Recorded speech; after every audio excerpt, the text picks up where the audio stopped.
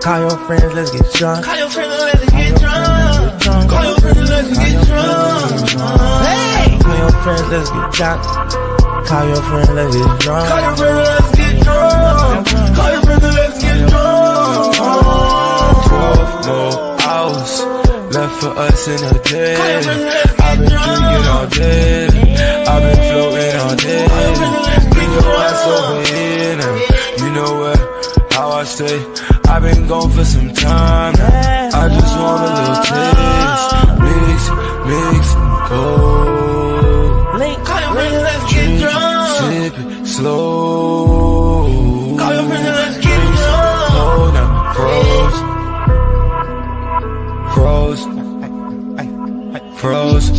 Come on over, get drunk. Damn girl, I'll be up late. If you want, you can meet me at the studio. Call your friends and let's get drunk. Yeah, I've been drinking all night. Take a shot, all we got is Don Julio. Yeah, I'm guessing this is new to you. Thinking about all the things that I would do to you. Them lips on fire, them hips don't lie, girl. I just wanna see what that booty do. Let's lose each other's mind. Let's make each other's night. Take advantage of time while we both intertwine. Girl, I want you on the rocks, no chaser. You should've drank it all, won't waste you. I know you stay sober. I'm sure a few drinks won't face you. Call your friends, let's get drunk.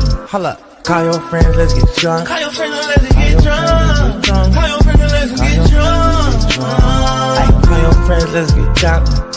Call your friends, let's get drunk. Call your friends and let's get drunk. Call your friends and let's get drunk. Press the mama for a week, and she did it for free. Call your friends and let's get drunk. Yeah, that thing wet, baby, I need ski. Call your friends and let's get drunk. Yeah, I need ski. Yeah. I brought her back, pull a track. Then I must be racing that. My mama still got my back. Hey, pull down your pants, I won't cry. Yeah, I'm growing weed, this ain't trees, bitch. My bitch brown like Hennessy, bitch. Spit blood like Freddy and Dream, bitch. Dressed in the top like the Dean, bitch. Drunken in love, my baby. Baby, do not go fat, go to the low. Hey, tell me information, I got rain. Tell me, let's take a shot together, they lay up like planks. Never ever do I wanna leave my little light. Catch on down, bad down, they got a plan for that boy, wait.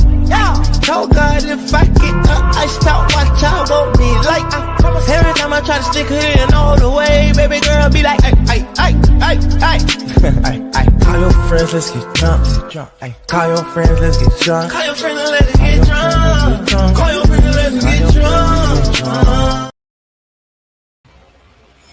Okay, cool. I didn't know how my camera was gonna be moving. It was freezing in the background, man.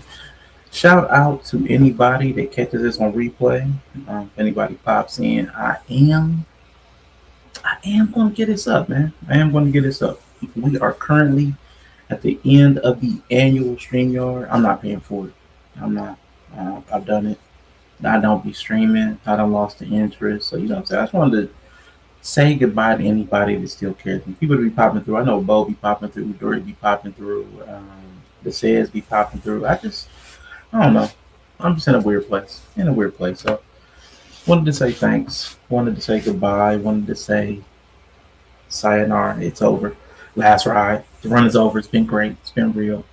It's been real. It's been fun. But it ain't been real fun. Yeah, I'm in that spot. So shout out to all of y'all. Hopefully you do come back and look at this later and see that I say goodbye. Because what I'm going to do now is go into this documentary. Bree shared a documentary that is about domestic violence, and I can't help myself. I'm very curious about where the state of men is in 2026. I feel like we're in a bad spot. Like it's just ugly. It's ugly. I'm seeing people talk about the Manosphere and Red Pill that really don't understand it. So I know that label, those labels are getting ready to become pejoratives. Like the incel Red Pill Manosphere. If there's a dude that's doing something you don't like, they're going to get those labels. And I hate that for us. I hate that for the dudes that kind of inhabit those spaces. So she said there was a documentary that's I guess getting clipped up on TikTok now about domestic violence. So I'm gonna pull that up. It's on YouTube. It is called I'm about to say Streets of Rage. Behind the Rage, America's Domestic Violence. So I want to see that because it's talking about us men. It's talking about us men. So let's see what they are. Uh oh. Did I hit play? No, I did not. Give me a quick second. Cool.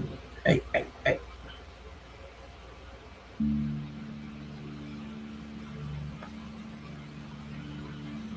This is the first time in my life I ever stopped and looked at myself for a long time in the mirror. And it was like, damn, I took a woman's life, and that's the hardest thing to live with, is that I killed. They started with murder? They started with murder? Is that what we're starting? And this is the face of murder? Or are we really starting with murder? Like, this is crazy. Whew, boy. All right. What's up, Naya? Good to see you. Good to see you. Oh, my God. So we start off with somebody talking about taking somebody's life. I got to speed this up a little bit. Hold up. You know what I mean? Let's go 1.15. He said he took somebody's life. It's 23 seconds in, y'all. Come on, y'all. Y'all got to give me a little bit of a breather. Jesus Christ. I took a woman's life, and that's the hardest thing to live with, is that I killed a woman. I would choke her. I would push her down. I would hold her down. I was addicted to that. Oh, yeah. Let me put a trigger warning. Hold up. Mm-hmm. So, in case somebody stroll in. Hold on. Give me a second. Ooh.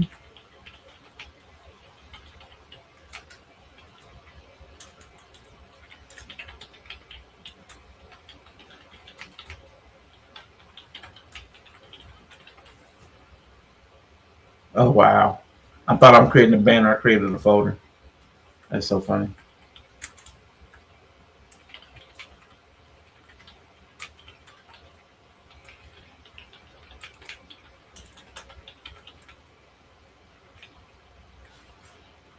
All right. Let's do that. Let's see if it freezes up the camera. It used to freeze up the camera when we did these.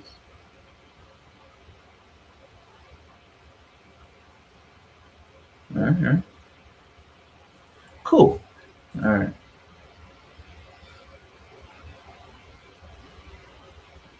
Boy. All right. Dominance. I've lied to her. I've spit on her. I have grabbed by the neck too, yes. I pushed her down to the dirt and I stomped on her hand. What? I remember cornering that girl, and I physically beat the shit out of her. What? Dominance. I've lied to her. I've spit on her. I have grabbed by the neck too, yes. I pushed her down to the dirt and I stomped on her hand. I remember cornering that girl, Why? and I physically beat the shit out of her. My name is Dia Khan. I'm a filmmaker Okay. and activist. I've been fighting violence Wow. against women for the past 15 years. I wanted to meet the men who abuse their loved ones. Hold up, man. This if this has ever been appropriate, it is right now. What's wrong with you? What's wrong with y'all? You niggas are crazy. Jesus. No. What's wrong with you? What's wrong with y'all? You niggas are crazy. I mean, this is some shameful shit.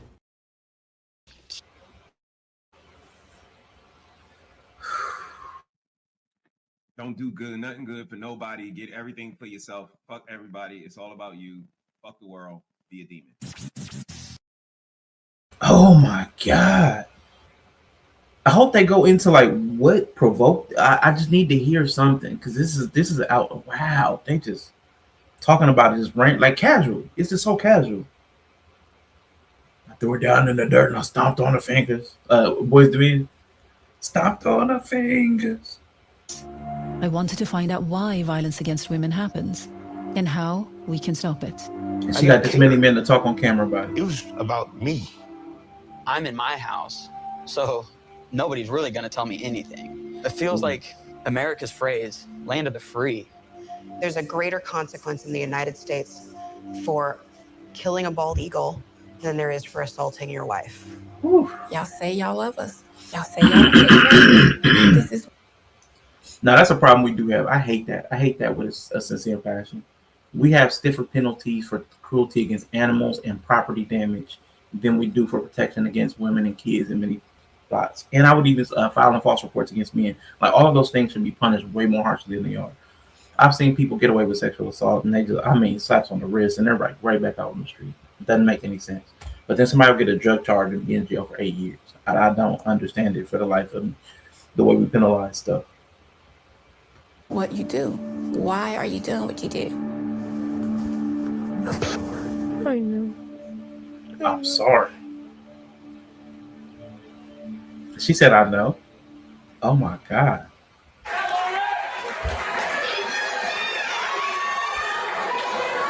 All right.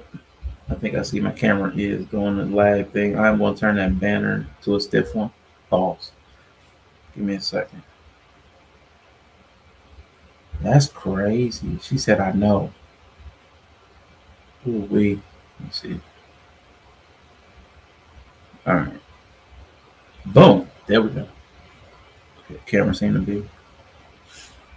All right, man. What a Tribe Called South said Tribe Called Quest. Tribe Called Harris, what Mr. E said. Ooh-wee. Man. Yeah, okay. So I said at the beginning real quick, but I know people going to be filtering in. Me, I'm good. I'm done. I'm tapping. I give up. I don't even really have the interest to stream anymore. I just don't.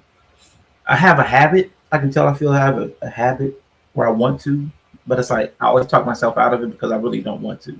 It's a habit now. Like when I want to share something that I've seen, almost like Red Lipstick Vibes. I saw something on the internet. I feel like that, but and I'm not paying for StreamYard again. I'm not setting up OBS again. I lost my OBS stuff on my last laptop. It deleted my stuff. I had a nice little setup too. I finally got it set up where I wanted. Done. Hey, if you haven't thumbnail, wow, what's up, Watts, man? So yeah, I'm gonna go ahead and step away. Now I know Yellow will still hit the live button over here for wrestling, and he may throw like some conversations over here sometime. But as for me in my house, I'm gonna go ahead and let it go. I'm gonna let it go. So man, I wanted to say goodbye to the peeps, man. She has completely lost interest. I gotta pull her back in. He said that's what she thought it was safe. I'm gonna pull her back in. Yeah, because I realized it's not even because of the streaming audience. Even when I interact with other people I interact with in my real life, people have lost their minds. I realize that people don't think, people don't care, people don't remember, and it's like there's no point. It would be very masturbatory. Like, pause. It'll be very masturbatory to keep getting up and going live because the only person that's getting something out of it is me. Because even the people I have like regard for, respect for, admiration for, it's like they don't retain information, they don't care, they're not considerate, and it's like I can't, man. I can't do it, man. Yeah. But once I had to, that's what you said something one time, man. It stuck with me. It was like my Rashawn's producer brain and the stuff that flying through my head. I'm like, there's something wrong with me, and I get it. There's something wrong. I get it. There's something wrong with me. But I could be like out here like this. Also, I don't think masturbation is a sin no more. I beat that meat. Okay. I beat that meat. I don't think anybody was wondering how you felt about it. No, we gonna get it all out. Nobody was wondering that meat get beat. What you know? When I'm on, Angel. When I'm on the road, especially, I be beating it. I beat it. If I'm gonna be gone from this 4, 5, 6, 7 days, I'm gonna bring my own mic. I'll be beating it. Let's talk about it. If you gonna clip me, let's get it all on the table now. No, we don't want that on the table. There was some. No, I'll be beating it, and I know a lot of y'all do. I love that, man. Dude was going off about beating it. I love it. Woo! Yeah, I feel you, bro. It's very exhausting at the time. It's also very man. I promise you, nobody's retaining info. Nobody's taking the conversation higher, and that's kind of the that's been tickling me, man. That has been tickling me for the last few days, man. 'Cause I guess people been jumping on Kevin on stage for saying that. They've been on him like as a Christian for saying that. Oh my god, it's been hilarious, man. So that's been running through the back of my head. Screaming it, him screaming it at the top of his lungs. I love it because it's hilarious and goofy. But yeah, man, I love it. But it's tough, man. As far as the Manosphere and Red Pill stuff, because there's a 1 versus 20. I realize that the Manosphere Red Pill stuff is getting framed a very specific way, and people don't even care to get it right. Like it's tough. It's tough to watch. I may watch this 1 versus 20. I watched it last night, but I may do that. If I watch this whole documentary, I may not. But if I watch part of it and skim, I may go to this 1 versus 20 because it's sad to see how people have such misconceptions, and there's such a diversity of thought in a group of people that is all getting labeled one specific way, and I hate that. So I hate to see where it's going to go as far as like Manosphere, Red Pill, the image and the I don't know what to call it, the brand of masculinity, the brand of men, what men are supposed to be, all that stuff. I hate the way the conversations are going. No, I just don't see it going a good way. Don't see it going a good way. I'm more to the community than the stream. You yell at midnight at 9 like you're better with people in the circle. Yeah, I get that. Give me a hot sec. Hot sec.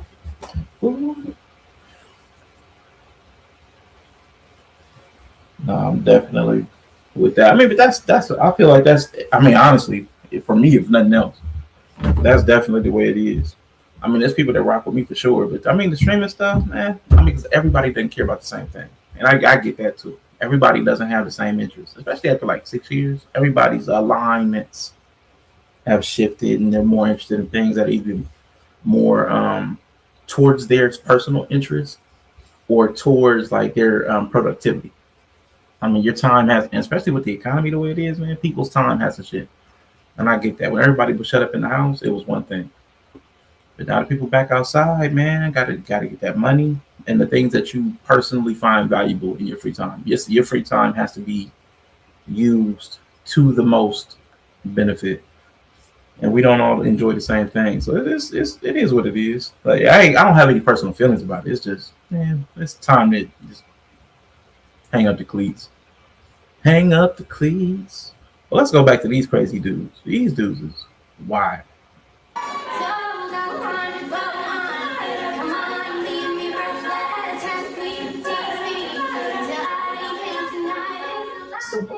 And I'm gonna let anybody know if anybody comes in here, if somebody new pops in here, y'all, just let them know I'm gonna make an appropriate joke. I know, even though we're talking about something serious like domestic violence, and these dudes have just said some crazy stuff, I'm gonna make it inappropriate, like she deserved a joke at some point. I'm just when I heard that song first, I was like, she deserved to get it. I just want y'all to know it's gonna be completely inappropriate, but it's gonna happen. That's the first thing I thought when I heard that singing just then. Like, oh, Lauren. Oh, very funny, musical. She was so curious and oh no, she's dead. Oh, I feel bad. She was a firecracker. I'm still gonna do it. Quantum. Hey, This listen. is Malcolm and Mary.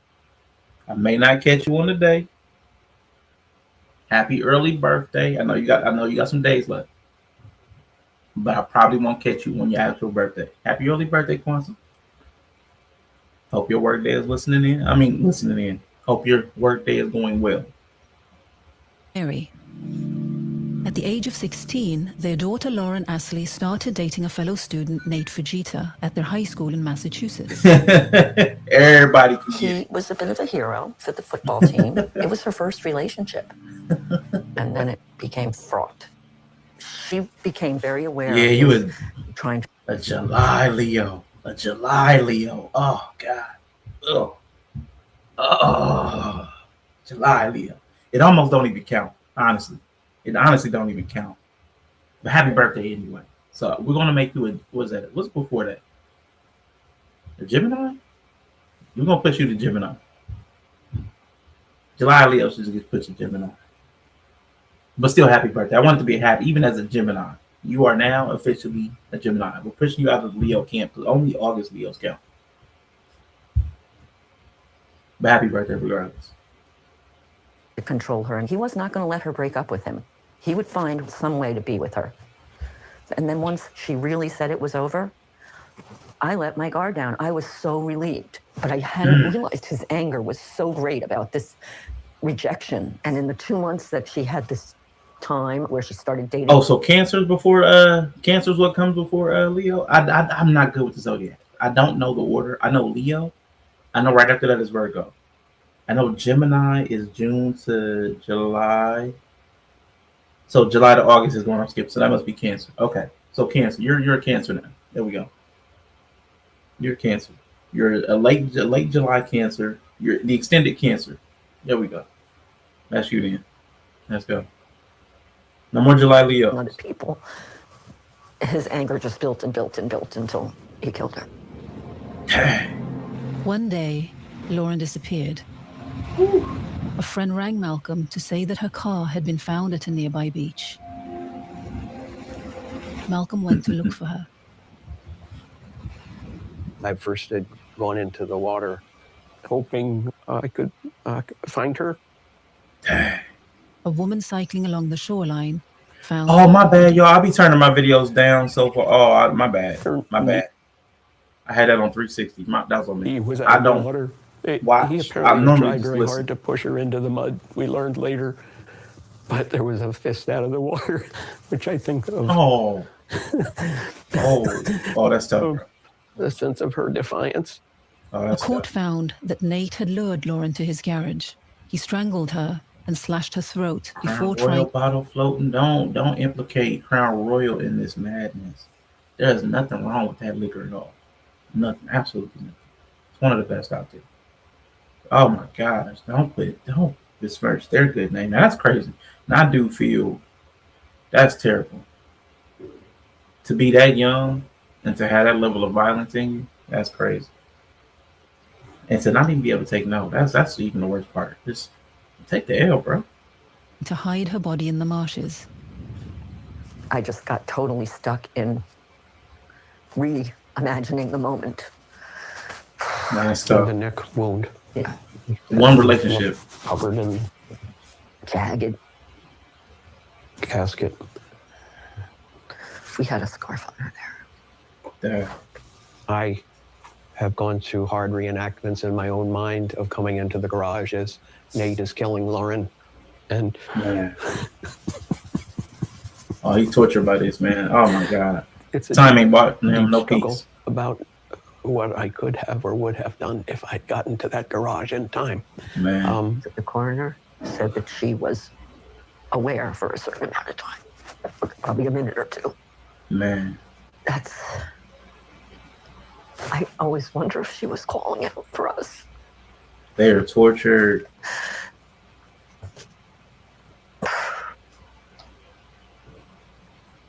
They're never going to have peace. Nate was jailed for life. Good, man. He never spoke during the trial to explain what happened, but the prosecution alleged he'd murdered Lauren out of rage and jealousy. Great example of... Malcolm and Mary have set up a memorial fund to raise awareness for Lauren and to try to find out why men can be driven to such extreme acts. In America, most female homicide victims are killed by their current or former partner. 1 in 4 women experience domestic violence or abuse. Now, I will say this. I know I spoke a little bit about the Manophere red pill. They've been passing around this stat. I know I was happy when I heard it. I just accepted it when they said it. I didn't even look into it. Something made me look into it recently. They've been saying that the bi and lesbian women have the highest rates of DV. And I was like, everybody been pointing at us. See, when the women together, they the most violent towards each other.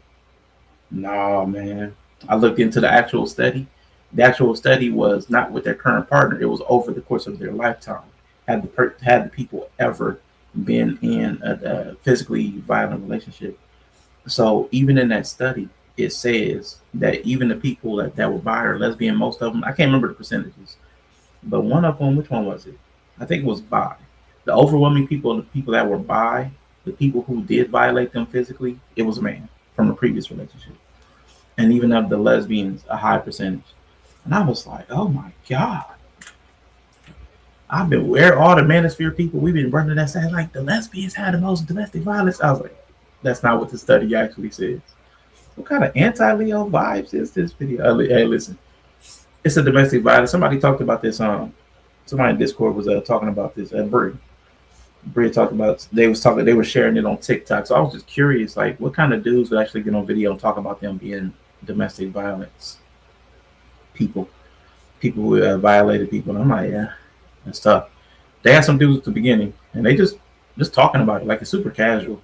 I want to see how they, if they're even going to justify it. Or, I mean, they didn't seem to have any level of contrition. It just felt like very matter of fact.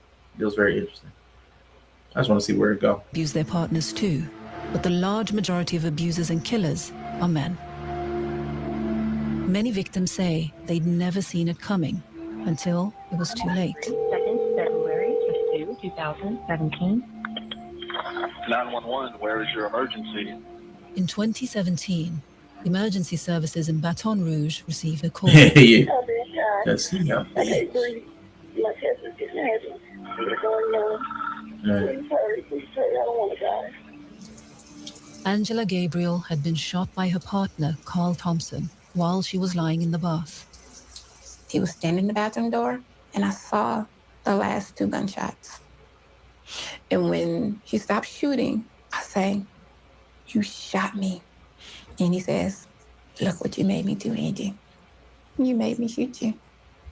She in the bathtub. Doctors saved her life, but at a terrible cost.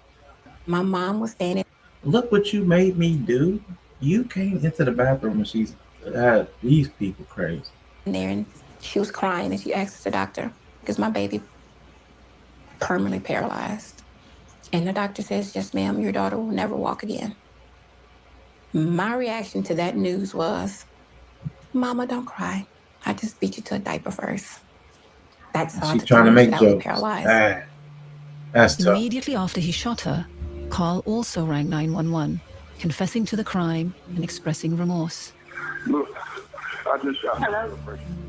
You shot your girlfriend? What's your address? I'm sorry. Like I said, initially when I came home, I couldn't turn over. I had to wait for my mom to get up, come help me roll in the bed and help me get dressed. Angela's partner was given 45 years in prison. Dang. She has now made an extraordinary decision. She visits groups of convicted male abusers to speak to them face to face about their actions. What?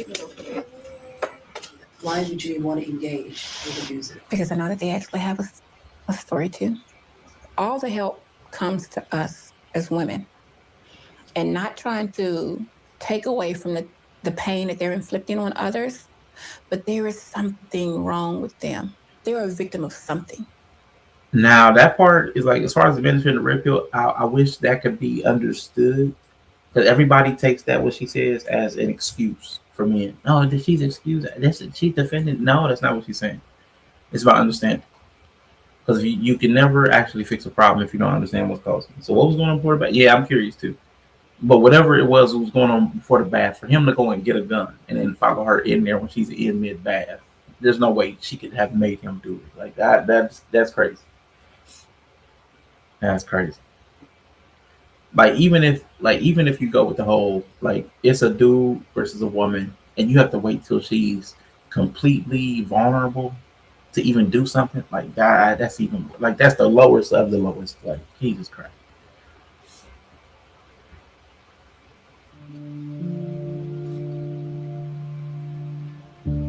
Leslie Morgan Steiner, Like when they're holding is a the baby, Harvard-educated and that's when the author guy and want to go in. journalist. Like, I hate that. That's the She worst. says she was subjected to years of control and brutality after marrying a Wall Street banker. 5 days before our wedding, his hands were around my neck, and he squeezed really tightly, and he used the chokehold to hit my head up against the wall. 5 days later, I put put on my mother's wedding gown, and I married him. Who? And then he beat me twice more on our honeymoon. What? Now that's the part I can't understand myself. That's the part I have it might be the dude. I don't know. I don't know if it's a gender thing. That's the part because I was a part of one of those. We going over there, get the dude out the house, and then the woman lets the dude back in like a week later. I've been in that role. I don't understand it for the life of me. But I heard something recently that made me think, or I guess an expression, like when women, as far as how they're afraid of men, it's like, well, I could be afraid of this one guy, or I could be afraid of all these other possible guys. Like this one guy is the definite, it's a devil I know, versus it could be anybody, and you don't know how bad they are. So if that's the case, that's tough. I just don't understand. Like he abused me, yeah, then I married him. That's tough.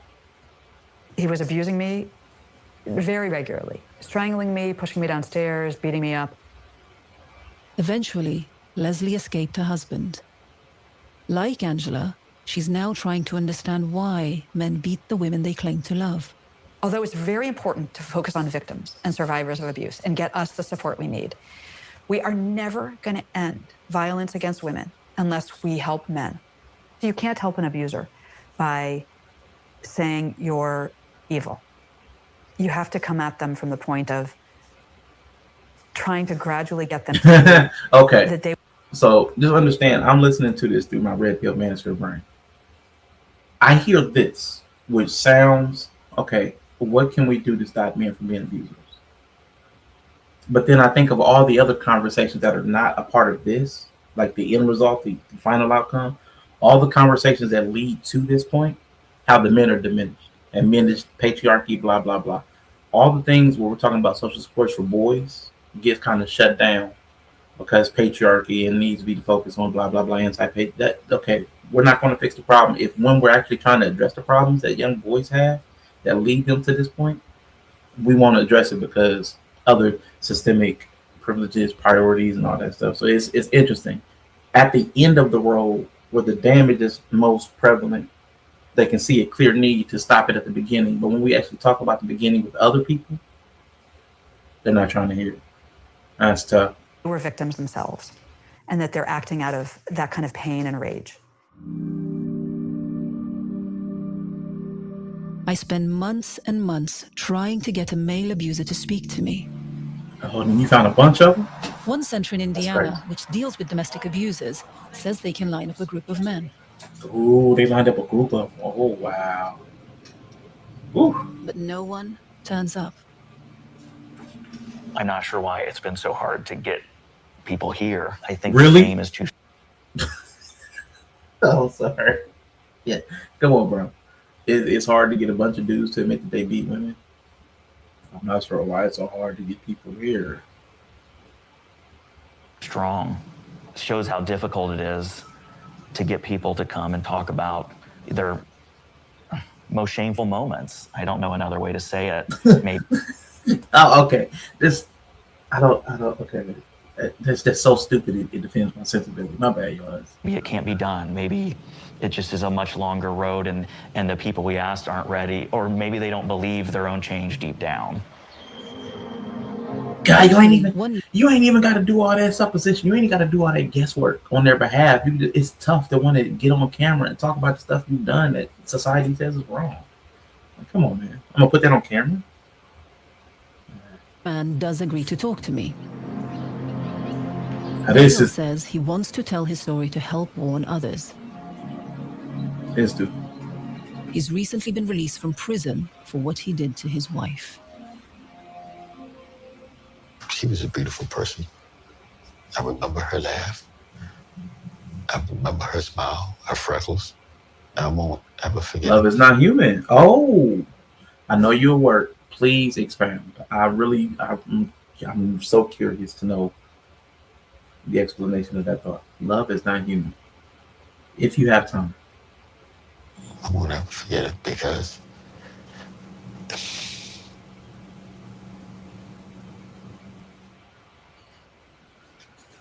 Daniel says before he... I'm wondering if you think it's like an expression of divinity, which is why it's so rare. I'm just really curious. He met his wife. He had had a very troubled childhood and became a drug addict. Mm-hmm. He was in recovery when he met his future wife. Okay. In hindsight, I was masking a whole lot of feelings that I was trying to run away from. And she ended up becoming a scapegoat to a lot of the feelings that I was trying to run from. He started to develop feelings of anger and jealousy and became very controlling. She felt like, I remember her saying that she felt like she was walking on eggshells with me. What was that like for you to hear that? To hear your wife being afraid of you? I didn't care. I didn't care. It made me feel like, this is what you're supposed to do. You're supposed to make sure you instill fear in there, because if you instill fear in it, it's a controlling mechanism. Man, okay, let me ask y'all this question, because I got into it with somebody in the comment section. And I just couldn't believe that they were advocating for this. They were saying the only way to respect somebody is to fear them. Like, if the person can enact some kind of negative consequence, that's the only way to respect them. And I disagree, but I'm just curious what y'all think. Oh, I know. Okay, my keyboard. I thought that was crazy for me, because I'm like, I respect a lot of people that can't enact a negative consequence. Like, respect as in I regard them. Because I don't even think respect is all positive. You can respect something that's negative. Like, I can respect the power of water, so I don't stand in like the ocean. Like, you know what I'm saying? Like, I have a high regard. That doesn't mean I think everything. I think sometimes people conflate respect with admiration or something. I don't know what it is, but they feel like the only time you can respect something is if you fear it. I'm like, I don't think that's true. I think you could respect is a high regard for something. I don't think you have to fear it. Because I respect. There's children I respect. There's old people I respect. And they can't enact a negative consequence, and it's just you don't even interact that much. But there's just certain things that I have respect for, nature, people. But it was a big thing like that fear. Like, if I instill fear, that's as a man, I gotta have that. People gotta have that fear to respect me. And sure, I don't think love is native to this planet. Okay, that's interesting. No, that's interesting. What do y'all think? Does respect only come through fear? I hear that. I've heard that from other men, and I'm just. Because I was afraid that she would leave me. My biggest fear was the feeling of being abandoned. I didn't want her to abandon me. See, solution was Daniel had a good job as a chef, but after he lost his job, he turned again to drugs. That was the worst thing I could have did, because I had lost all control then. I was a negative entity. The anger had infected my whole body, and we became separated. But I became obsessive. And not only did I become obsessive, I became a stalker. Oh, Jesus. That led up to the morning that I actually did what I did. Because he lost his job. He had a lot of free time. Too much free time. Too much free time plus the drugs and the anger. Yeah, that's a bad group. When I went there on September the 19th, it was around 6 o'clock in the morning. And I went there.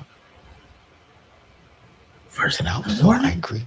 Jesus. And I did not know to the extent of how bad I reacted until I seen the autopsy report. This bro woke up that early. He must have still been high from the night before. There's no way he woke up that angry. Like, with the sun. He woke up with the sun just pissed out of his mind. Like, that's crazy. Read the autopsy. I didn't know that I had stabbed her multiple times, and it was one fatal blow. You know, it was at the base of her neck. That was a fatal blow. But I didn't know that it was 13 times. Jesus because I was so far in a rage that it did it. I jumped up and I ran. And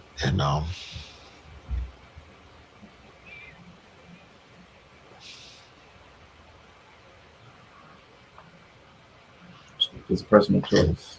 I'm just setting out for those I sent to. She had died with a friend's mother trying to save her. That's what shame feels like. Looking at yourself in the mirror and all you see is a monster. and you hate what you see. I hated me so much. I hated me.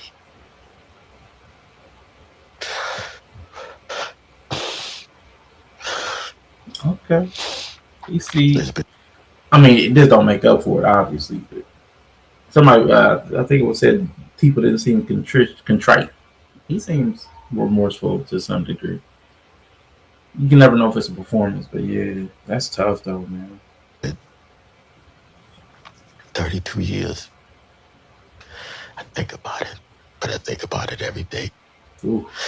Because it's the worst thing I could have ever done. Yes.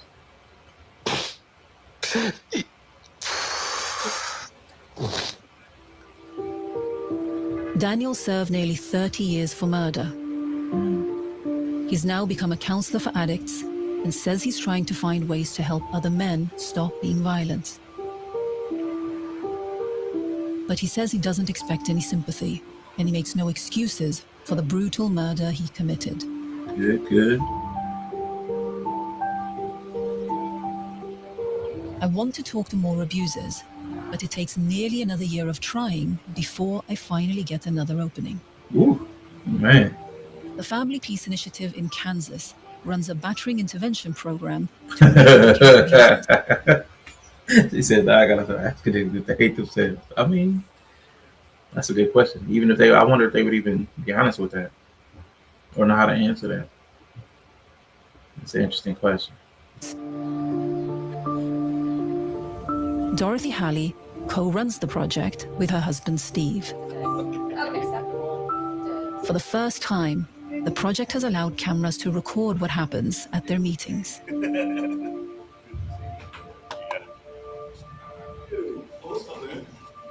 Look at you. Most men are sent here by a court after committing or being suspected of domestic violence offenses. Even after completing the program, some men still drop in to discuss their progress. Men such as Anthony. I'm Anthony. I'm anxious, nervous, scared. I've been physically abusive, verbally abused, emotionally, and now it's, not to minimize, but a lot of times it's verbal or emotional for me. I can still get very manipulative, very upset and angry. And in those moments, you don't think about that. You just kind of lash out, feel bad later. It's just hard because... Ain't it though, Watts? And then how do you answer that? Because as a dude, there's like aspects of myself that I'm really not satisfied with that I might, in my own verbiage, say I hate parts of myself. But then the other parts of myself that I love myself, I would never consider changing for anybody. So it's like, I don't even know how I would answer that in real time. Like, that's the crazy part about it. Like, depending on the mode my brain was in when that question was asked, I might say yes or no. So like, that's tough. That's really tough. Those demons coming out, and having to battle those every day. Some of the men haven't used physical violence. I'm all about manipulation, emotional abuse, verbal abuse. So I didn't think that I needed this program. This ain't for me. But then when I figured out that different types of abuse, I seen the monster I was. I seen that I'd hurt a lot of people, people that I love. I've learned things each time, but I still mess up. I still have some of the same feelings. And the more I talk to people, what's hitting me right now is how could people be so oblivious to the hurt that they're causing people? That's hard. That's hard for me to. You don't think like yelling or hitting somebody is, I don't know. I would have to hear more about how they were wired. Like, how did they get tuned to such a degree that they don't even see this as wrong? I've seen that kind of dynamic where somebody doesn't see something wrong because it's like done to them. That's all they ever knew. I get it conceptually, but man, better I feel. Really? Yeah. My house is the house everybody comes in.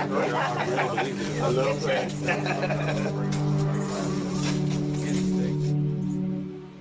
Kenneth took the classes voluntarily after being abusive in both his marriages. Oh, hey. I've lied to her. I've spit on her, call them cunt, call them bitch, call them names, a lot of name calling. I've covered their mouths. I've done anything to do to quiet them. As a matter of fact, I've even pointed a gun at her face one time. She says I did. I don't remember. I remember pointing like this off to the side, and I remember I shot a gun and the powder hit her.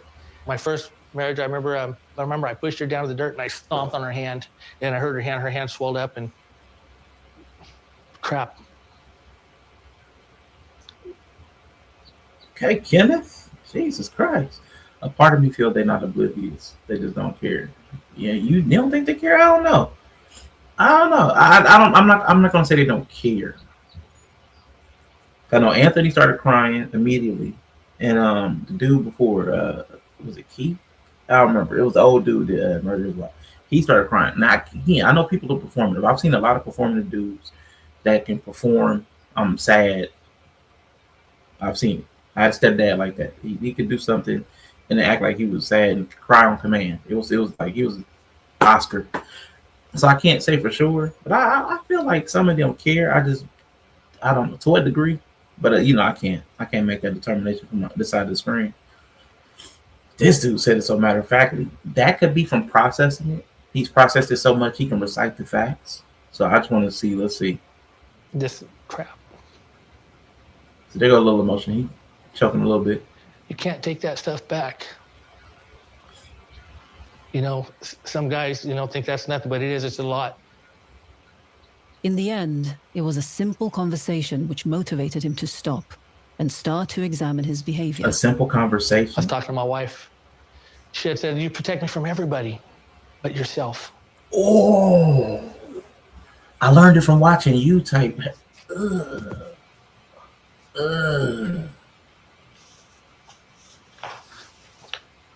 When I recognized that, yeah, I said, "That's it. That's enough. I'm done." And I'm still searching myself. Why? Why? How can I say I love this person and I'm hurting her?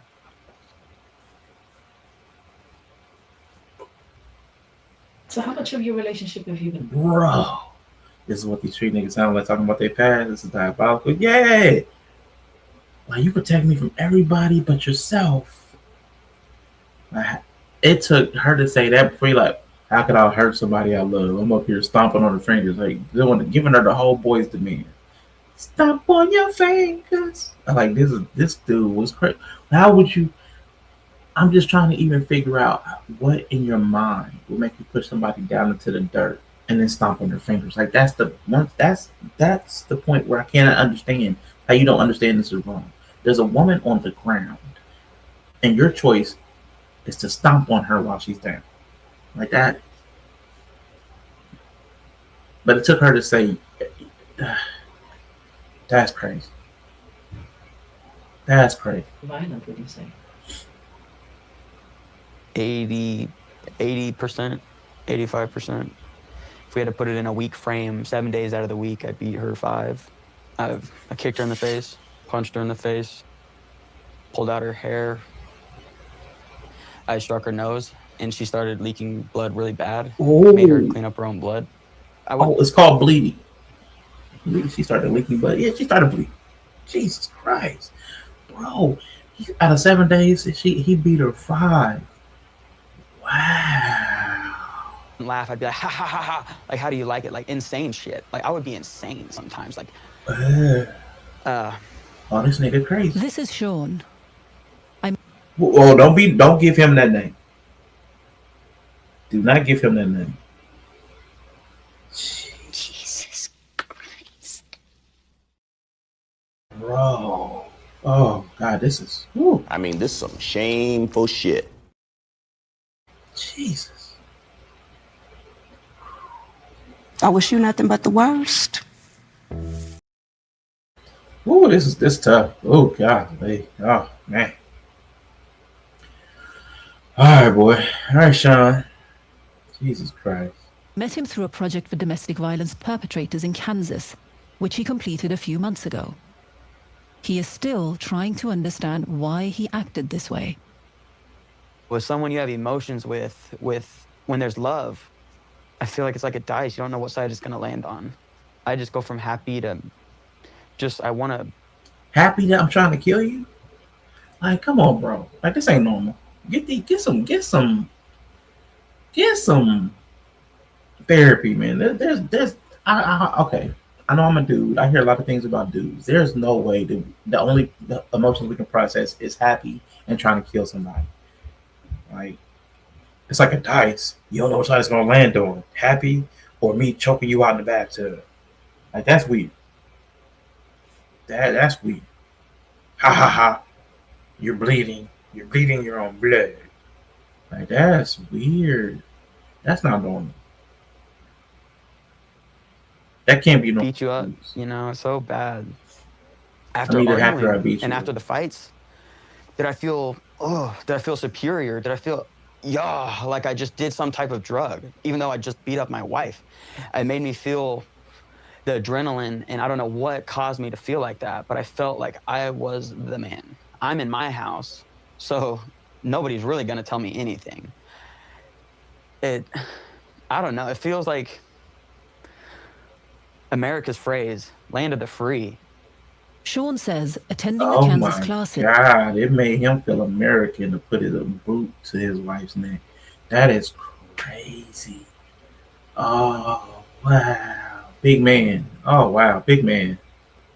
I beat up a woman. Oh, alpha. Helped him realize what he'd done. Oh, it was hard. It was the first time I've ever Nah, you're looked into right. myself. Nah. I don't know what this sound like. That's crazy. To only feel happiness, or I'm gonna try to kill you for fun. That's not. I don't think therapy can fix that for real. Yeah, especially when they say I don't know why I did that. Like, come on, that's a loss. That's a lost cause right there for me. That's Jesus Christ. That's crazy. Those are your two sides. Never once have I said, why am I the way I am? Why did I do that? I just never knew it was so serious until now. I never knew how serious domestic violence was. Bro, you're beating her until she's bleeding on the ground in front of you. You talk, I never know. Ah, God. But you said it made you feel good. So that's where I like the incongruence. That's where it gets me. You knew it made you feel good. It made you America, free. It made me feel all these great things, but I didn't know it was serious. You knew it made you feel good, but you didn't think it was serious. That's odd to me. Maybe I didn't know it was bad because it made him feel good, but yeah, you knew it was serious because you enjoyed it. But maybe you didn't think it was bad for some reason. You're just sociopath. You're a psychopath. You can't take back what you did. It's there. You're a piece of shit for that. For the rest of my life, I'll be that piece of shit. America, freedom. I beat my wife. It's the process of getting out of the beginning and moving to the end. I feel like. Nah, lock him up. Lock him up. I don't know if she got her license or not. The classes are co-run by Dorothy Halley. I think we'll talk just right here in my office, if that's okay with you.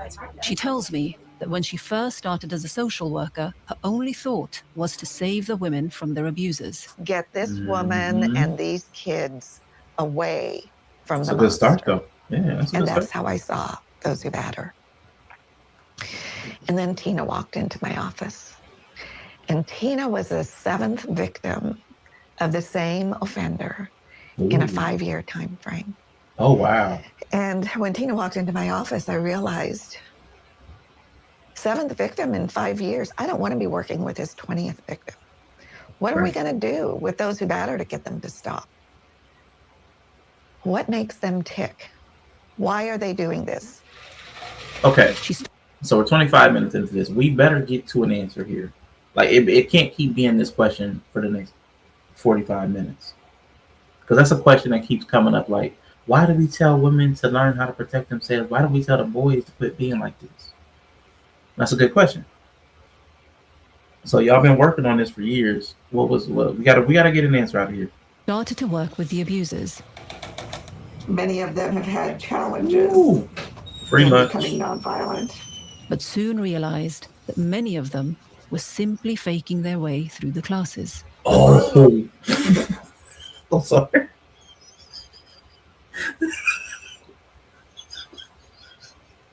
Oh, somebody said that. Wait a minute. Somebody said that. Wait a minute. It was Watts. Where was that? Oh, Watts said it. Yeah. They lie about being married. You don't think they're gonna lie about this stuff? Facts. Got him. Oh my God. got him. They'll be finding out they had two parents. He would be deeper in the hole. Man, listen. They said they were faking their way through the classes. Yeah, I mean, if they're willing to beat somebody and don't see it as wrong, you don't think they're gonna lie, cheat? Come on, man, this is crazy. Afraid of feeling these. As I worked with them, I realized I was getting them to say what I wanted them to say. Yes, And that's how they actually talk to women into staying. I know, I'm so sorry, I love you, blah blah blah. Oh my God, everybody fell for it. Oh my gosh. Oh my God. Jesus Christ. I could walk out of the room and I had no comfort that they weren't going to be violent again. And so I started thinking about helping them access their trauma, understand their trauma, not challenging them on every belief they had, but humanizing them. I had to use what we know works, connection. I sit in on another class run by one of the counselors, Tish.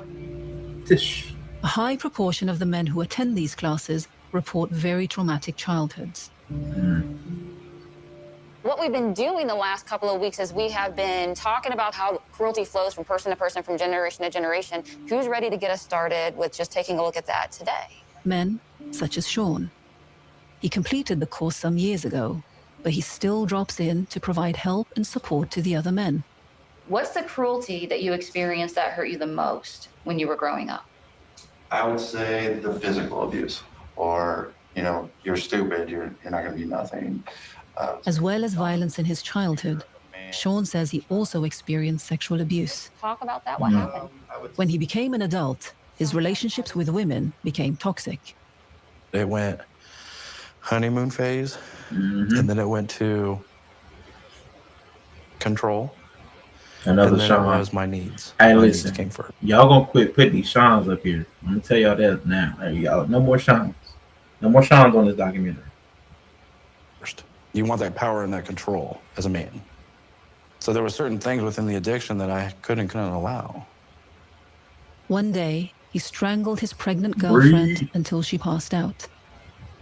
It's more like your adrenaline jumps in, and hate and anger. Hate. Everything that you want to release is coming out of your hands. I'm gonna kill this bitch. That's what I thought. It's like a relief in a way. I know it sounds crazy, but it is a relief. This is weird. It is. Because He's it's an still, addiction. look at his face. His face looks like he still enjoys the thought of it. And hate. She passed out. It's more like your adrenaline jumps in, and hate and anger, and everything that you want to release is coming out of your hands. I'm gonna kill this bitch. That's what I thought. It's like a relief in a way. I know it sounds crazy, but it is a relief. Yeah, some of them were actually crying. Some of them look sad. It's an addiction. But when you physically put your hands on somebody that is arguing with you, he enjoys your control. He enjoys the it too addiction much. of that. He's control an addict. Is there? Feels good. It's a I feel good. I'm in control. He's an addict. Like you're never gonna talk to me that way. He's never gonna be safe. You did incredible. And These men are asked He's not never to gonna be use safe. their childhood to justify what they did. what I heard you basically say was, I just learned a message that that's not who I can be as a man. And the way out is to really understand I have to do something different. Right. Sean, thank you. What are the feelings we're running from? Because if we don't have to run from those feelings, everything changes. Instead of making excuses for themselves, the men are encouraged to acknowledge feelings that they may have buried. Boy, I've been there. You get up and that hip just be locked. Oh, that hip. That hip be stiff. I felt you, bro. I know I should be too young to feel like that, but boy. Feelings we're running from, because if we don't have to run from those feelings, everything changes. Instead of making excuses for themselves, the men are encouraged to acknowledge feelings that they may have buried. Listening to Sean's story, I just started having flashbacks of my childhood. I'd be asleep, and he'd come in and start beating on me. Jesus Christ. I'd be taking a shower, he'd be drunk, attack me while I was in the shower. Jesus. And to this day, I still don't have a shower curtain. Ooh. Because I want to know See it if there's coming. anything on the other side. Ooh, wow. That's tough. You know, I feel safe because he's been gone for 13 years. That's tough. But then again, if he was alive, I would just let people sit down and ask him, why did you treat us kids this way? And so how did you see that playing out in your relationships? Oh, I passed on the same cruelty that I've grew up with. Kenneth is another graduate of the Kansas classes. He tells me about his childhood. What do you remember your father doing to your mother? I remember beating on her, hitting on her, hurting her. Next thing you know, I thought I had a knife, and I found out it was an ice pick. Apparently, I stabbed him 27 times, and the ambulance came, and as far as I know, I killed my dad. They took him away, and they took us to foster homes. And I was like 5 years old. He's 5 years old and stabbed his After dad up. attacking his father, Kenneth went into the care system and was sexually and physically abused. Ah, Do you remember what that does to a person? the boo. It's a horrible feeling. Man.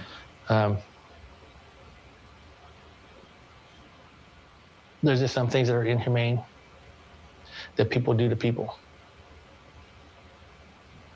I've come a long ways, but there's also been a lot of years of a lot of verbal violence, hatred. But I realized that because I wasn't taken care of, the women never defended me when I was a kid. My mother, the foster carers, they're the ones that beat me up and all these different things. I was basically repeating the same things they've done to me, continuing the abuse. This bro said the women didn't protect me. Like they were. I see why he angled towards beating women, because he blames them. As if there were no men involved in this. That's crazy. He jumped straight to the women didn't protect me. Like, that's wild. Many of the men say they've become trapped in a cycle of trauma. Women didn't protect My me. biological father was in prison my whole life, you know, and the way I felt about him because of that, I've always thought I don't want my kids to feel about me the way I felt I'm about sorry. my father. It just it's crazy that dude. It felt like he had to stab his dad. Like there was no men involved. He had to stab his dad to protect his mom. I just banging the kids too. He's dirty. No, because then they'll blame you for not protecting. You know what's crazy about this is that for some reason these men, they dealt with this at home and then dealt with the same thing in the foster care system. Either way, yeah. Couldn't escape the trauma. Like that's what, and when I was talking about that a little bit earlier about stopping the process early enough, when we talk about stopping the process early enough, it always breaks down. Like when it comes to protecting the boys and making sure the boys are okay as boys before they become men, the conversation always breaks down in some kind of way. But then when it gets all the way back here, everybody can see the problem clearly. You shouldn't have to wait until the full outcome, the worst possible outcome, to start addressing the problem. But then every time, even now, after you see the worst possible outcome, you go all the way back to the beginning, nobody will still, I bet at the end of this, when it's talking about, okay, getting them in touch with their trauma, will this translate into going back and making the system safer for boys, or protecting them, or when cops are called to come out to a house and there's children there, making sure that they're safe or anything like that. Again, because they're gonna put them back into the system. Like the guy got put into the. That's what if the cops came out to a DV call and took the kids, they're gonna take them to the place where that boy got violated. So it's like, if we're not going to fix that, if we're going to have them in the schools that are going like the school to prison pipeline, where they get over policed, over corrected, over punished as boys, because just simply because they're boys. If that's going to be what we send them to, then we really don't care. The only thing we're really actually caring is the women at the end of this, the women who are negatively impacted at the end of the cycle. The rest of the cycle, we really don't care about because the boys being impacted. Because we're not fixing any of that. She did say abandon the kids. That's not rape debate. It's not rape debate. We'll come back to that. Let's go.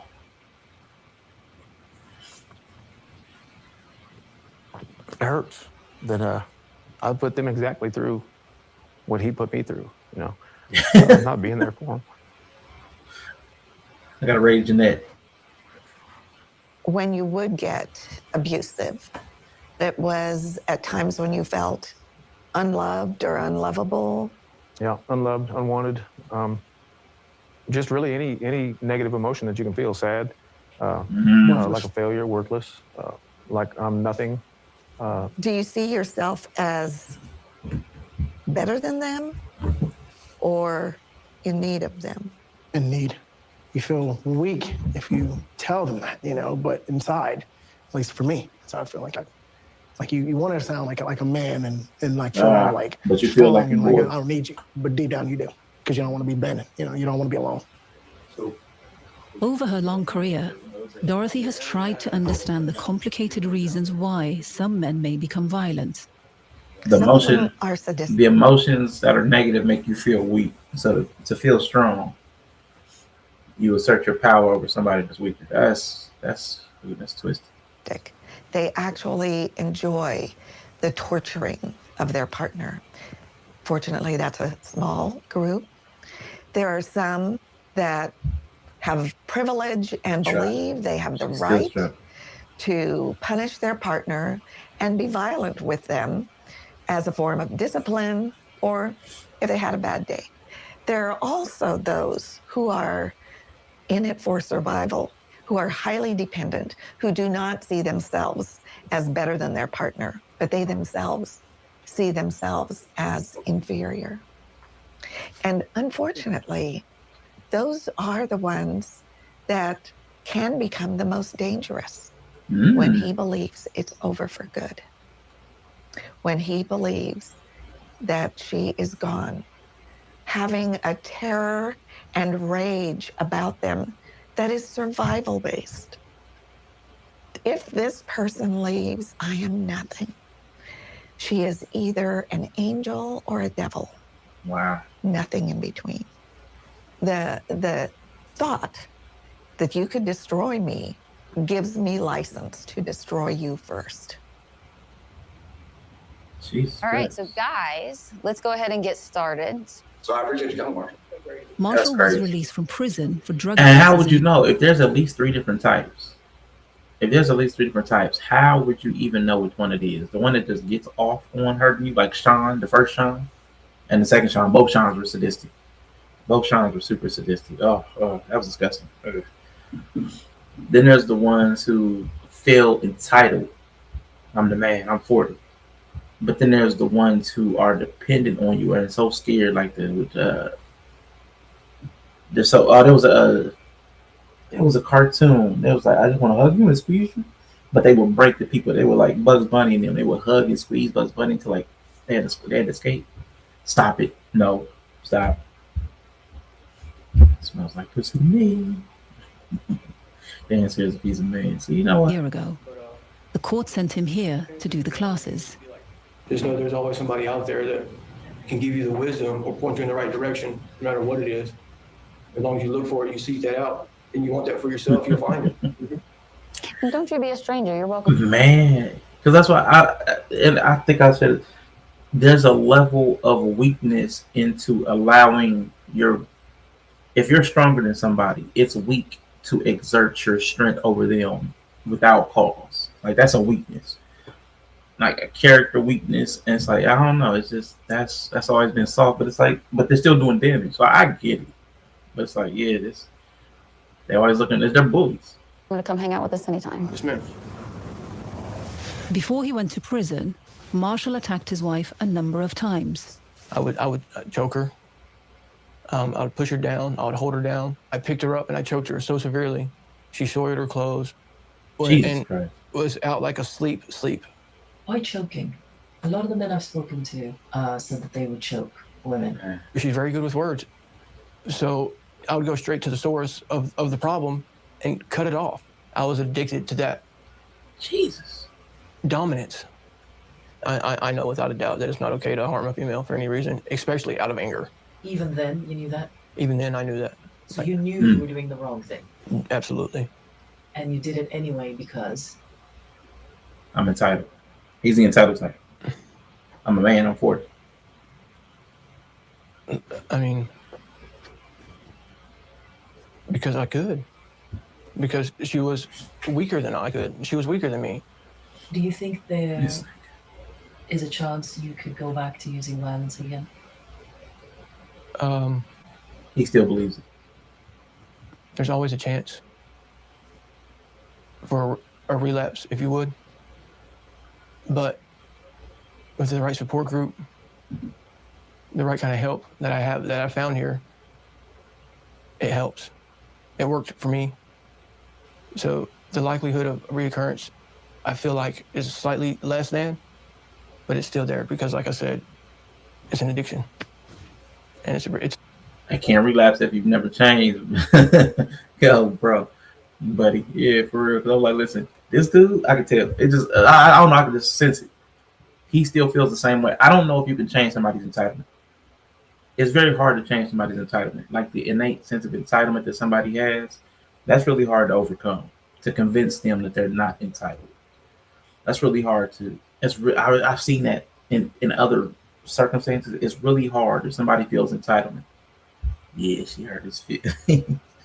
The one out of those three categories, the sadistic person, I don't think you can save them because it's a physical response that they're getting. They're getting physical satisfaction out of hurting another person. I don't think you can solve that by talking to somebody. I just, that's me. They may say different. I just don't think you can because it's a physiological response. Oh, this feels good. Like you can't. You're never going to make sugar. You're never going to talk me into believing that sugar doesn't taste good to me. So I think those people you can't help. These people that feel entitled, I don't think you can really talk to most people out of feeling entitled. You have to humanize the other person and make them equal in some kind of way, and that's really hard to convince somebody of, but it's possible. The last one is the only one I think you can really make a good grounds with, is the people who feel disempowered.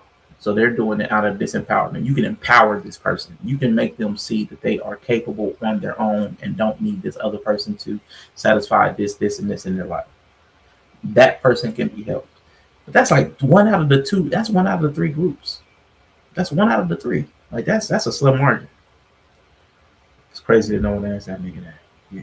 You know what's wrong, so I do it. That was like the first time he answered that question. It did. That was. You could tell. Hard part is those are the most dangerous ones. And they are the most dangerous ones. But I would say that they're the most salvageable because they're disempowered. You can empower a person easier than you can convince them that they're not entitled. And you definitely can't change somebody's physiological responses to what makes them satisfied. What satisfies them is pain, somebody else's pain. That's you can't. I don't think you can fix that. The one that can be helped the most or the most violent when they lash out. Yeah. The recovery process. My cappuccino? Yes. Is that all right? I'll try to keep. Okay. This is Marshall's wife, Laurie. Dang. Dorothy has asked her to come in so she can talk to them together and hear Laurie's side of the story. He'd be like, you brought your drink? I'm sorry. I brought mine too. Oh, okay. I was going to share. I was going to share with you. He's usually warm and I'm freezing. What's on your shirt? Well, you do that every time. Don't you be putting grandma on the ice. I swear to God. I swear to God. The documentary, he would have been out the documentary right there. No, can't even play like that. Not no boy.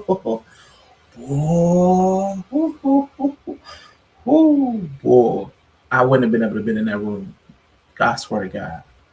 Because I would have been ready to lunge right there. Like, what are you doing? Oh my God. Forget about how old they are. Did you see that his play is swinging? Like, nah, bro, you can't even. No, that's right. Cut him from the program right now.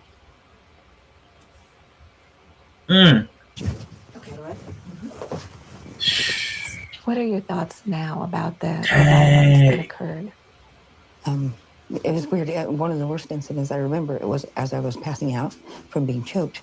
He was looking down and I could feel the tears falling on my face, just pouring off his eyes. And he was saying, excuse my language, I effing love you. I effing love you. I mean, that's all I could hear. And that's the last thing I heard. And I thought, this is not good. This is sick, dependent type of, something's wrong. It's despicable to kick someone who's weaker than you. It is the epitome of weakness in my mind, not strength. The DA even predicted that. I remember he's going to come out of prison. He's going to kill you. And I thought, we're going to prove him wrong. And of course we have, thank God. Women need to have hope and men need to understand they're not broken. Women need to have hope. Okay. Oh, Jesus Christ. We're going to prove the DA wrong. We're going to prove everybody wrong. Ooh, okay. You playing with your life trying to prove people wrong. you playing with your life trying to prove people wrong. During the domestic violence documentary, where the first thing he does when you come in the room is act like he's going to hit you. You're not proving anybody wrong. Ma'am, you are You are minority reported. You are a future victim. You are pre-crime. We are waiting for the body to drop. Like, bro, she said we're gonna prove him wrong. Okay, me, you and him against the world. That I remember. He's going to come out of prison. He's going to kill you. And I thought, we're going to prove him wrong. And so far, of course, we have. Thank God. Women need to have hope, and men need to understand they're not broken forever, and they're not all monsters. So we've proved them wrong this far. Thank God. Okay. Us against the world, yeah, boy, yeah. Just get her out of here. She stinks. Women need to have hope, and men need to understand they're not broken forever, and they're not all monsters. Some are. Some women do. But you're not a monster. I was. So it sounds like for you, you've learned to disengage when you're feeling what? Mad, or even sad sometimes, and afraid almost every time. Okay. What do you? So any negative emotions. If he feels any negative emotions, he has to disengage. I wish I had the feelings wheel close by. I feel like that's like more than half of the emotions that are possible. I feel like that's like 2/3 of the emotions are negative emotions. I think the fear is mostly about her being gone, you being alone. Because maybe I would feel like I wasn't good enough. Can you share with me where you got that? Whenever I was a kid, my mom and dad split up. She just left. I woke up the next morning, mom was gone. From then on, I just felt like I wasn't good enough for a woman. So I would make myself be good enough by making her have to do what I was wanting her to do. What? Hold up. You lost me, buddy. Was gone. From then on, I just felt like I wasn't good enough for a woman. I wasn't good enough. So I would make myself be good enough by making her have to do what I was wanting her to do. I would make myself good enough by subjugating her. Okay. So what about now? What if that happened now that you were alone? That's crazy. I don't know. But I do know that my actions and my choices won't be so much the cause for her being gone. I'm thinking about Leonard Cohen's poem about there is a crack in everything. And I'm wondering when that crack shows up, how are you going to stay safe? That's a lot of risk. A lot of risk. I've suffered against that decision a long while before he got out. The control issues that were there before have to be tested because I need to know that they're not going to resurface because that's where it starts. That's kind of in my mind. It's not with the hands they put on you. It's the isolation. It's the grooming. It's the tactics. It's the gaslighting. One of the things that we ask. She's 26. I'm joking. Before someone completes the program, is that they write a letter as a method of them acknowledging. He would de-escalate. Buddy, we don't need to take it there. We don't even need to go that far. You know what? You can have it. Forget it. It's not that big a deal. What they have done. Never is it okay for a man to put his hands on a female for any reason, especially out of anger. Women are killed every day at the hands of men like me that don't want the help or didn't get the help they needed. I am sorry, love. I absolutely love it. Oh, brother. This guy stinks.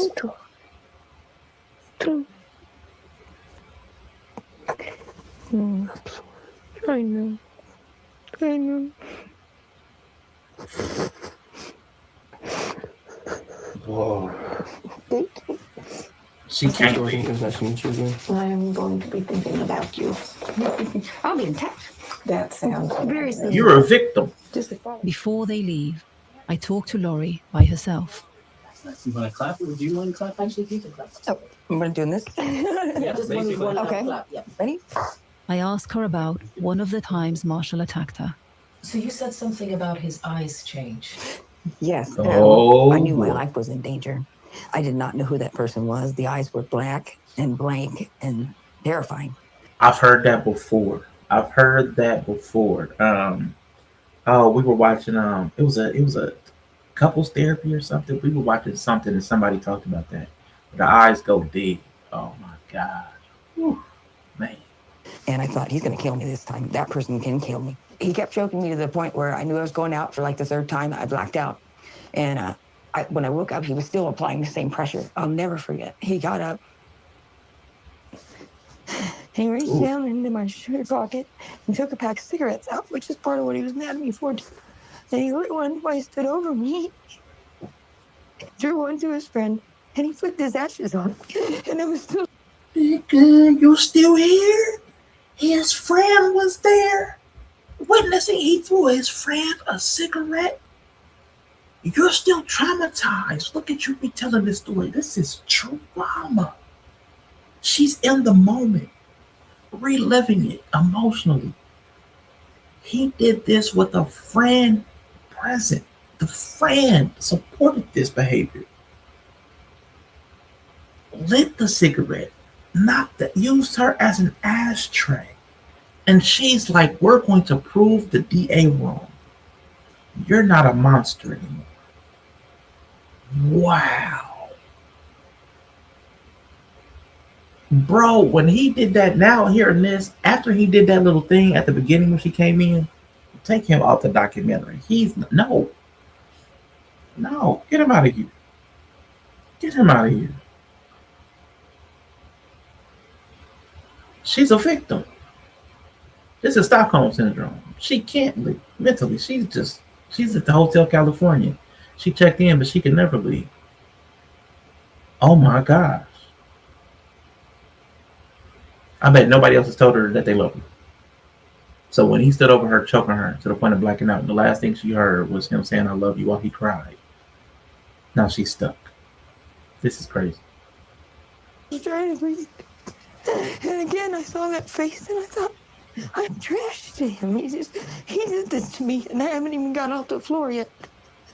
And he's demonstrating my worthlessness or my weakness to this asshole. I can't die like this.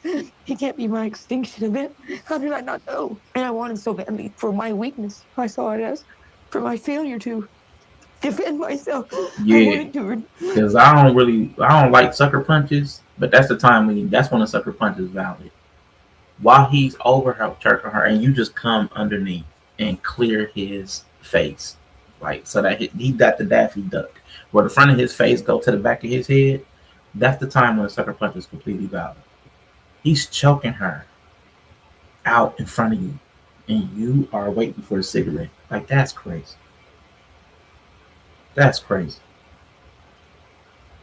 That's wild. No, that part, no. That's the reason they're friends, because they'll permit each other's craziness. It's the same. Everybody's like that. People keep people around that will enable them. Oh. Seeing myself, I was angry. And instead of getting away from it, I decided surely I can cure it. I can love it better.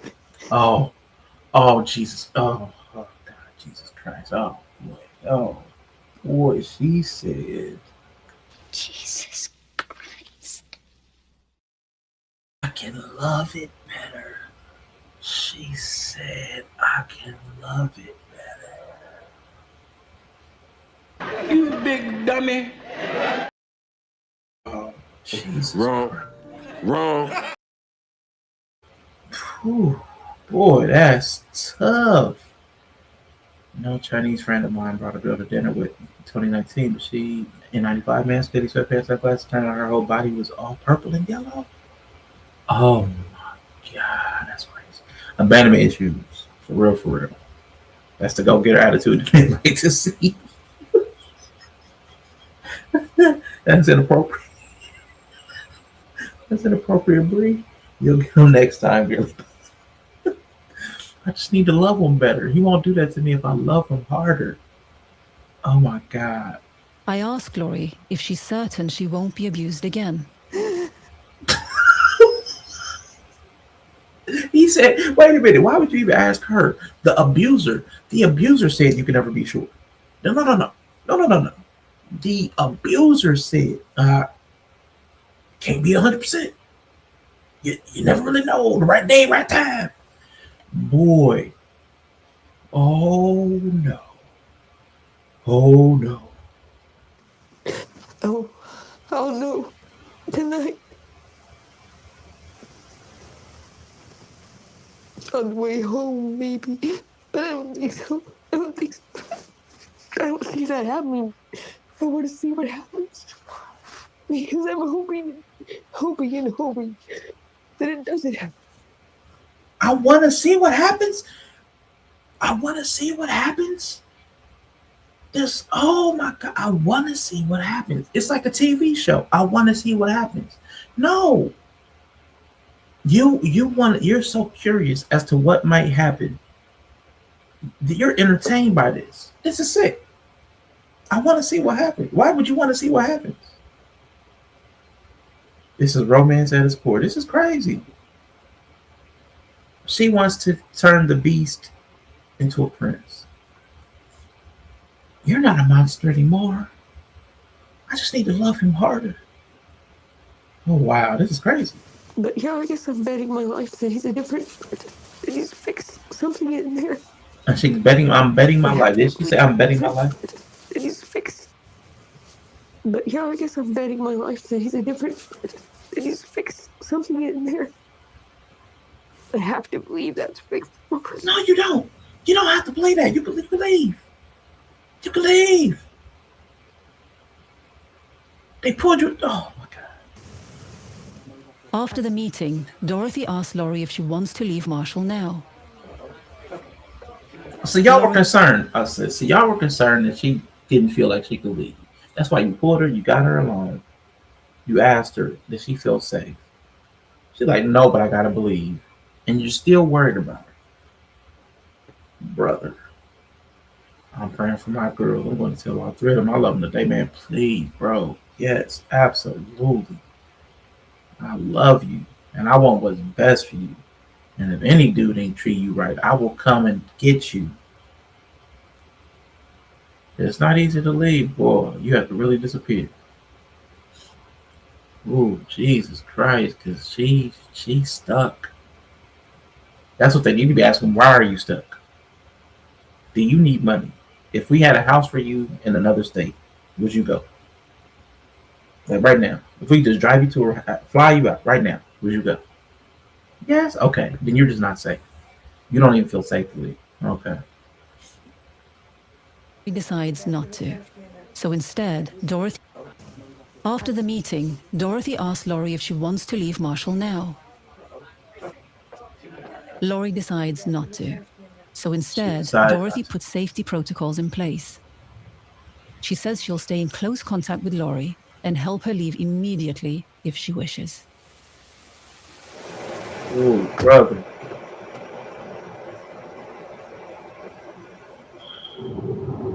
Are you worried for her? I'm worried for her. Yeah. Oh, yes. I am very worried for her. My fear She's is a really victim. that he is still, in large part, focused on saying the right things. And you could feel his desire to control her. It was palpable in the room. She is in a very tight spot, trying to say the right thing.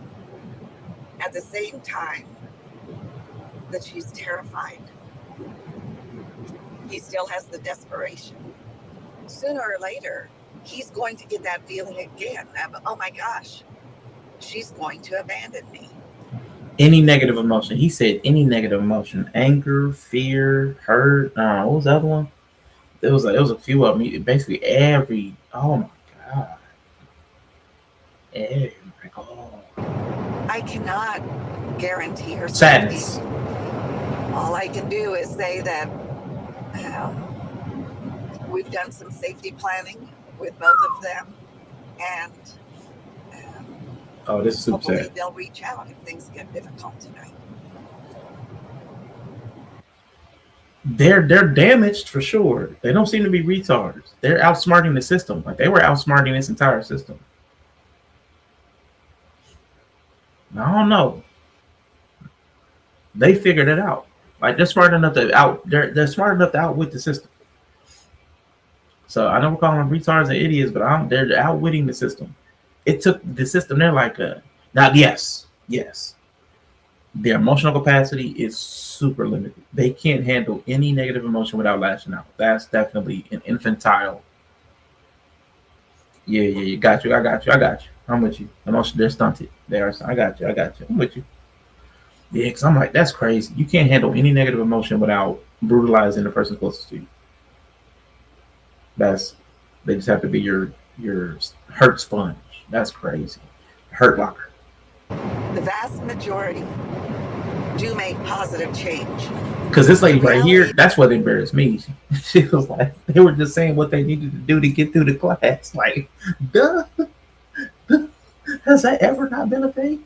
What group of people have, even children, what group of people have not tried to BS their way through something they don't want to do? Like that was an embarrassing thing. That was bad. So me actually saying that they outsmarted the system isn't saying much when the system had no reality goggles. Yes, some won't. Some will continue to batter. Jesus Christ. Please do not put up a little thing for Lori, man. I do not. If we go through here and they put up a thing for Lori, like, I do not want to see like where it go black and they put up the white text. Lori was attacked 3 months after the filming. I please don't do that. I don't want to hear anything else about Lori because I already know it's all bad. Whew, man. I think the last man who was on the documentary really understood himself in the end. These people just trying not to get fined. Yeah, for sure. Ooh, let me check on Lori. Oh, no, check. We don't need to know nothing about Lori because she did not leave. Lori. Since I filmed with them, Dorothy tells me that Marshall and Lori are still together. Marshall is still taking the classes, and they're still working on their relationship. Molly, you in danger, girl. Whew, So was your okay. wife afraid of you? I think she was afraid of what's going to set Dave off today. And he flings into rage. This is So David. he ain't been bald that long because he still got. So either he had so much tanning when he was younger that his face is permanently darker from before he started, or he just started receding so quickly that his hair, his scalp has not started to tan. That's interesting. Or is that all makeup? Maybe they only made up his face for the cameras. Oh, so he's got a paint face on. Oh my God, he's got a mask on for makeup. Oh, wow. Okay. Physically assaulted his wife, Literally. but he did refer himself to a domestic violence project in Massachusetts after years of verbally abusing That might be makeup. I didn't In the think about beginning, I wrote off not doing anything physical as I'm not as bad as those guys. I'm better than those guys. And then I finally realized after taking responsibility that it didn't matter. It was all pretty much the same thing.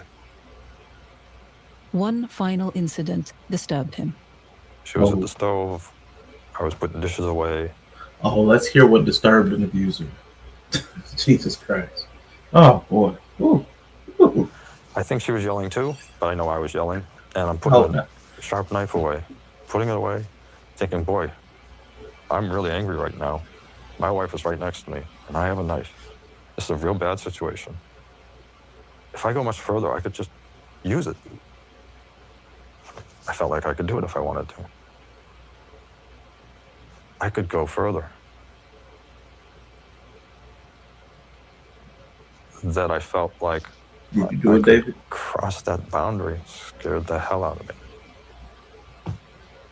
And I put that knife away and stopped. Before the rage, I always felt I was stressed out. The job, the car, the traffic, the wife, the kids. It felt like I was in a cage, you know, all kind of closed in, nowhere to move, can't get out of this thing. And the flip could be at home, the flip could be in the car. It wouldn't be in a restaurant, it wouldn't be in a store. So there's no witnesses, basically. Oh, okay. So you got premeditated flipping. premeditated flipping, because what he just said was, "I'll never flip in public." So you're isolated. You're waiting until she's wrong. It's not like this is not a temper tantrum. This is, I want to bully you. Yeah, that's crazy. Because if I'm gonna flip, it could be anywhere. It could be if I'm ever going to flip, it's because I flipped. Like, it's because I actually lost control of my senses. It doesn't matter where that is. So if you'll never lose control of your senses in a public place, nah. He thought about getting beaten in jail, which is what stops many facts, super facts. You know, my wife and I have stayed together. Things are good. I know the wound is still there. And it's probably still a large wound. I would highly recommend for anybody who has a spouse that is so full of rage that they either get into a program real quick about domestic violence or leave. Walk fast the other direction. Absolutely. Employees give I'm very traveling fair across America, meeting treatment. men who have abused and even killed their partners. I'm trying to find out why they do it and how we can stop it. The domestic violence program which David attended was run by a psychologist, David Adams. David He treating spent David. years working with abusers. He tells me he dedicated himself to this job because of the events of his own childhood. Now, see, like the jokes, like I see humor in things that I should not see humor in. So we're having a whole domestic violence thing, and this guy looks beat up. His arms in a sling. It's just, also, I don't know why they did this. Oh gosh.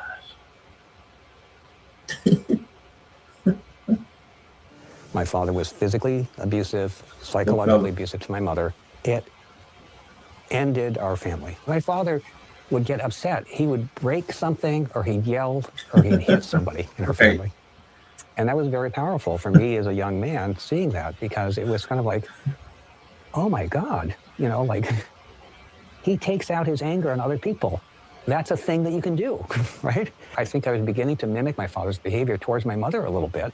Oh. And I think that So the counselor is also an abuser. Okay. We're not getting any answers out of this documentary, because everybody they talk to is an abuser. Everybody is either abused or an abuser. There's nobody outside of the scope of being beaten or beating somebody that they're going to talk to. Like, no clear eyes, no third party. So only people who have developed narratives over the course of their life about why this is happening are going to give insight onto why this is happening. People who had to justify it in some kind of way, they're not reliable narratives. probably would have started down that path, you know, myself, if my mother had not died. So doing this work for me has always been for my mother, feeling survivor Everybody's guilt. Batman or the Joker. When she was with me, I could not stop blaming her.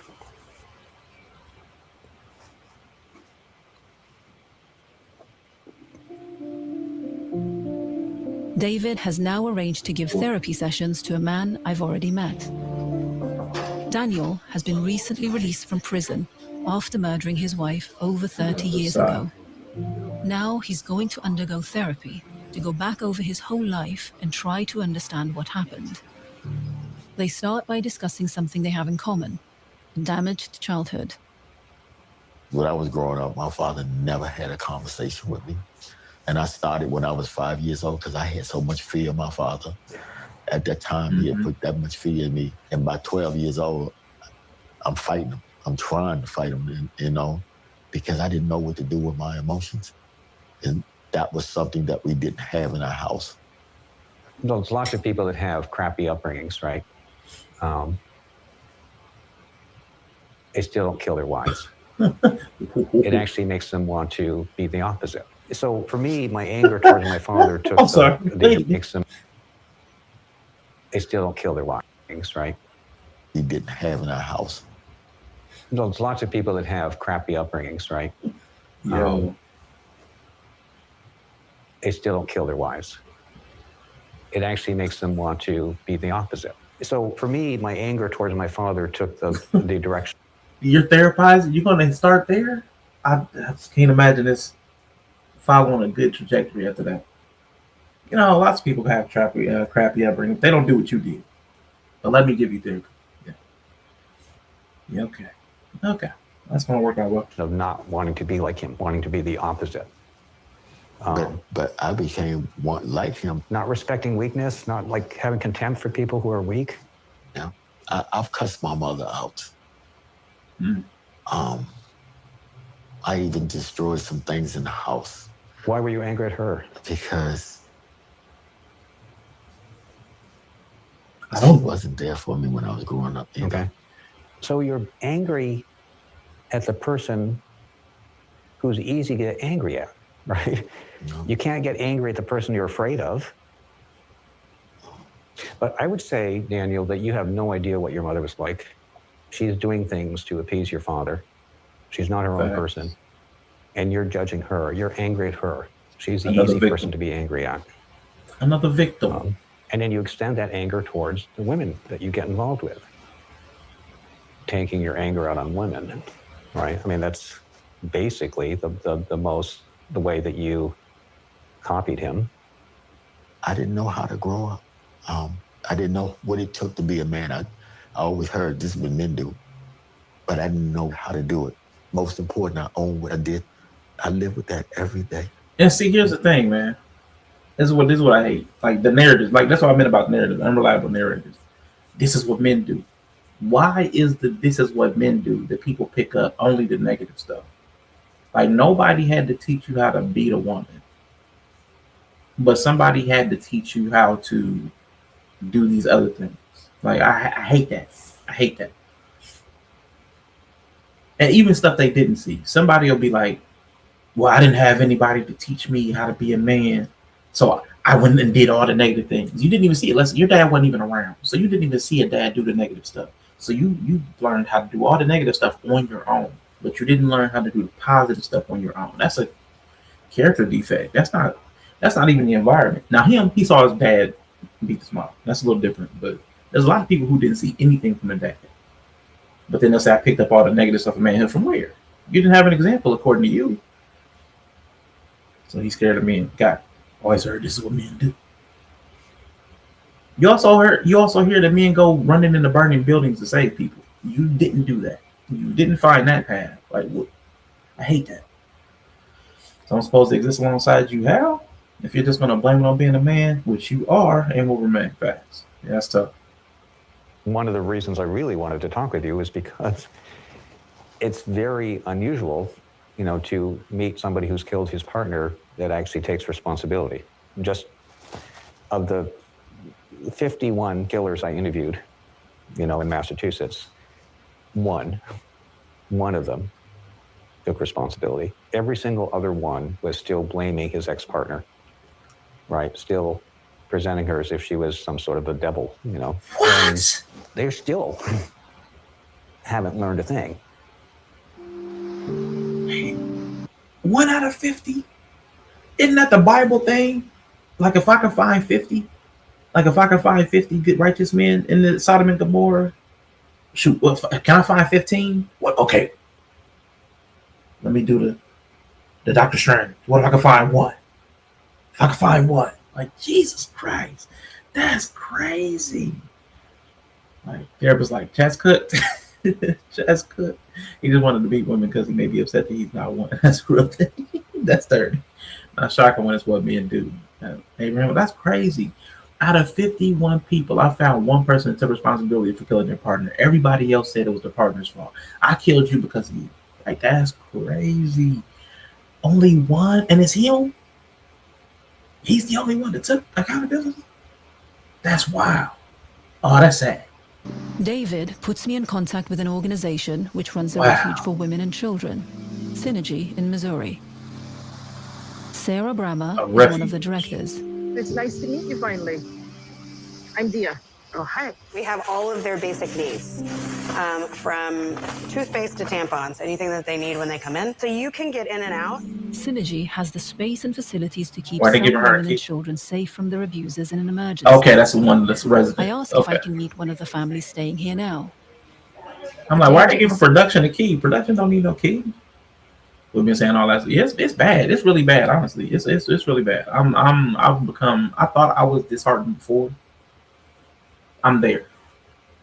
I didn't know what nihilism was until the way I've been feeling the last month. I thought I was nihilistic, but it's different now. It's different. So great that none of them want to take the risk of sharing their story with me. It's tough. But Sarah is catching up with a woman who she helped escape from a very violent husband. Because of the continued risk, she's staying anonymous. Thanks for coming in today. I appreciate your time to talk to me a little bit about your relationship with your husband. Can you tell me a little bit about what brought you in? Thank you. I was terrified in my own home for my safety, for my kids' safety, and I believed that he was going to kill us.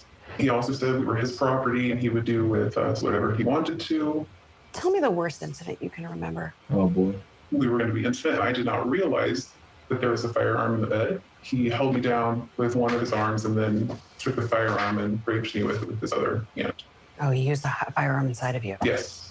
To terrify me more of look what I can do to you is the only thing that I can think.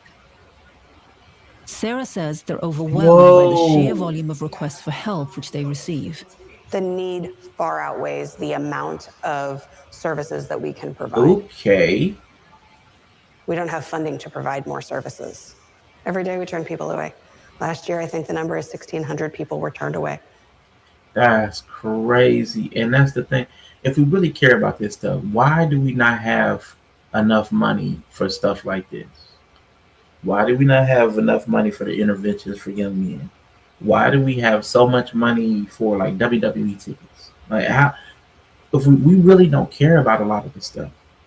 We think we care. It's sad. It hurts our feelings, but we don't really care because where do we put our money at? We put it in goofy stuff.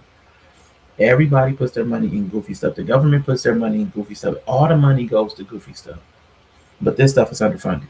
Like even the local schools, man, they don't have enough money for like art supplies and stuff. I remember my nephew when he was in school, all the stuff that the teachers needed. There's a school that my mom's church sponsored that just to get them wipes and stuff during the pandemic. It's crazy. I don't want to be on an island. We got to Harriet Tubman the victim instead of focusing on the root. Voodoo. But they won't even, if you won't even fund the people that need the help, you're definitely not going to fund the people who you need the help from.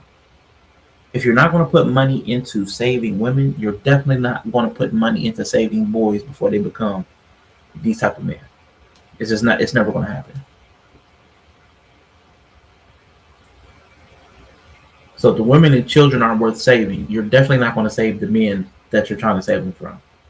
It's like that's the kind of stuff that just leaves me hopeless because like you don't even care enough about the women or the kids. You definitely don't care because the men got to figure it out. I'm a man. That's just what a man does. That's just what a man does. So the men still have to figure it out, and they end up back here. So it's a cycle. All the men that get left from boys and don't have an example and don't know how to, they're going to grow up and Manophere, red pill, and they're going to learn the wrong things, and they're going to still become the type of people. And again, not 100%. There's going to be enough. It doesn't even, you don't even need a lot because, like the one lady said, she was helping the seventh victim of the same man in 5 years. So you don't even need most men to be harmful. You just need the small percentage of men to be harmful because they'll cycle through a lot of women. So if one man is damaging 7 women in 5 years, what's that over 30 years?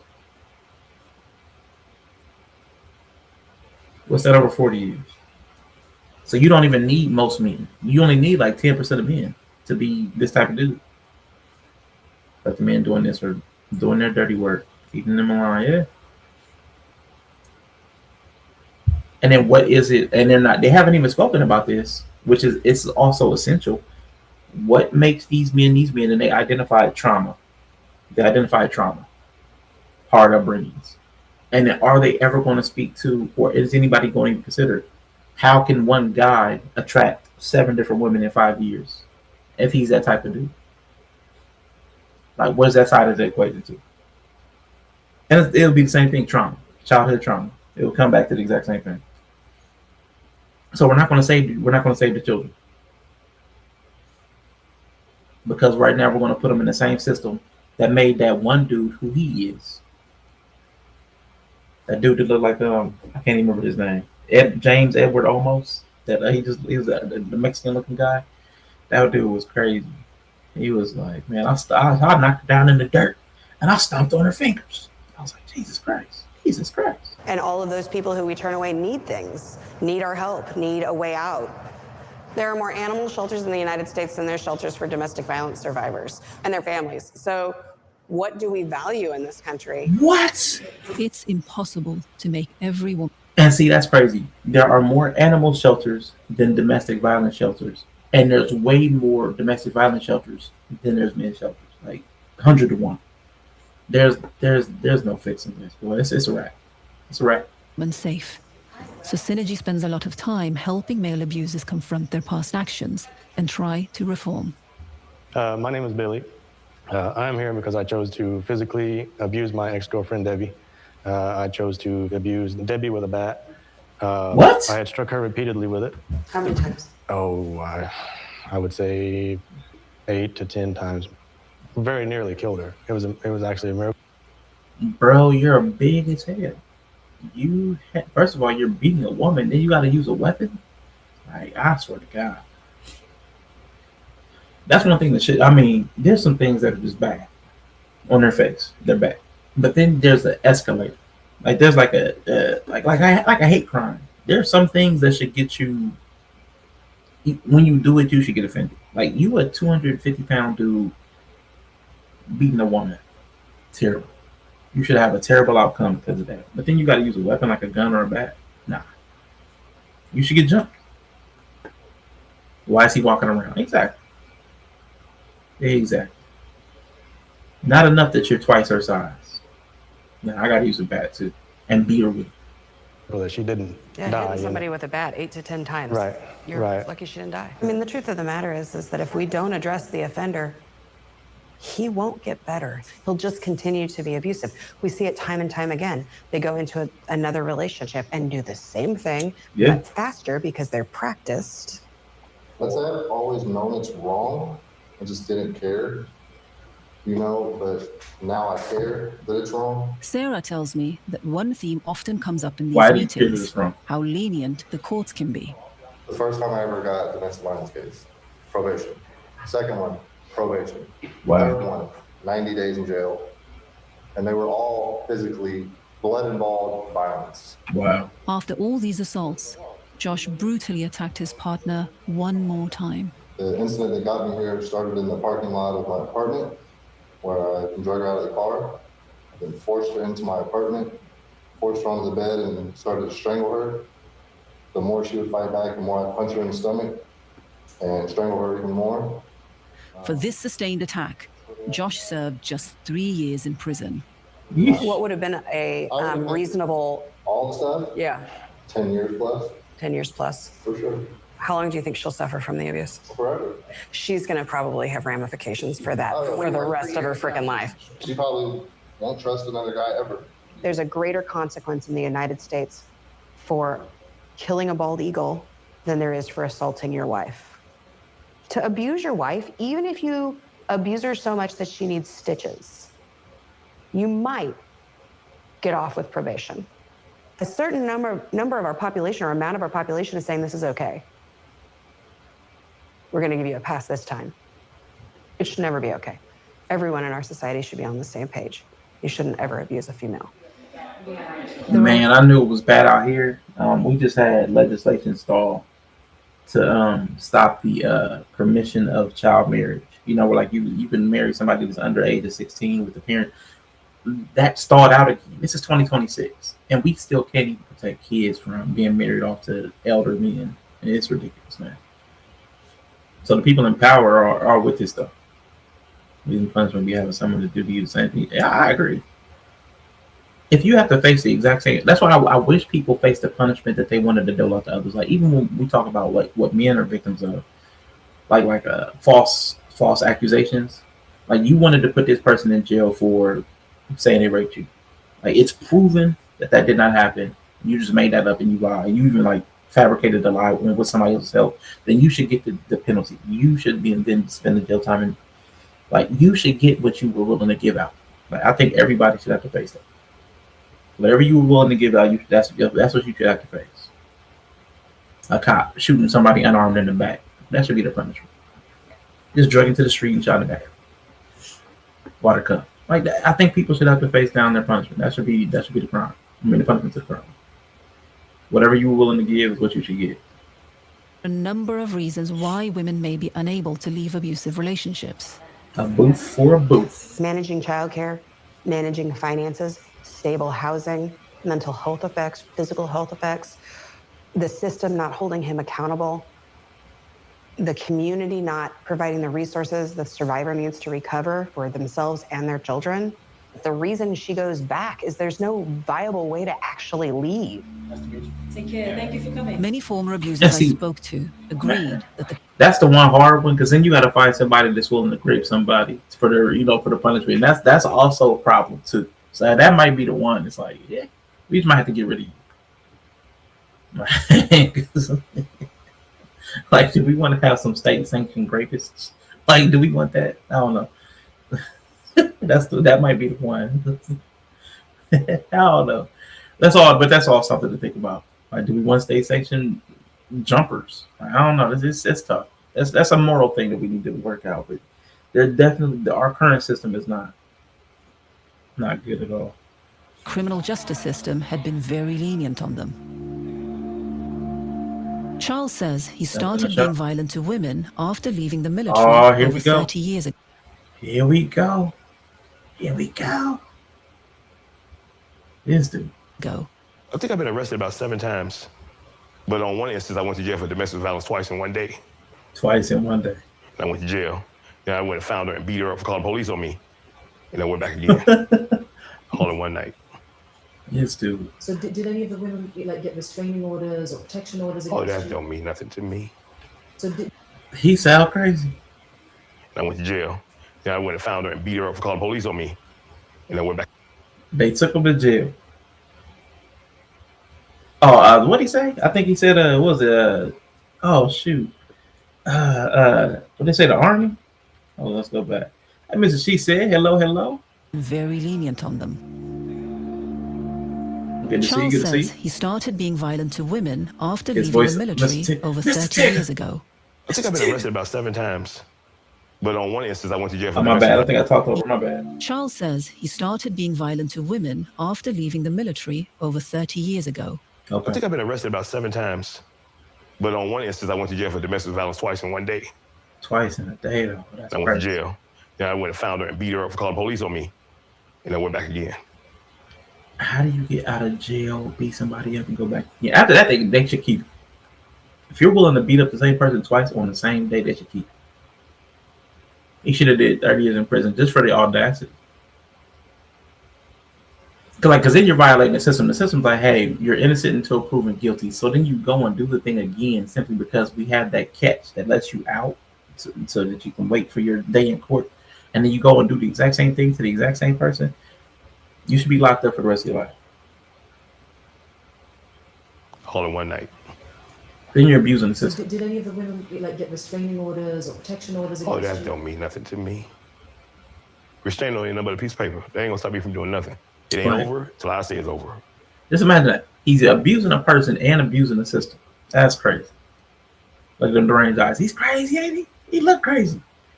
Does this mean he started beating women 30 years after the military or for 30 years after? It's probably he was probably beating people the entire time. But they probably didn't know. It probably wasn't reported. Let's go ahead and book him for real. And he free? Yeah, and he free. It's crazy. Like many former abusers, Charles says he was violent because he developed the view that men should be in charge of women. I don't consider myself a woman beater, per se, because I didn't just hit women for nothing. I figure if I had a reason, I need provocation. and it was just not being a woman beater, it was justified, it was corrective. So he's the entitlement person. I feel entitled. I feel entitled to be one. That's crazy. Actions. Just trying to get some compliance.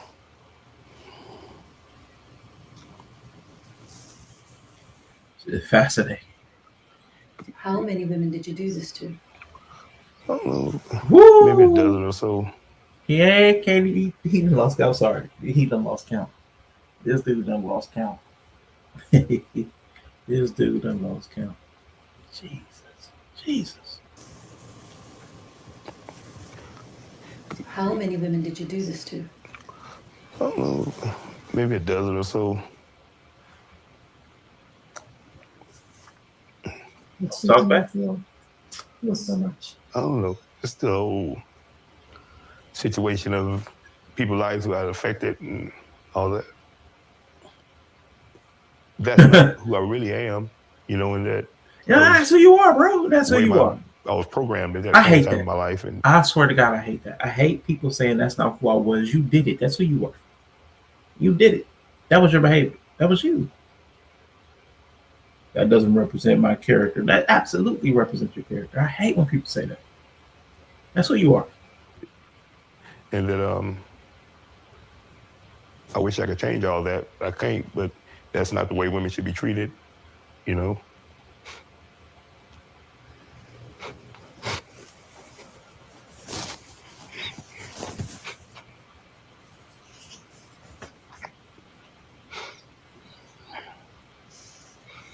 If you could talk to them, wouldn't I you was try to programmed, talk? yeah. And if anybody shows signs of that in the future, leave them immediately. That you got to go and go. Because it might not be no another time to call the police. You might be dead. Cool. It's tough, bro.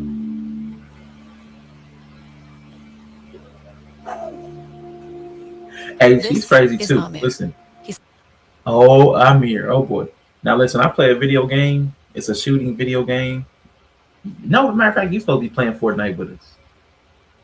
She's a killer. She's crazy. Every time if I down somebody, all she does, she loses track. The fact that other people are shooting at us, she has to shoot them while they're down.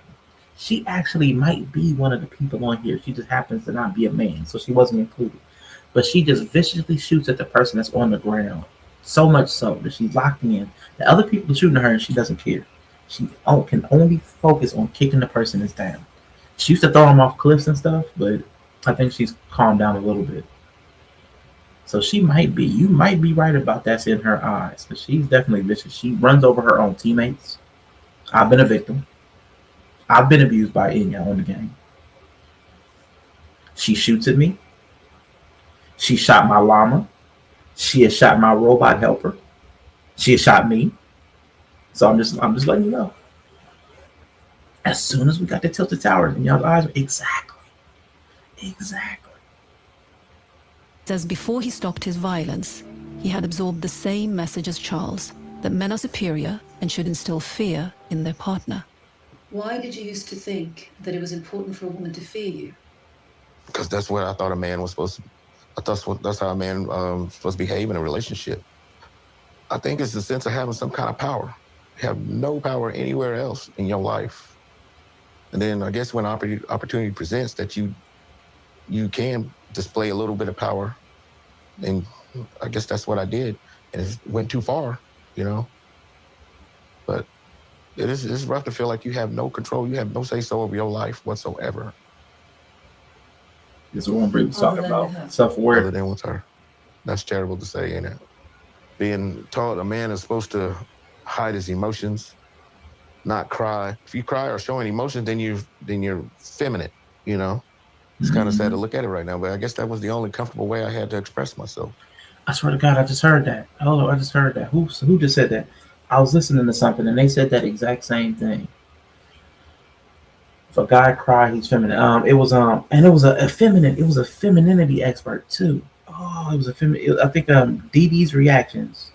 She did one, and I think Maggie, the femininity doctor, because they were talking. She went into the whole what's masculine and what's feminine.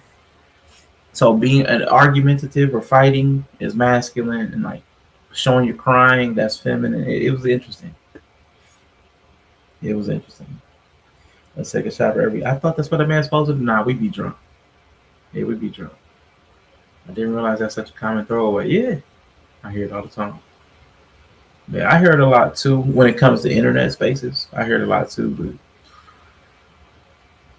that's something I guess we need to talk about too, because there is a lot of poor coaching on both sides. I would say from men and women about what a man is, like about what a man is supposed to do. And it will be one thing if I'd only heard this from men. It would be one thing. If I'd only heard that kind of teaching from men, it'd be one thing. But I hear it from women too. There's a lot of mixed messages because we don't have one set of rules or standards about how people should behave in relationships. And these same men be upset if a woman says men are trash. I mean, if they're doing what they think a man is supposed to do and then get called trash, wouldn't you be bothered? If you're doing what you hear you're supposed to do and then get called trash, that would be bothersome. So to me, that makes sense. I hear way more than I would like to, at least once a week. Men cry when they poop. We do not cry when we poop. Forget you. Forget you. I hate you. When it comes down to it, our problem is not with our wives or anybody we want to display violence with. It starts within ourselves. We cry when we poop. That was worse. What does it mean to be a man in today's world? It's a question we're asking our guests this week, and their answers might surprise you. Dr. Jackson Katz is an educator and activist against male violence. For decades, author and educator Jackson Katz has called on men to set the tone and speak out. Good morning. Good morning. He's devised a number of programs used by the U.S. military, corporations, and major sports organizations tackling the society-wide problem of male violence. It's important that I say and that men say when we do the work that we do, and especially in the field of gender violence. That's crazy. I've never heard of this guy before. It's crazy how algorithms work. I've never seen or heard this guy before. It's never even, as far as like Manophere red pill spaces where there's a lot of gender stuff, I've never seen or heard this guy. That's interesting. He's devised a number of programs used by the U.S. military, corporations, and major sports organizations tackling the society-wide problem of male violence. It's important that I say and that men say when we do the work that we do, and especially in the field of gender violence prevention that I'm going to talk with you about this morning. I don't see these as women's issues that some good men help out with. In fact, I'm going to argue that these are men's issues, first and foremost. Hi. Hi. How are you? Come on in. Welcome. Thank you. All right. So I think there's a tendency on the part of a lot of people to think about these individuals who commit these, murders or these heinous acts as monsters. And that way we don't have to be introspective. We don't have to think about the ways in which our attitudes, beliefs, and behaviors contribute to a culture that produces abusive behavior. Because if abusive behavior is just the product of some crazy individual or some pathological individual or some monster, then there's not much we can do about it. So the question is, how do we give men and young men ways of being men that don't involve having to be dominant over women, but that give them a sense of satisfaction? I think we're kidding ourselves if we think we're going to solve these problems without trying to understand the complex mix of, shame, trauma, dependence, sometimes childhood issues, and the cultural overlay of entitlement and men's entitlement to women's emotional support, because we have to challenge the idea that these men are leaning on this old notion that I'm supposed to be in charge. Damn it, I'm a man and she's not a man. She can't play football like me, and I got bigger muscles and I'm stronger than her. I can dominate her if I want to. Because that's a belief system that's not enshrined in sort of human nature, or it's not genetic or something. Whoa. See, this is where we go crazy. This is my thing. There are things that are observable. Like if you put me and Bree in a room, or me and Inya in a room, I'm biologically, genetically larger than they are. He just said we're not genetically stronger. Whatever. We are. Like we really are. So it's just factual. It's natural that I could physically dominate most women. Probably 90%. So I just got to hear that again, because I hate when we go into that thing like that's not normal. This is a social construct. I hate that. It's not a social construct. There are differences. The same way I could never birth a baby. It's not a social construct. That's a natural, genetic, biological fact. I'll never birth a baby. I could take hormones as long as the day is. I'll never birth a baby. There are certain things that are just inescapable truths that we try to shoehorn into social constructs and sociology that don't belong there. So let me just hear him rant that again real quick. You know, men's entitlement to women's emotional support, because we have to challenge the idea that these men are leaning on this old notion that I'm supposed to be in charge. Damn it, I'm a man and she's not a man. She can't play football like me, and I got bigger muscles and I'm stronger than her. I can dominate her if I want to. But see, like that part, I'm stronger than her. I can dominate her if I want to. That's a fact. That should not actually lead the thought process of a man. You should not forget that your physical size is of greater power and strength. What you should do is regulate so that you're not abusing that fact. Like, this entire thing is for that. You should know that you're bigger and stronger, and that you could abuse that strength, but you choose not to. Right, that's what I'm saying. So, like, don't forget, because he's saying it like it's wrong to know that it's like, I'm bigger, so I'm entitled. Yes, you should, but you should know that. You shouldn't feel entitled because you are. But let's not. I'm not just what he's saying, not just what he's saying, but the narrative tries to make it so that men aren't aware of, and make it like it's not a natural thing. It is a natural thing. That's the way nature operates.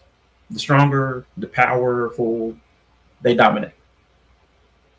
That's it's natural. Let's quit acting like the stuff is not natural. Bigger, stronger, faster dominates across nature. So because we're human and we're trying to construct societies that are safe and more productive, we should modify our behavior. So the nature entitles you to do it. Society is subverting the nature. That's what society does. The civility is subverting the nature. The nature is what entitles you. I have the ability to do so because I can. Because I can. That's natural entitlement. Anywhere in nature, if you're bigger and stronger, because the women, like the praying mantis, women praying mantises kill their mates because they can. That's natural. Like I hate when we get into that place where we try to take natural stuff away from nature, because it's very natural. I give you a chance at birthing. I got birthing hips. Come on, Quantum. I got birthing hips. But I also understand what you're saying. There isn't a narrative that doesn't support the conclusion. Okay, all right. Because that's a belief system. That's not enshrined in sort of human nature, or it's not genetic or something. We have to teach boys and men that there are ways to respond to these complex human emotions, including vulnerable emotions like disappointment, grief, sadness, humiliation, that don't involve the traditional go-to, which is violence. So I've been humiliated, I'm going to get back at that person through violence. I'm going to reclaim what's been lost from me by taking it from somebody else. Because some of these men claim that they love these women even while they're killing them.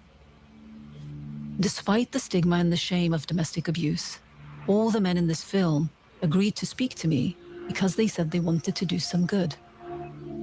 I'd rather be talking about something different, being interviewed about something different. Let's go. But if what I've experienced, if that can be helpful to people, I think that's great. Everyone I met said the process of talking with other abusers had helped them confront their own actions. First, it's accountability. I have to accept that I had done these things. What was it that was making me be this way? If you see physical violence in your life at a young age, you're more likely to use the physical violence later on. And they don't teach you that in school. They don't teach you that stuff. Which maybe they should. Nothing. And see, dang, it's so tough. See, I see that the educational system is meant to produce more citizens. It's not meant to produce like humans. It's meant to produce people who will comply with rules, follow rules, and pour into the system. More calls for the machine. It's tough to want the machine to produce humans because it's a machine. It's a system of mechanization. It's an assembly line. It's hard to something that's meant to make bots, and you want it to make people. That's tough. I think we need to re-envision some stuff, but I know we don't care enough because again, none of this stuff is funded. The protection of the women, the children, or the boys who become the men that you say are harmful, none of that's funded. None of that's resourced. Can justify the violence of the men I met, or diminish the damage their violence has caused to women. But I did find that talking to them can help us understand why they did it and what we as a society can do to help stop it. Time and again, I heard the same thing. We need to change the way we think about women and the way we think about men. The expectations that our culture puts on men are cruel. We objectify women, we also objectify men. For men to feel like they're not measuring up to being manly enough is a big deal in domestic violence. I wasn't born violent. I wasn't born angry. I wasn't born with hate in me. Had it been taught from somewhere. It just keeps going on generation to generation if we don't stop it. In high school, in families, we don't talk about how should you be with a girlfriend? How should you treat your wife?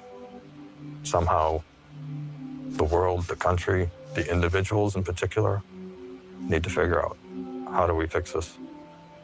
How do we end it? Just say that you're not a real man if you cry, or you're not a real man if you don't show your emotions. Those are lies. Those are lies. And I was taught the same thing, because real men don't hurt women. Real men don't hurt their kids. Real men help their kids, and they help understand their kids, and they hug their kids, and they tell their kids that they love them. And see, that right there, that's like, I hate that contradiction. Because once you start saying what a real man is, you're a real man, and you really murdered a woman. Like, so let's stop doing. The real man thing always gets me, because it's real men that are bad people. They're real men that are good people. Like, we gotta stop that, because that's part of the programming that says, well, this is what a man does, this is what a man doesn't do. Like, no, men do those things that you say a man doesn't do, or you wouldn't be saying a real man doesn't do it. Or a man really does it, but you have to be aware of that, because you're a man, you're a human, and both are in your capacity, the good and the bad, the good and the bad. And if you think that because you're a good man that you can't do those things, that's when you get messed up. You'll fool yourself into thinking that you couldn't possibly do this thing. I couldn't possibly. But then all of a sudden you'll get triggered, and then you're that thing. And somebody said, well, you must not be a real man, because a real man wouldn't do that thing. And now you have more anger, because now you're not even a real man. So what are you? What are you? So you're a real man. Real men do those things. Like, good men don't do those things. Men of character. Men who have emotional regulation. If you are hurting who you say that you love, go get help. Tell somebody that you need help. Tell somebody that you need help. A real man would do that. I hate that. Oh, I hate that. That was actually better than I thought it was going to be. That was dope. That was dope. So shout out to Brick for sharing that. Didn't matter if he was real or not, but he was killing it. Nah, he was real. He was 100% real when he did that, because she's really dead. Yeah, she's still really dead. Exactly. You're a real man. You're a real man, and you're a real killer. You're a real killer. A real murderer. You did real time behind that. Pinocchio was told what it takes to be a real boy. Exactly. I'm a real boy. We got to cut that out, because those bad traits are real too. Those bad traits are real too. Those bad traits are super real. And if everybody thinks only good people can do bad things, only bad people can do bad things, man, we're mistaken. We got to cut that out. Like, none of those dudes could tell you why they did it. Not one. Every single guy when asked, why did you do it? I don't know. I don't know why I thought that was okay. I just felt like I could. I could because I could. Because nobody's saying it's possible for you to see yourself as a good person. You can see yourself as a good husband, a good father, and you can still have emotions that are negative. Like, you can sit there with a knife in your hand and think like, dang, I could really stab somebody. That's human. A real man would. When I'm driving, I want to run people over all the time. Every time somebody like jaywalks, knowing they see me coming, I want to run them over. I don't. Because choices have consequences. Absolutely. So that's what we got to get to. We got to get to understanding that it doesn't matter how good of a person you think you are. The question still remains. They didn't even get to it. They didn't even get to what's going to be done. I said this documentary has to get to what's going to be done. They didn't get there. No solution. There was no solution other than understanding why they did. And none of the dudes understood why they did it. That was, man. Only thing they could say was the trauma. But even the therapist was like, a lot of people experience the same trauma, but they didn't go on to kill their wife. So there was actually no real answer. And never a solution. They didn't even tease a solution. That's why I don't need to understand their why. Yeah, this is one of the things where you really don't need to understand the why. The person that's in that mode of thinking, you can't even say most of it. That's what men do. Multiple people did say that. That's what men do. If she talk back, I gotta slap her. That's what a man do. He keep control. He control his woman. And what are you supposed to do with that, man? What are you supposed to do with that? That's why you should run people over in Fortnite. And you saw me yesterday. I ran those 2 people off the mountain. That felt good. Oh, that felt. Oh.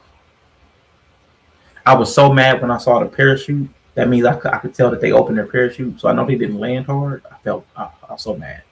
I wanted them to come down crashing. Of course, they got a goofy ass reason why it's okay to kill them. I mean, yeah. What are you supposed to do with that? So listen, I'm gonna take a quick break, and I do want to go over that 20-1, that Manophere thing, because I want to watch that again.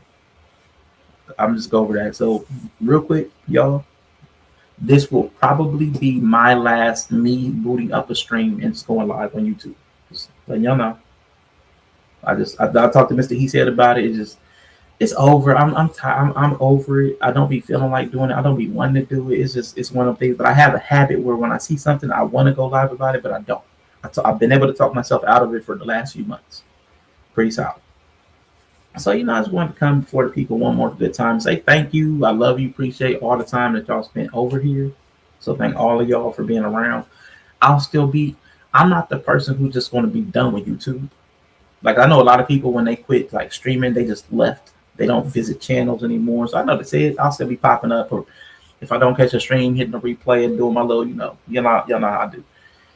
Yeah, I'm not going to completely disappear. Yellow will still probably be doing the wrestling over here sometimes, and he may still hit the live button over here sometimes too. But for me, just randomly just popping up, might not be doing it. So, man, shout out to the Says, shout out to Dury, shout out to Bo Johnson, Inya, Nova, Breed, people that be popping up on my stream still. Quantum. We don't see Quantum as much as we used to, but still love Quantum. Love my Quantums. Love my Qs. Happy early birthday. Shout out to Candid Ann, whose birthday just passed. We may not see her for another month or 2. Man, so much love to all of y'all.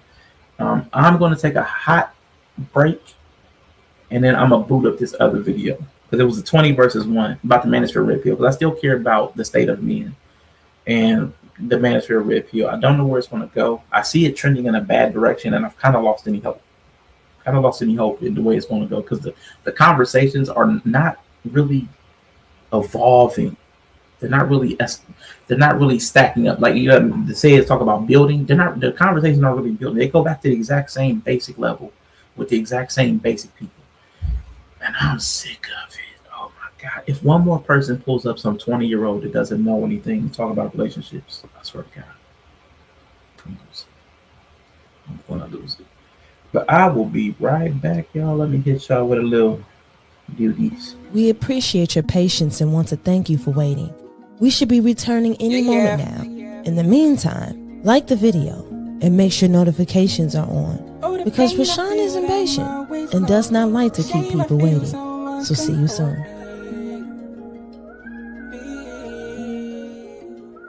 I guess it's only one thing that'll catch my eye, but as soon as I try, something bars my side. In a way, I feel this moment's phony. Claim I feel I'm always lonely. Not the best step forward, but the one you shown me. Like the next test, or be the right one for me. Is it rude if I say that you felt odd? Why did you leave all my hopes being passed by? It's only one thing that'll catch my eye, but as soon as I try, something bars my side. In a way, I feel this moment's phony. I feel I'm always lonely. Not the best step forward, but the one you show me. Like the next test, or be the right one for me. Is it rude if I say that you felt odd? Why did you leave all my hopes being passed by? Past to miss it cause the half glass couldn't hold me. When it running back, I can't forget what teacher told me. Time is not a fact, it's only know that cause you sold me. It's gonna fold me, not console me and control me. He really rolled me, I compose me for the homies. So will it mold me or disown me? Is he cold? Yeah, I gave him 50 cents, so just imagine if you owe me. I cannot repent now when I worship to the old me. If I go again, is it proof in the box? I probably wouldn't be this slow if I knew how to stop. Yo, I can reach this shit from home if it's smooth on the rocks. So goose for the shots, I had to know a group out the notch. Just take me away, I had to know it wasn't no way for loving the same. I had to see the riff in the game. My tragedy, a masterpiece is there, loop for the name. From swinging feet to energies and now there's room for the pain. There's only one thing that'll catch my eye, but as soon as I try, something bars my side. In a way I feel this moment's phony. Claim I feel I'm always lonely. Not the best step forward, but the one you show me. Like the next tag story, be the right one for me. Is it rude if I say that you felt odd? Why did you leave all my hopes being passed by? There's only one thing that'll catch my eye, but as soon as I try, something bars my side. In a way I feel this moment's phony. I feel I'm always lonely. Not the best step forward, but the one you show me. Like the next test or be the right one for me. Is it rude if I say that you felt odd? Why did you leave all my hopes being passed by?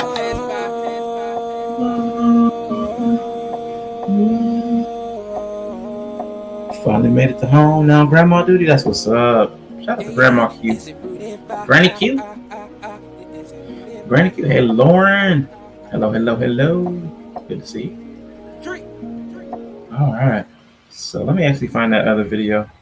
We appreciate your patience and want to thank you for waiting. Uh-oh. We should be returning any moment now. In the meantime, like the video and make sure notifications are on. Also, I don't think masturbation is a sin no more. I beat that meat. Okay. I beat that meat. I don't think anybody was wondering how you felt about it. No, we gonna get it all out. Nobody was wondering that meat get beat. What you know? When I'm on, Angel. When I'm on the road, especially, I be beating it. I beat it. If I'm gonna be gone from this for 5, 6, 7 days, I'm gonna bring I be beating it. Let's talk about it. If you gonna clip me. Yeah, let's get it all on the table now. No, we don't want that on the table. There was some. I be beating it, and I know a lot of y'all do. A lot of y'all do too. I love it. I don't know why that tickles me so much, man. That is too funny. All right. So before I get up out of here, I do want to go over this 20 versus 1. It's 1 anti-manosphere versus 20 manosphere. The Nova shared. Oh, shout out to Nova, man. Appreciate you, buddy. 5. Because like to the point of the last video with the domestic violence, there are a lot of misconceptions about men and how men think, how men feel, what men are saying, and everybody is going to the worst. Everybody jumps to the worst. And this is a good example. Like even some of the people who were manosphere in this video did not agree with the other manosphere people because it's a group of people. It's just a space of people. And they have different ideologies and thought processes and feelings and values and beliefs. So it's interesting to hear somebody talk about it. But I've heard this perspective so many times. And it's coming from a guy. It's coming from another dude. Nobody actually inspects it. Nobody actually figures out or doesn't like looking into it for themselves. I think I was watching a video not too long ago and there was a lady talking about it. She was like, I did like 90 minutes of research. She did 90 minutes of Google searching to discover what a whole swath of millions of men are doing. Like you're not going to figure it out. And only I've already watched it. So I won't be triggered. I won't be triggered. But I mean, it's a good jumping off point because this is going to discuss Mark Manson. He's a good author. I promise you. He might be. I haven't heard of him.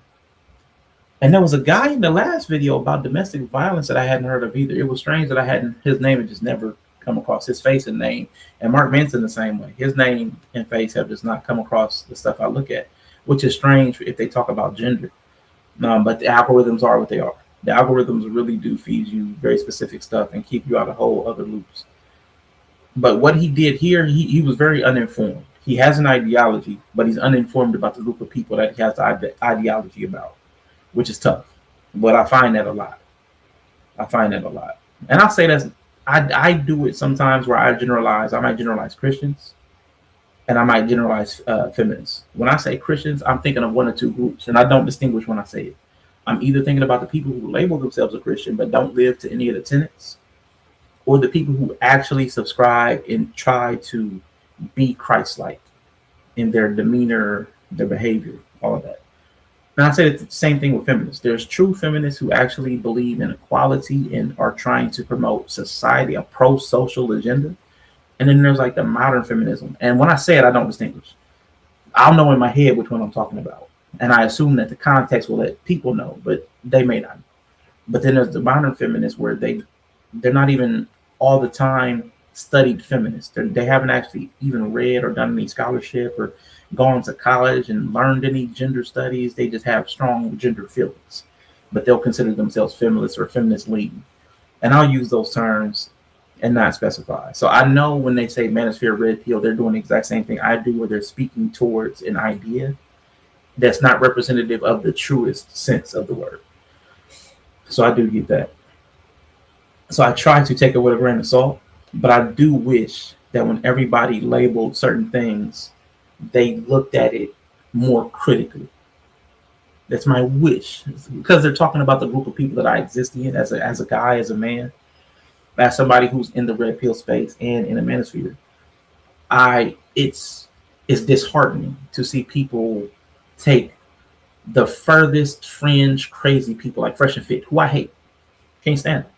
They take them and use them as the representative. It would be the same as using like Bishop Eddie Long as a representative for a Christian, like somebody who's done dirt, and you use them as the faceplate. I hate that.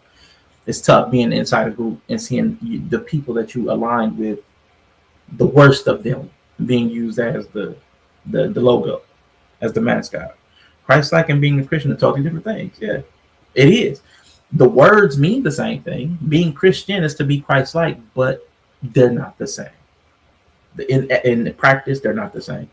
And being a feminist is different in practice and ideology. It's the exact same thing. It's the exact. And manosphere, the red pill. There's red pill, and then there's red pill. There's the people who really understand it as just an understanding that I've learned things that I did not know before about how the world works and how gender works. That's the one red pill. And then there's the people who are just crazy, the crazy dudes. That's the other red pill. So it's like, and I get it, the crazy dudes get all the attention. The crazy dudes get all the attention. But you'll be able to see it in this video. You'll see at least 8 different variations of what manosphere and red pill is. 8 different varieties of it, 8 flavors. Define their message around anti-feminism. Women are ruining culture and society. Well, feminism is ruining culture and society. You're kind of look-smaxed right now for your age group. Like, thank you. There's many men in the manosphere that are spreading a 100% positive message. I think we should have 100 more Andrew Tates. Has feminism held men back, or has the manosphere distorted what masculinity means for an entire generation? I'm John Regalado, and from Jubilee Media, this is Surrounded, where one brave soul faces a room full of disagreeers. Today, we are diving into the manosphere, feminism, and what being a high-value man actually means. Our guest today is a best-selling author who's made a career out of challenging the way men think about themselves. Mark Manson, welcome to the show. Thank you. Are you ready to debate the circle? I think so. All right, manosphere folks, are you ready to get into this? Yeah. All right, let's get started. Hi, I'm Mark Manson. I'm the #1 New York Times bestselling author and a former men's dating and relationship coach. And today, I'm surrounded by the manosphere. See, I may have to go. He was a men's relationship coach. To get into this? All right, let's get started. Hi, I'm Mark Manson. I'm the #1 New York Times bestselling author and a former men's dating and relationship coach. So he was a dating and relationship coach. And see, some of the stuff he says in this would have never made me think he was a dating and relationship coach. Interesting. And today, I might have to look him up after this. I'm surrounded by the manosphere. My first surrounded claim is that the Manosphere is a billion-dollar business that profits off keeping men angry and insecure. And see right here. And see, this is terrible. See, oh my God. I wonder why. Former. Them men just get on this earth. Probably. Or you probably, I would also say there's probably not as much money in it these days. But that's just me hazarding a guess, because the modern narrative is that men are walking away from dating. Where are the men? Where are the men? And I've seen this clip as well. It's an interesting conversation. Yeah, it's definitely interesting. Some people were better at articulating their thoughts and feelings than others. Some people challenged them better than others. And some people like vacillated. They had a good point, but then they would erase it with some nonsense. But like this first claim is terrible. Like this first claim would be like, the Christian church is a multi-billion-dollar business that profits off keeping people scared and and angry or something. The church is such a wide swath of people. You've got the Vatican. You've got the small church on the corner in your town that's got 6 people in it, in there, hitting their tambourines and praising and praying as hard as they can. You've got it from the big to the small. It's a lot of different things. You've got the big Manosphere channels with 1 million viewers, like the Fresh and Fits, but then you've got like a few random people, like me. Like it's you've got Dr. Tiasan Johnson, you've got Rollo Tomasi. There's people all over. Rich Cooper. You've got people all over in different style, temperament, belief systems. There are Christian people in the Manosphere. There are atheist people in the Manosphere. Everybody. There's probably $1 billion within the pockets of the people that are a part of the Manosphere, but it's not a business in and of itself. The church is not a business in and of itself. There are businesses within the church structure, but it's not one big entity. And they all don't have the same motive. So that first claim is already one of those big generalizations that is unfair. But we'll let him argue it. Because I don't think anybody actually puts up a good counter argument. If you would like to debate this claim, please get to the... They all start going off on side quests. Chair in 3, 2, 1. Hey, it's good to meet you. What's up, man? Jake. Nice to meet you. So I think it's important to ask first, what do you mean by the Manosphere? I would say it is the subculture of men's dating and life advice that is particularly identifiable by its sexist and traditional beliefs. I mean, feels a little bit no true Scotsman-y. If you define the category as being sexist, then from the category moving out from there, we're going to have a problem. Because I'm not a sexist. And so if you want to say that, like, if you're in the Manosphere, that means you're sexist, or no true member of the Manosphere isn't sexist, like, that's not... Yeah, now that's a problem. But there's also the thing that Bree kind of brought my attention to. There's also that a lot of us don't know that we're sexist. There's also that. So there is the truth that all of the Manosphere isn't sexist, because there are some feminists in the Manosphere, full-on feminists. There are feminists that are so feminist that they actually have a disdain towards men, like they're that level of feminists, the misandrous type feminists. So there's even that in the Manosphere, but there's also guys like him, possibly can't say it's for sure him, that don't even know that they're sexist. They just don't even have the awareness. They're so focused on they're so male centric or men centric. They don't even know that they're sexist towards women. That's not even something they consider. Not a productive... So how do you define it? I think the Manosphere are people who focus heavily on men's issues and are trying to instruct men on how to lead better lives, who are trying to fulfill a role that maybe a father should have or maybe can't because of a variety of societal environments. And they might do that well, they might do that poorly. And I think the discussion is about how well the sort of figures that are gaining popularity are doing that. Right. And maybe some of them might be sexist and some of them might be telling true things. And there's kind of a variety of mixed bags on this. But before I move on, does that seem like a reasonable starting point for what the Manosphere is? That would be a... And that's a very fair representation of what the Manosphere is. I watched this, but I may not remember all of the points. If he refused that would be terrible. Broader definition than I would give to it. Wait, you define it. So he's saying that's a broader definition. That's what the Manosphere is. It's a broad place with broad applications. It's a swap. It's all people across the globe who are talking about men's issues. That's the Manosphere. And if that's not broad, so why? So he said a subset. So he did the exact. There's a Louis Theroux who did a documentary on the Manosphere. He's doing the exact same thing that guy did. I'm taking a fringe group and making that representative of the whole. And that's terrible. That's never what you want to do. A sexist, and so obviously much broader. Like, yes. I'm not even in your definition, so that's not. And I am in your definition, right? So it's. I would say what has become popularized as the manosphere, and maybe. And see, I like that. I like that. He's like, the guy in the green would not fit into Manson's definition of the manosphere, but Manson would fit into the broad definition of the manosphere that the green guy has, because it's a broad label. It's like saying men, or men and people that care about men. That's all it's saying. Manosphere is an intentionally broad. Yeah, exactly. But they're trying to make the subset, because Louis Theroux did the exact same thing. They used Fresh and Fit, and I think Clavicular, and then some other, like, what was that dude's name? I don't even know the dude's name, because there are people I would even never watch. He was UK. He had the dumbest name. It was like Eggy Peggy. It was something so stupid. I swear to God, I hated the name. I hated the fact that he would go by that name was offensive. Maybe my reading is off on this, but it's stuff like the Tate brothers, Myron Gaines, Harrison Sullivan, all the guys featured in the recent documentary that came. And that's he's talking about all the worst, most loud, verbose, hateful, misogynist people. Like some of those, they say some of the most contradictory stuff, some of the most racist stuff. I mean, Myron Gaines was one there wearing a Klansman outfit, doing ooga booga and throwing banana peels. Like, if that's what you want to represent the manosphere as, I mean, that's pretty tough.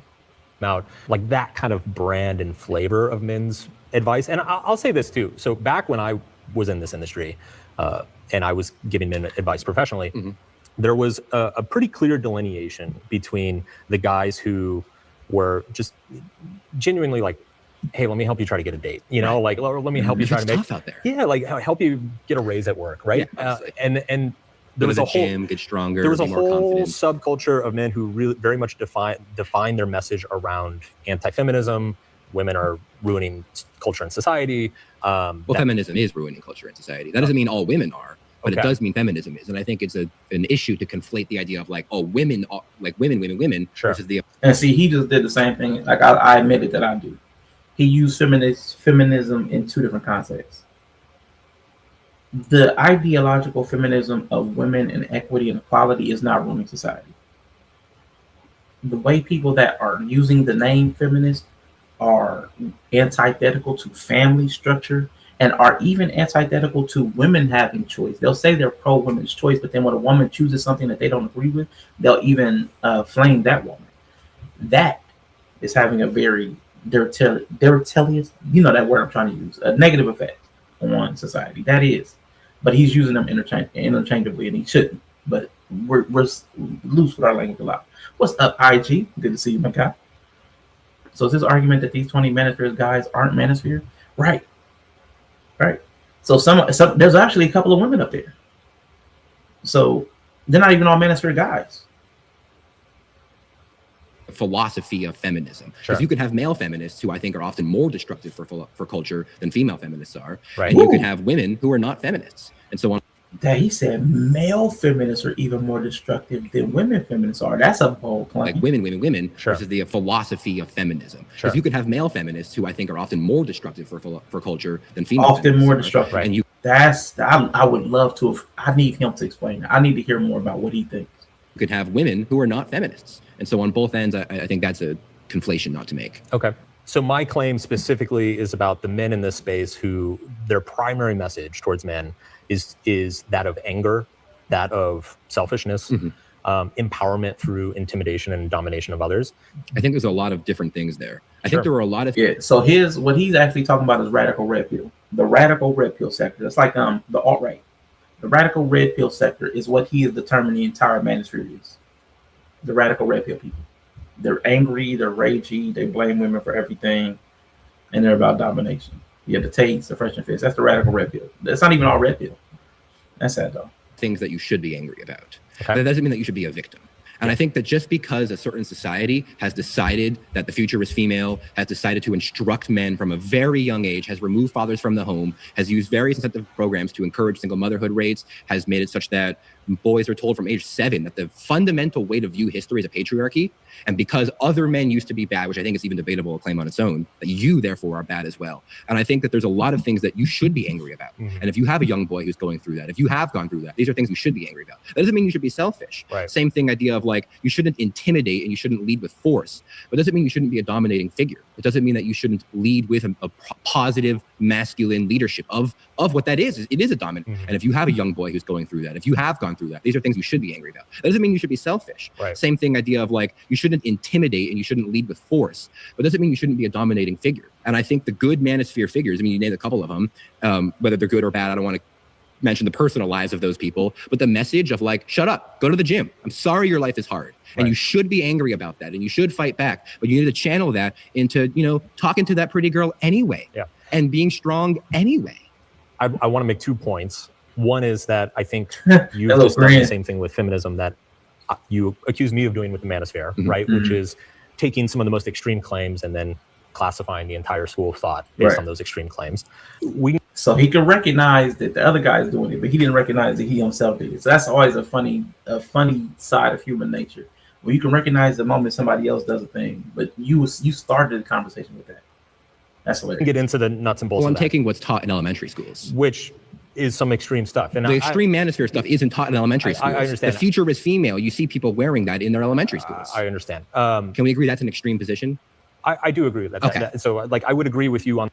And I do wonder if it's even being taught in elementary schools. I haven't heard anything like that being taught in elementary schools. I can see somebody wearing that, a teacher wearing a shirt like that, but I can't imagine that being a teaching in elementary school. Not that probably shouldn't be in an elementary school. Yeah. This funded by the state. Yes. The second point, there's the advice and then there's the packaging, right? Yes. What you just said, right? Get your life together, go to the gym, take care of yourself, like work Amen. on yourself. Yes, right? Like these are all great things. My point would be that you can get that advice in 100 other different places without the toxic packaging. But that doesn't go viral. People don't see it. The media Totally. suppresses it. The environment, if you want to get the message out, you have to go extreme. And I wish we didn't have that. And if we want to talk about how we should restructure the systems of YouTube and everything, that would be great. And I think we're trying to do that now, trying to get this out. And I hate that argument. Charleston White made the same argument for like black issues. You got to be extreme. You got to be crazy and say they got to play a character. Nobody pays attention to the good stuff. There is some degree of truth to that for like casuals, but there are people who actually just want to hear a good message.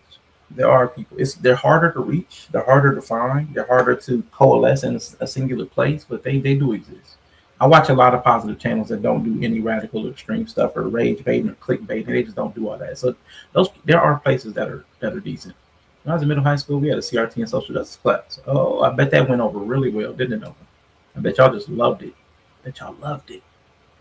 Do you have to go extreme? I mean, like, so I'll give an example of somebody who I do think is a healthy figure in this space, which is Chris Williamson. He is like the 8th biggest podcast in the world right now. Like, he's not extreme. He's not saying. So like, and now Manson just undercut his own argument. So he's actually given an example of a guy that didn't go extreme and is manosphere and it's popular. So he's got what did he say? I can't remember his exact verbiage, but the message and what did he call it? The message and basically the advice versus the packaging. So he is aware. He said, I am aware of people that both have good advice and good packaging. So then what are you talking about? What are you saying? You're aware of manosphere that's got good advice and good packaging, but you're saying it shouldn't use bad packaging. But you're aware of, again, something very popular, very prominent that uses both good advice and good packaging. So now he just undercut his own argument. Ain't all the same shit that like Andrew Tate is saying or Myron Gaines is saying, right? It's like, I have an audience of over 10 million people. I'm not saying any of this shit. I don't think you have to be extreme to get it. And I worry that there's some good messages are being attached to so many poison pills that a lot of young men don't know how to differentiate between the good advice and the toxic advice. He's absolutely right on that. 100% right. Because if you're young, you really you don't have critical thinking skills. We're saying adults don't have critical thinking skills. If adults don't have critical thinking skills, imagining that 8, 10, 12, 14, 16, 18-year-olds have good critical, but the same person at 40 doesn't have it? Nah. This is an author who inhabits the space that we're talking about. And he came in with his first claim being a broad generalization that undercuts his own platform and beliefs. That even his Chris Williamson, That person, he wouldn't give them manosphere label. He wouldn't give himself manosphere label, even though he said he's in the same space that this other guy would denote as manosphere. But he won't give them the credit for that. He's only looking at the worst. That's not critical thinking. That's not good faith. So even him, as studied as he is, as learned as he is, as the authorship that he has, even he has faulty thinking. But we're thinking an 8 or 10 or 12-year-old is going to be able to decipher this stuff. When you got this man sitting up here who writes books and he can't decipher it, like that's a no-go.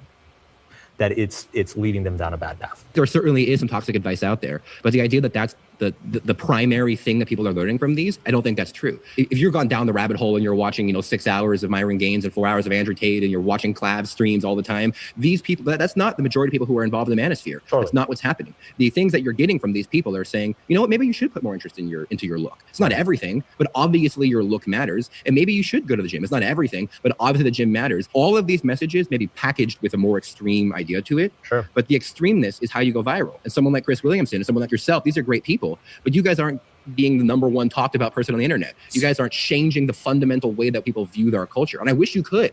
And see, now he's undercutting his own argument.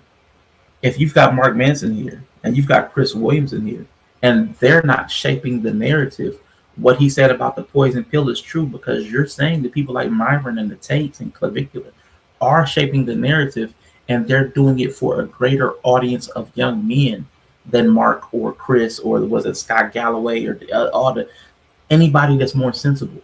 They have bigger audiences of young men who can't parse the information better than this guy can, and even he's faulty.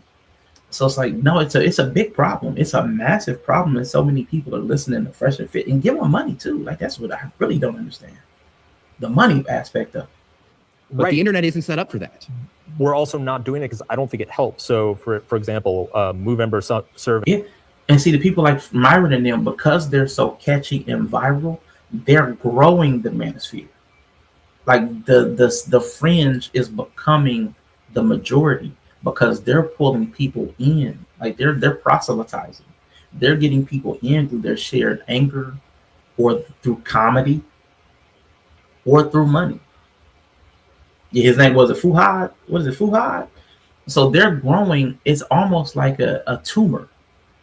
And eventually the tumor will be bigger than the entity that is growing on. Like the tumor is going to take over. So like he's right about the poison pill part. It's tragic. It's horrible to see. And nobody, even this guy, is not taking it seriously. Like the guy in the green, he's not taking it seriously, even while admitting that these other people who are more positive messages don't have the same reach. That's terrible. You don't want that. You don't want the weeds having a greater reach in your yard than the flowers. A fool. Yeah, fool. It's something crazy. Yeah. So, I can't stand those people. I can't listen to them. And I kind of, when I get an opportunity to make fun of somebody that does listen to them, I take it. Like, what are you doing listening to me? They've proven themselves to be frauds and liars and hypocrites. Why would you listen to somebody who has demonstrated to you, the audience? And why would you pay for the privilege of being lied to? Why would you pay for the privilege of listening to somebody who's contradicting themselves, who's proven themselves to be a hypocrite, who's telling you to live a way that they're not living? Why would you pay for that privilege? Why would you give that person your attention and your time? That's if I catch somebody in that space, I'm always gonna shame. Very interesting observation. You got me looking at the religious deconstruction space a little different. Yeah, it's all any group of people. Any group of a large scale group of people have to be looked at in a segmented way. Even when we watch the domestic violence, they observed 3 different types of dudes that committed domestic violence. Even people who will beat their woman to within an inch of their life have segmentation. And what did you call it? Aggregation, disaggregation. They even were able to identify the sadistic abuser, the entitled abuser, and the disempowered abuser. So even inside of somebody who we say is negative, they're a monster, they need to be thrown away, they've even identified 3 different types. Even in the abusive dudes, they have segmentation, fragmentation. So of course, if you have people across the globe who all have an ideology or belief system, whether it's Christianity, Islam, Red Pill, Manosphere, we need to know who we're talking to, what we're talking about.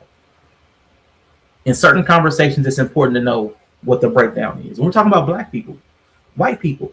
All white people don't agree. All black people don't agree. All men don't agree. All women don't agree. Who are we talking to? Who are we talking about? I think that's important in certain conversations. And this is one where it matters. This is one where it matters. From 2025. If you're like trying to save your daughter from an abuser, like if your daughter is getting beaten, it doesn't matter which type of beater he is. You know what I'm saying? In certain conversations, it does not matter. Action matters. But there are certain conversations, like these ideological conversations, it matters to know who we're talking about and where's the messaging coming from. I found that young men who regularly consume manosphere content or masculinity influencers were much more likely to report feelings of worthlessness, extreme sadness, and extreme anxiety. That's backwards causation. It's the people who are feeling extreme worthlessness are looking for someone to teach them what to do. You don't. And that's chicken and egg. We can't. There's a correlation. We can't figure out which one came first. Were they worthless before they found the manosphere? Did they find the manosphere and then started feeling worthless? There's no way to know. Both happen. Both happen. There's somebody that comes in and then they hear all, like, it's like people that watch the news. Some people are fine until they start watching the news. But then there are other people who watch the news because it confirms what they already do or what they already believe. They're not going to be able to parse that out. See that same correlation show up in other self-help genres, though. Self-help genres don't help almost always. They're almost always feel-good nonsense. If you're told you're good the way you are, you can do whatever you need, you're a magic special person, that's the kind of thing that someone who is looking for that kind of experience. Right. The person who is feeling bad. That's not, let's see, that's what, mischaracterization. That's not self-help. If it's telling you you're fine the way you are, you're a magic being, that's not helping. That's not actually you improving. So that's a mischaracterization of self-help too, because he already actually defined self-help. Like, go to the gym, get your finance in order. He actually talked about what self-help actually was, but he did it through the guise of manosphere. Now he's discounting self-help when it doesn't serve his argument, which that's bad faith. Need someone to tell him, yeah, you are feeling bad, and you need to grow up, and you need to get strong. And so the correlation and the Matrix is holding you down, and it's well, it is. We just agreed that elementary schools are trying to oppress men at the age of 7. Is that the Matrix? That's not what he said. The state funded by the state. Of course, it's the Matrix. Is this a federal policy to tell 7-year-olds that the future is a woman? It's in every elementary school. We just agreed on that. He definitely didn't agree with that. That's not what he said. He didn't say it was in every elementary school. And I hate when people argue like that. I do not agree it's in every elementary school. Okay, not every single one. I agree it's in some, and it's probably the doing of certain far left teachers and educators. Which begins in the far left universities, which are funded by the state and are structured from the top down to oppress. So the structure isn't natural. To bring it back to my point, which is that you just made the point that a lot of self-help advice is bullshit. Oh, almost all of it. Garbage, right? Let's take like The Secret, right? Law of attraction stuff. Do you agree that that's kind of ridiculous? Because I do. Law of attraction. Okay. Law of attraction. He thinks it's stupid. It's funny to me when I hear people say the law of attraction is stupid, especially when they have these other ideologies that are similarly based on law of attraction. Like, he's saying that the manosphere people, it's like a self-fulfilling prophecy of negativity. The self-fulfilling prophecy of negativity that he says the manosphere is the law of attraction. Like, that's what he just argued the law of attraction through other words. Like, they come there, they're miserable, they're defeated, they join in this group of people who are all pointing the blame at something, and then they cause the outcomes that they're already fearful of and loathing themselves for. That's the law of attraction. Like, I fix up something in my head and everything around me coordinates to bring me that thing which I focus on. That's the law of attraction. That's what he's saying the manosphere does. In other words, then he says, I don't believe it. It's a bunch of stupid stuff. Why? Never mind. People who won't give an inch in argument usually don't have a lot of grounds to begin with. Yeah. And then the other guy, the green guy, he just added, he put too much dip on the chip. He put way too much dip on the chip of what was going on in schools and the dependencies and relationships between power sources. Because first he said it was the matrix and the system from the federal government, but then he said it was the academia, left-leaning academia. So which one is it? Is it the government or is it left-leaning academia? Where is the power and the where is that curriculum for the elementary kids coming from? The federal government or left-leaning academia? Because he said it was both, and I just can't see it being both. Left-leaning academia right now especially is antithetical to what the federal government has going on. Shout out to you, Department of Education. It's completely different agendas. I noticed that nuance often gets conflating with semantics. Yeah, people use words for sure. Actually, I'm not sure exactly how that works. I haven't heard It's this like one. if you just believe that you deserve something, the universe will give it to you. Oh yeah, that's nonsense. Okay. But it is the case that you could fake it till you make it, and if you act as though you have it, you might be more likely to get it. Perfect. So we agree on that. So Okay, so they just agree in two semantic versions of the same concept. You can fake it till you make it. I can believe so much in something that I deserve it and that I should have it, that I pretend as though it's true, and then it comes to pass. So they both believe in fake it till you make it. But neither one believes in the law of attraction, that I can believe so much in something that I can pretend as though it's true, and that the life environment around me will align itself to give me that thing. So they believe it if you call it, what do they call it? Fake it till you make it. If you call it fake it till you make it, they believe it. If you call it the law of attraction, they don't. But it's the Spider-Man meme. It's the Spider-Man meme. So they believe Spider-Man if he's pointing to the left. They won't believe Spider-Man if he's pointing to the right. That's weird. That's why I can't take people seriously when they can't understand the basics under a concept, what the concept was really saying. Because if you call it something different and you stop believing it, that's problematic to me. So that's a perfect example of what's actually like kind of a good Semantic advice, shit. but then it's packaged in this ridiculous cosmological, like, oh, the universe's energy is going to serve you what you deserve and all this shit, right? It's almost the health and wealth gospel, which is a violation of the Christian heresy, basically. But that gets millions of people to start focusing more on their goals and And dreams. see, like what they attributed to was the woo-ness, the new age universality of it. Faking it till you make it should not work. If you're pretending to be something, you should never actually make it. You should always be a fake. What it is that everything else conspires because they believe the lie. Everything else in your environment falls in line with the lie because they will believe it. They will walk along with you because you look like you're walking along this path. So it's the same underlying principle. They just believe that the mechanism is man-made versus the environmental, which is what the law of attraction is called. They may say universe, spirit, energy, all that stuff, but it's the environment. The environment will shape itself around your lie, your faith, your belief in something that doesn't exist.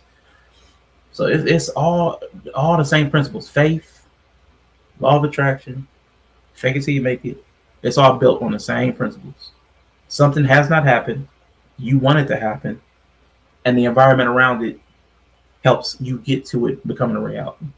Dreams. So my argument is that the Manosphere is doing the same thing. It has all of this ideology around the matrix and the system is oppressing you and you should be angry and all this. Well, you should be. So now this guy, I know he would also believe in patriarchy.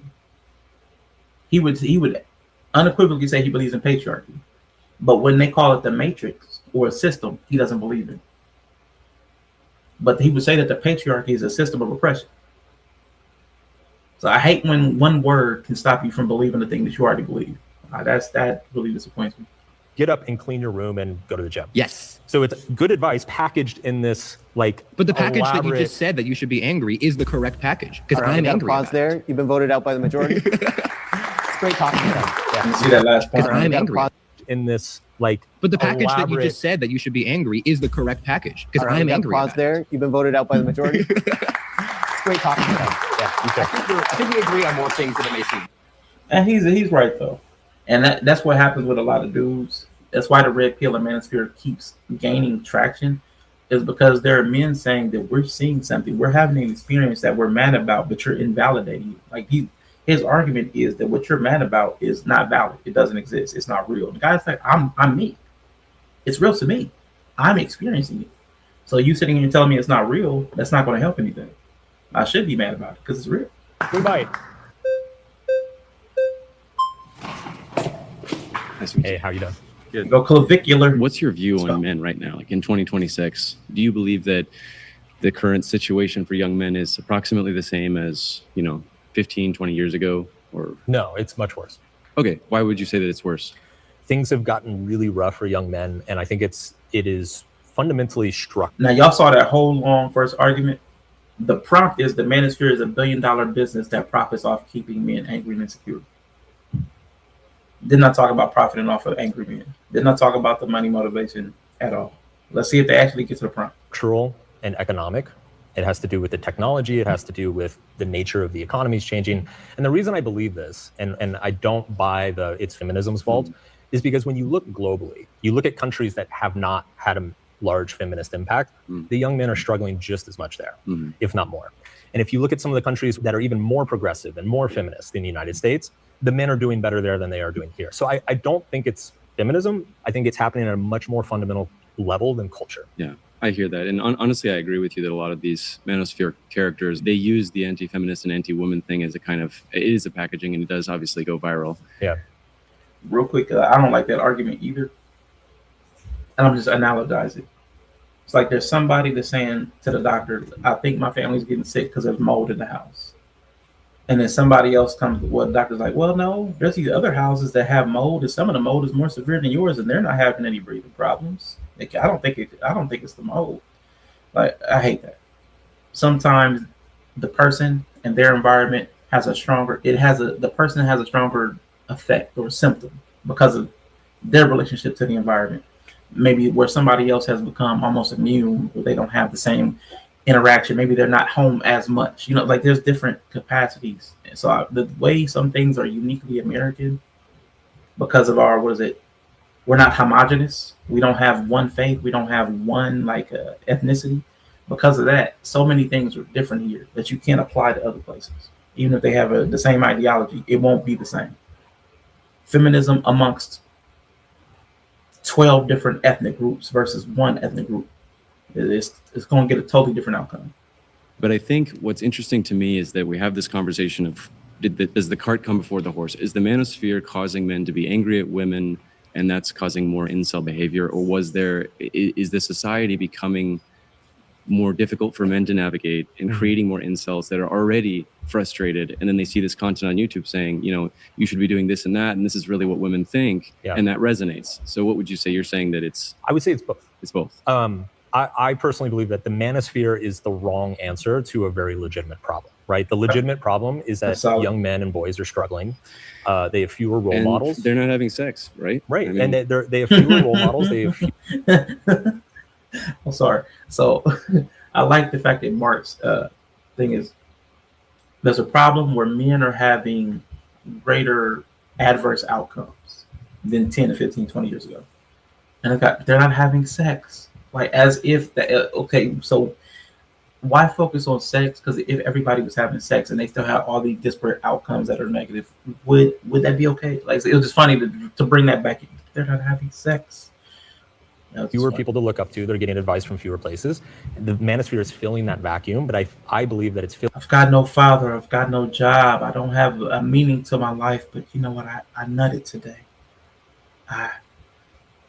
Also, I don't think masturbation is a sin no more. I beat that meat. Okay. Filling it with a lot of toxic information. There's a whole subreddit called X Red Pill, and if you go through there and read all those guys' stories, like it's extreme. Yeah. It's ugly. So why do you think, genuinely, like what is you said that there's some systematic change that's happening across, you said globally. So like what do you think that is? My guess is that it's a combination of moving to a more globalized services economy, right? If you actually look at the psychological differences between men and women, right? It's like women tend to be a little bit more pro-social. They tend to be a little bit better at building and connecting and managing relationships. We're in an economy where that is more valuable than ever before, right? If you look at male psychology, right? Men are, I think, 4 times more likely to have ADHD. Men tend to lose interest in things. They have lots of anti-energy. We have so many devices, so many screens bombarding us with distractions all the time. It wouldn't surprise me if young men are more susceptible to that sort of distraction and that dopamine treadmill than young women. So would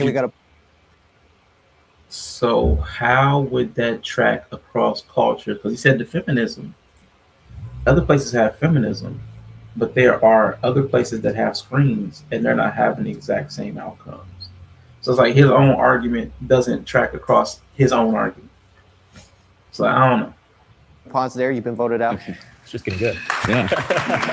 And there are other places that do have the same problem. Like there are so many countries with similar lower rates of feminism, but higher rates of technology that are having exacerbated like fall off of relationship and children.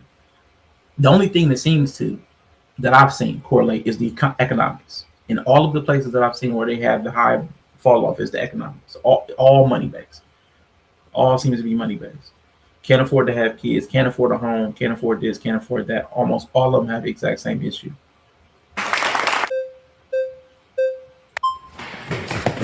Whoa. Hi.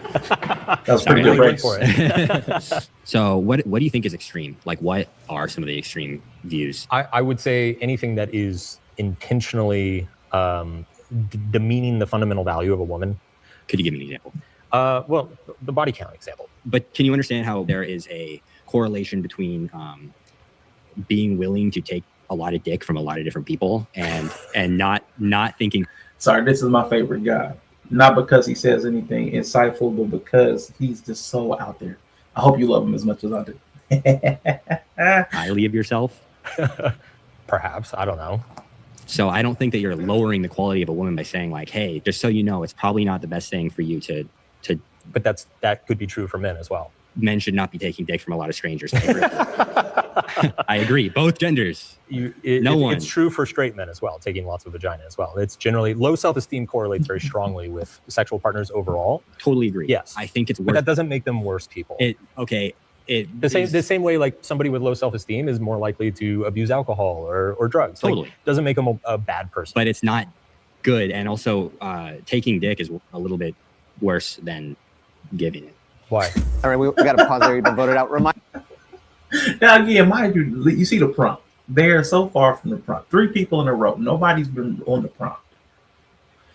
They started on the first guy started with the prompt, but then it kind of meandered. But man, these next people, they were nowhere near the prompt. Yeah, taking dick. Yeah, you know. I'ma take it, and then I'ma give that shit right back in droves, relentlessly, tenaciously, perpetually, non-stop. Sometimes you got to take it, and sometimes you got to give it back. Even Stephen A. Smith agrees. Shout out to Stephen A. Smith. We want to stay focused on the prompt, the current prompt. Okay. Oh man, I love that I had a clip for that. Nice to meet you. How you doing? What's your There should have been no chance that I had a clip for that. I love having that clip. There's something wrong with me though. name? I shouldn't have that Mark. clip. Nice to meet you. God bless you. Are you familiar with the red pill, blue pill philosophy? Yes. My understanding of it is that the blue pill is basically what society has taught you. You know, do what the man tells you, follow the typical 9-to-5 job. And then the red pill is when you wake up and realize that nothing is as it seems, that society has been duping you, and that it's our responsibility as men to, you know, take control of our lives and go back to the way nature intended it. How'd I do? Good enough. You did actually pretty great. Okay. Do you believe in that? No. Not at all? No. Not even a little bit? Look, see, here's what. That's why I hate the ideology, because it keeps people from. I think everybody, regardless of gender, because even feminists will tell you this. There's a society, a social programming that you grow up in. That's so they call it patriarchy. There's a programming that's so thick that you have to deprogram yourself to be free of it and to live in your authentic truth, to live in autonomy. You have to free yourself from the system, or at least the system's thinking. Even if you stay within the system, you have to remove yourself from the system's thinking that's very patriarchal, that's very suppressive or oppressive of women. Even feminism has the same ideology, just flipped and inverted. And he believes that version. He believes there's patriarchal oppression and that there's social programming that's antithetical to women's empowerment. He believes that. But then if you flip it and that men aren't also, you say men are indoctrinated, men have programming and they have to unlearn that, then he doesn't believe it anymore. Except to the point where feminism would say that these men need to unlearn patriarchy, then he would believe it again. So it's hard for me it's hard for me to listen and take people seriously when it starts and stops. The ideology starts and stops in convenient places. That's crazy. Like, society's not perfect. Right. Society's definitely like fucked up. Okay, yeah. That's true. But I don't think there's any sort of like conspiracy thing going on. As a man, Oh. yes, you have. The stream got taken down? Did the stream stop? I just saw a note. Uh-oh. Is it gone? Taking up for policy violation? Uh-oh. Let me see. It just now went down? Okay, looks like we went down. We down? We down or we up? Uh-oh.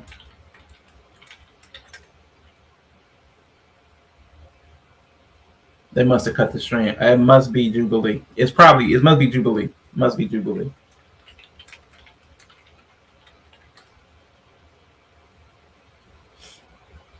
All right. All right. Cool. All right. Yeah.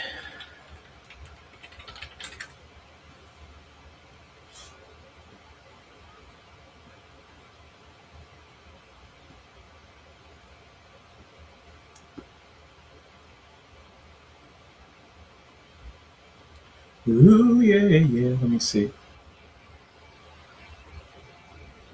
Let me see if I'm still down. I'm gonna pull up a stream on the side so I can see myself or not. Stream unavailable. Stream suspended for policy violations. Okay.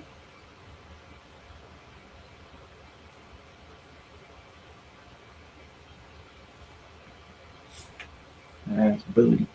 Booty. Alright.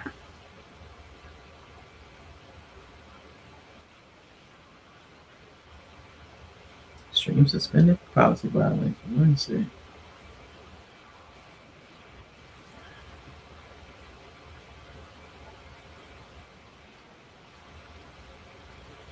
Alright, so let's see. Let me remove that.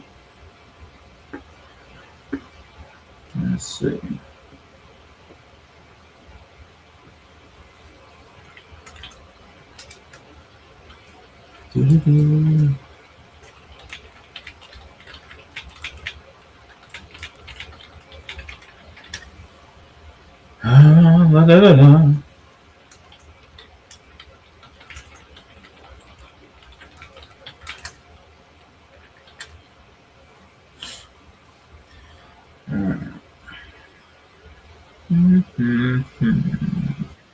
Okay. I had to take down the Jubilee. I had to take down the window with Jubilee in it. That's crazy.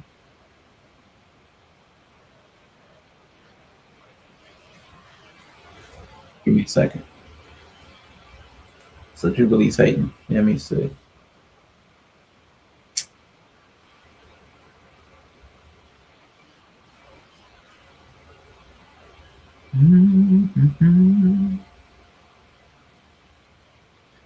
Give me a hot minute. I don't know how far back that was either. So that was a long time ago.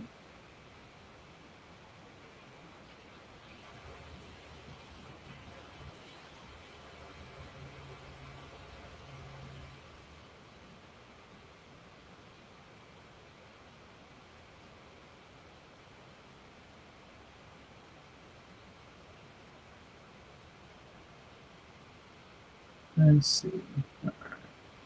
Y'all give me a moment. I'm gonna have to make something up real quick to mask the screen. Let's see. I need to put this here so I can get the photo.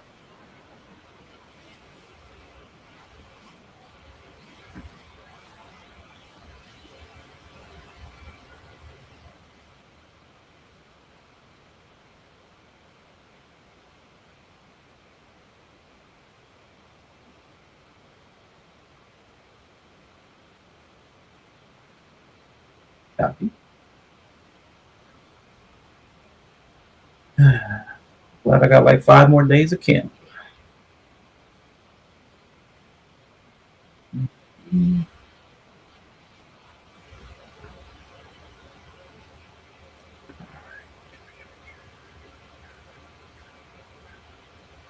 see my camera's lagging though. Got too many tabs open.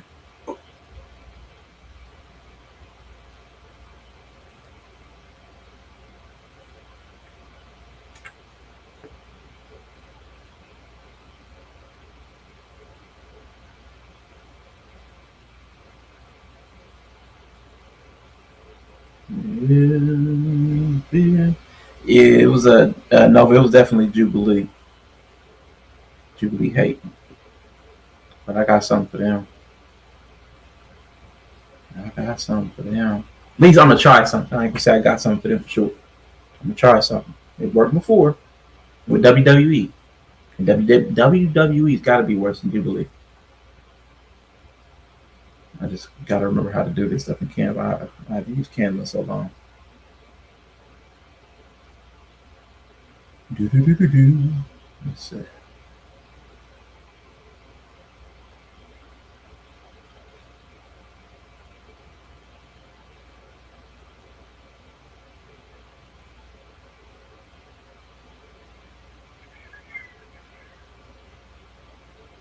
Let's see where we're at.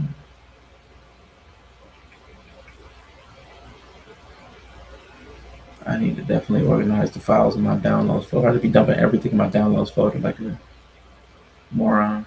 Let's see, there it is. Let's go.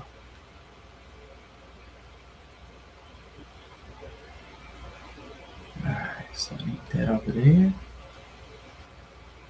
I need to go there.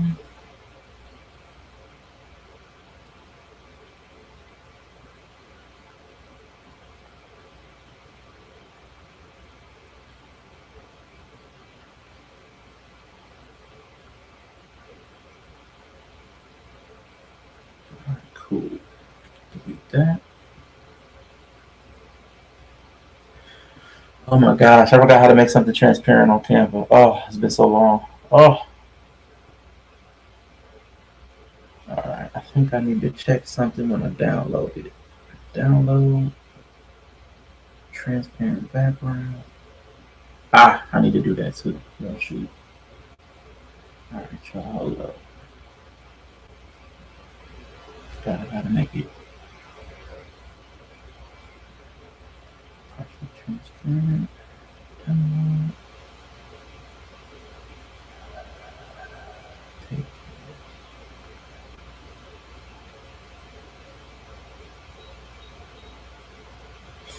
Faster. All right. Close that. What is this? Oh, I have to get rid of this. Can't remember what we were looking at with this, but it's gone. All right. Let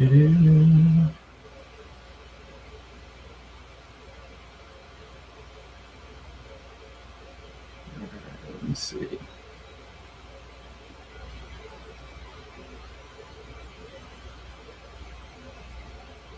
Let's see. Recording. Stand studio. All right. So let me see. Am I still with y'all? Y'all still here? Y'all still in there? The StreamYard did something weird, so I just want to make sure. Can y'all hear me? Yeah. Let me see. Let me hit live button. Okay. All right. Cool. Something popped up in the recording like it was done recording, so maybe it did stop recording. I don't even know. All right, so I need that. That. All right, let's try this now. Let's see if it stops again. Let me mute this because it's not the audio. They stop it for the video. You have to take control of your life. You have to build value for yourself. You have to do something with yourself, right? Like it's, I believe that. 100% agree with that. 150%. Yeah, it's what I disagree with is all of the packaging and the philosophy. No, right on. Actually, I actually agree with that. I think actually like the supposed like Manosphere whole ideology actually has been actually hijacked. You know what I mean? With these people like Andrew Tate or Nick Fuentes. You know what I mean? Like I don't think they're the epitome of masculinity. Yeah. You know, I don't think that really represents what a man actually is. You know, yeah, dude. I mean, I do believe with some of their ideologies, but not entirely. You know what I mean? Like, do I think, you know, men and women are equal? No. Do I believe that they're complementary? Yes, absolutely, for sure. But I just want to tell you also, like, you know, like part of the Manosphere right philosophy is the red pill, blue pill, and I actually do 50% believe in. Let me know if it stops the streaming again, because it's typically the video, not the audio. It's typically the video. Because I even Joe Budden and them, you can't do their video. Now they're gonna video show Geller channel. Yeah, it was just so funny because we talking about red pill stuff, and I had this from something. I was making something. You know, I'm always making some stuff that I never use. So just let me know in the chat if it goes down again. And I do believe in the Matrix. You know what I mean? You're stuck in this rat race. Yeah. You know what I mean? And you don't want to be part of that. And then I've been actually like a quote unquote like red pill. I really take that philosophy to heart. You know, the thing about the red pill, blue pill, right? Like you could look at that as just taking responsibility for your own life. Absolutely. Right. Yeah, And that's an idea that's thousands of years old. Absolutely. Yeah. It's the analogy of the cave. Yeah. You have these men stuck at the bottom of a pit of a cave. Yeah. Just watching pure shadows. Yeah. And that's, to me, almost the same as like you're watching the news, you're watching TV. Yeah. I think we can all agree like the news is 100% truthful. And then once you wake up to this illusion, you leave the cave. You leave the cave of deception, and you wake up to actually how the world truly works. And the world definitely works against us. Yeah. Absolutely. This dominion is not of the Lord. This earth, actually, the devil controls it. And he's the one, actually, I definitely All right, believe. now you lost me. I know. Okay. He was with him up until he brought up the Bible. When he brought up Jesus and God, he was like, I'm out. We were doing really well. No, it's okay. I mean, that's just my opinion. I know. And then you mentioned law of attraction. I actually believe in that. I believe in law of attraction, and I believe in manifestation. And I'll just say, like, I have a manifestation example. Okay. I was thinking of penny loafers. I was obsessing about them, and I'm not even kidding you. I had a dream of penny loafers, and then I went to my local store and I went to the shoe section and I saw some leather shoes for $20, and my dream told me that. And that's why I'm here. And then, like, I don't know, I just thought that was like an example of a manifestation, law of attraction in action. I love it, man. Yeah. Hey, law of attraction got him some $20 loafers, man. When he said that, I was like, "Fah!" And see, this is interesting too, because this guy is a Christian, but also believes in the law of attraction and manifestation. Because I believe the principles are a lot alike. Faith is another version of law of attraction and manifestation. It just talks about the orientation of where you believe the stuff is coming from. Where is the stuff coming from? Is it coming from God? Is it coming from the universe? Is it coming from your own actions? That's like the difference in what fake it till you make it, law of attraction, and faith. That's the difference. Where do you attribute the source of your success?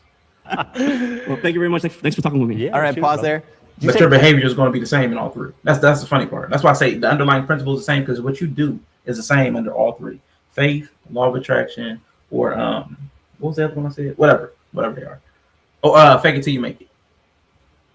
All three of those, your behaviors are exactly the same. The faith without works is dead. But where you believe the source is, that's what's different in those three. Penny loafers? Yeah. Can we get there's some killer penny loafers in the circle if we can get close up. I like There are some killer penny loafers here. Look at this. Those aren't penny loafers. And why did that drop down so far? All right, let's go. Those are not penny loafers. Hold on, we're gonna drop this down so you have to see these penny loafers. Look at these penny loafers. Come on, Jubilee. You can do better than that. Style. How's it going, Dave? What's up, man? All right. So when you say $1 billion industry, can you give me some examples where they're making money? Now, okay, thank you. God, we're back to the prompt finally. Gosh, that was it. 5 people? This is the 5th guy to come back to the prompt? Oh my gosh. Might be 6th. Hustler University, I think at one point he was bragging that it was making 12-15 million a month. His dream was sports betting, gambling sites are sponsoring a lot of these guys. They're driving like millions of dollars of revenue to them. OnlyFans, like a lot of them manage OnlyFans, so like they'll tell you how like the Matrix is holding you down and how women are, these women are disgusted, and then they will like turn around and promote the OnlyFans girls that they manage to you. So it's, would you say like online dating courses as well? Online dating courses? Yeah, like dating courses and anything like online to give you like advice to pick up girls. Is that in the manosphere as well? It depends. I mean, this gets back into like, how do you define the manosphere? Yeah. Well, you kind of defined, you said OnlyFans, you said sports betting. So now you're just encompassing a bunch of different things that probably has nothing to do There's with a actual lot of manosphere different forms itself. of monetization. Yeah. Right. There's a lot of different forms. And again, there's like the manosphere. I think at this point, we've probably established there's a spectrum. My issues is primarily with the extreme. Okay. Right. And that's fair. That's fair. His focus is on the extreme. And I get that. If you're doing a triage, you want to go to the place where the most harm. Like you want to go to the deepest wound. And that's fair. That's actually fair. So extreme is OnlyFans, which I agree on is bad. Yep. Gambling, which I agree on is bad. Okay. So what else is the extreme it's making too much money where you feel like that's harmful to society? I mean, Tate's course largely just taught people how to promote Tate's course and take 50% of the revenue. So, I mean, it's by definition a pyramid scheme. MLM. Let's go. So you like went into the course, like the courses that are available there? No, this is just public information. Okay. So then what specific courses in there is harmful? So you seem to know a lot about if it's making $1 billion. I have not taken the course. Okay, Right. so you're kind of just assuming. Making assumptions. He has no idea what's in the course. It could be what I've learned about a lot of the people who have courses. They take very widely accessible information and just repackage it with some of their own specific nomenclature or language or lingo, whatever you want to call it, verbiage, and then they just put it out there. Ebooks, all that courses, all it's mostly information. Like you said earlier, it's information you can get in a million other places. But who's the person that you want to give it to you? Like who's the person that wooed you? Who's the person that caught your eye, your attention? So that's tough. But there's a lot of money behind that. Being the personality that somebody clings to, everybody's looking for a savior, man. Savior or daddy. You're just guessing, right? I mean, this is just based on things that I've read. So if someone's taking a course and they're learning just stock trading or trading cryptocurrency or like online marketing, is that bad that they're in that course? Depends on what the course is teaching them. Okay. Is it more you just don't like the person that's giving the course? Well, You don't like their ideology, but if they're that giving is- something that's critical for that men is to true. learn and make money, you just don't like the vessel it's coming from. That is So if it was coming from you, Now to be true, he already explained it too. Like one of the first people he talked to, he said that it's not the advice, it's the packaging. So they're giving a lot of good advice, but then they package it with a lot of negative stuff. And that's a fair critique. That's absolutely fair critique. It doesn't, somebody may give you absolute great investment advice, but then they tell you that you can't rape your wife. It doesn't matter what you married her, you can do whatever you want with her. If that's the follow-up to the investment, that's bad. You know, so he's valid in what he's saying. you'd probably be like, okay, well, you're biased towards yourself. You like the information you give, Well, you I can teach wouldn't the make same a stuff course and be on good. trading shit coins. Like it's both. It's both the content that's being sold and the personality selling it. Well, you would say I that take people issue have self-agency, right? They could decide if they want to take the course. They could decide what information is good from this person, what information is bad from this person, right? Sure. You bring up all these like Myron Gaines, Andrew Tate. They probably say, I would say 90% of it's good, 10% of it's bad, and you don't have to. I've listened to Myron Gaines and them. There's no way 90% of it's good. It's not possible. It's not possible. You know, for science, I've listened to some of the stuff they say. There's no way. I can't imagine that every time I don't listen, that's when they're. I mean, I've heard if what I've heard is the 10%. There's no way that every time I turn them off, they go into positive stuff. It's not possible. They've even talked about they quit doing the positive stuff so much because they don't get the views and the likes and the money from it. So they it's not 90%. But that's when you're in something, you're always going to overinflate the good your group or person does. There's no way. It's just not possible. Take all 100%. Everyone has self-agency. So if you can't decipher what's good and bad from someone, not to be rude, but unfortunately you're just low IQ because you just take simple stuff that's just good. Like, oh, I'm going to apply this to my life. Oh, that's kind of extreme. I don't like that. I'm not going to apply that to my life. And then at main core. And he's talking about critical thinking. People lack critical thinking. And whose fault is it? When you lack critical thinking, where does the fault lie? Does it lie in you, or does it lie in the system that sets you up for failure? Like even with the DV thing, whose fault is it? That one dude had with Lori, is it Lori's fault for going back? Is it his fault when he come out of prison that she's willing to be there? Where does the fault lie when people aren't thinking through it? She's like, I hope, and I gotta believe that he won't do it again. But she's sitting there crying and she looks scared. And whose fault does it become? Is it each individual person's? Is it the entire system? Is it like the patriarchy? Where does the fault lie? Does everybody have a piece of the blame pie? Like that's something that we gotta, because we keep shifting back and forth between individualism, like no, you're responsible for your decisions, and then we want to go out to patriarchy. It's a system. It's a system. So which one is it? Is it the environment that we're all growing up in that's corrupt, or is it us, or is it a little bit of both? We need to fix that narrative as we're talking about stuff. All these teachings is self-accountability. So you're in control of your life completely. So if you're letting some online influencer dictate and your life goes down a negative pathway, that's your own doing. You're just trying to find something to blame on because you're not taking accountability for your life. Right. Because see him, now I don't know that he has the exact same red pill matrix ideology as the last guy, but you can't sit here and talk about you're fully responsible for your own life. Now, if he has the same ideology, red pill ideology as the last guy, and then say that there's a matrix that's governing your life and that's oppressing you. You can't have those two views, but a lot of people like Red Pill, Myron and them, they have both views. You're an individual, you're fully responsible for your life, but there's a matrix that's holding you down. They all do that same kind of dualistic, I want to say dual lingo, that dual scripting, and that's not okay. And I would bet you he has similar dual scripting, but he's only giving us one side of it right now. Say Finance 101. Learn to make 10% of your investing, lose 50% of investing. Yeah, that's facts. Right, but it's if they're promoting self-accountability while actively promoting things like sports betting, crypto, gambling to people, young men who are very vulnerable. They're naive, they're inexperienced. In a lot of cases, these are like 14, 15, 16-year-olds, right? Like, you don't have to be low IQ to be a 15-year-old who doesn't know a thing about stock trading, right? So it is, I understand that That's people fair. have to take accountability for their own decisions. But I don't think that necessarily absolves some of the purveyors of these courses and this monetization of the responsibility of not taking advantage of their audiences. All right, pause there. We're out of time. Yeah, and he's right. If a lot of your people are minors, you have a responsibility to tailor your message. But you can't give adult things to non-adults and be like, well, it's their fault. Got it. Cool. Thank you. Real quick, I want to do a quick poll. Raise your flag if you think Andrew Tate is a good influence.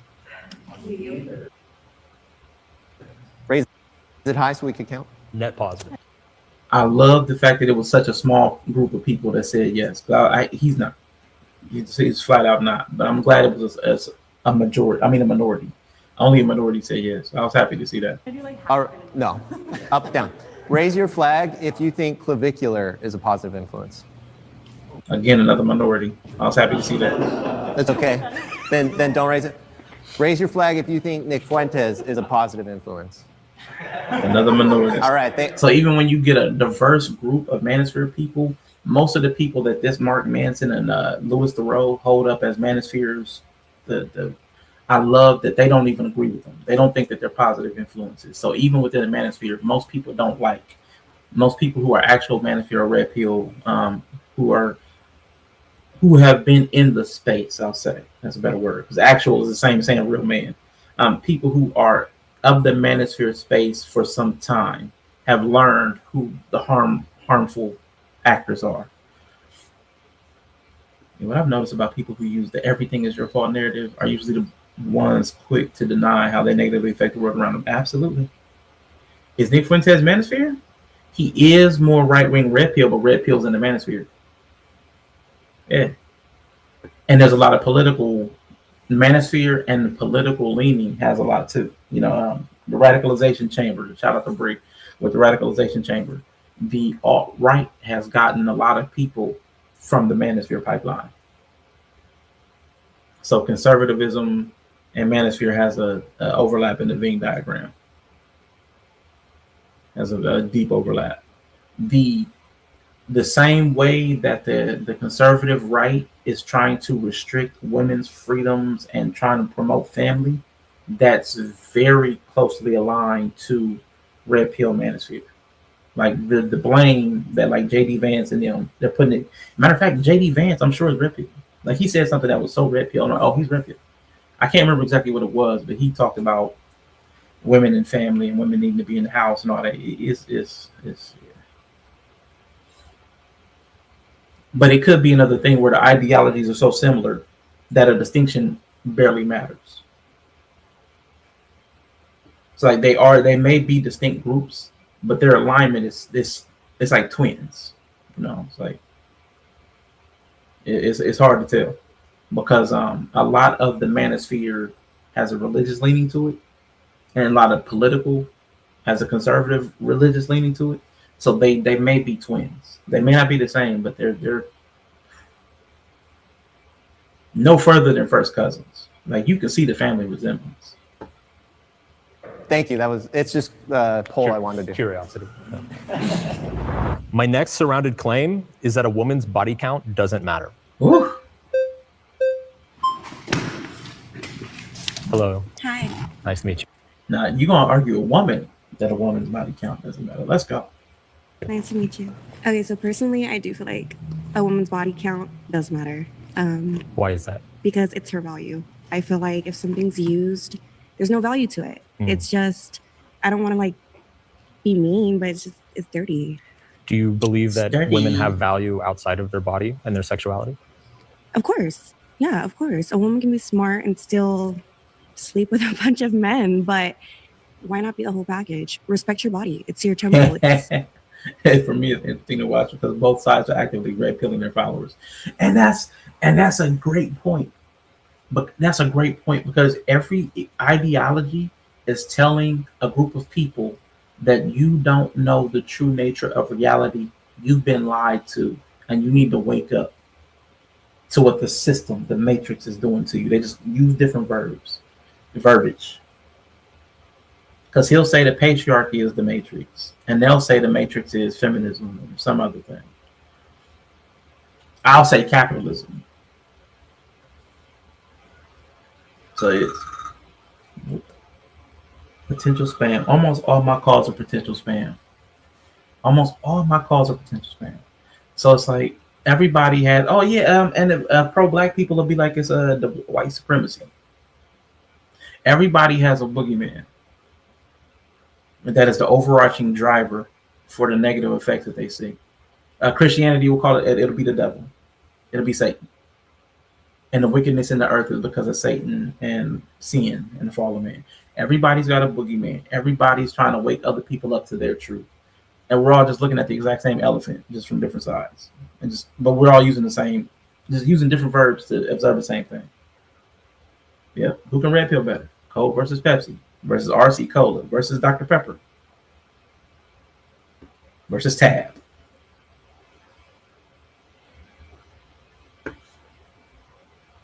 Then it gets worse when you get into Coke. Then you got Coke, Coke Zero, Diet Coke, caffeine-free Coke. It's a part of who you are, so respect it. Well, that's interesting, actually. Why do you think it's disrespectful for a woman to sleep with multiple men? Because you're allowing different energies onto you. What if they're in committed, loving relationships? What if it's been like a long series of red pill, mauve 2-3 pill, year pink relationships pill. over 10, 15 years? Salmon pill. Well, then you wouldn't be dating a bunch of people. You wouldn't be sleeping with a bunch of people if you're committed. So, But you would have a high body count, right? to me, I feel like a high body count is realistically maybe over 4 or 5. So Dang, when I that's think high. high body count, Jesus Christ, at what age? Oh God, that's tough. Ooh, that's tough. Ooh. Cherry, vanilla, Coke, Zero, holiday edition 2020. You know what I'm saying? Oh my God. That's got to be like the Groypers. Like this has to be like the Groypers. Cherry, vanilla, Coke, Zero, holiday edition 2020. That's got to be like the Groypers. Like you're gay if you have a girlfriend. The guy's gay, that's got to be that. That's how niche that is. No, you wouldn't, fucking dummy. You slow.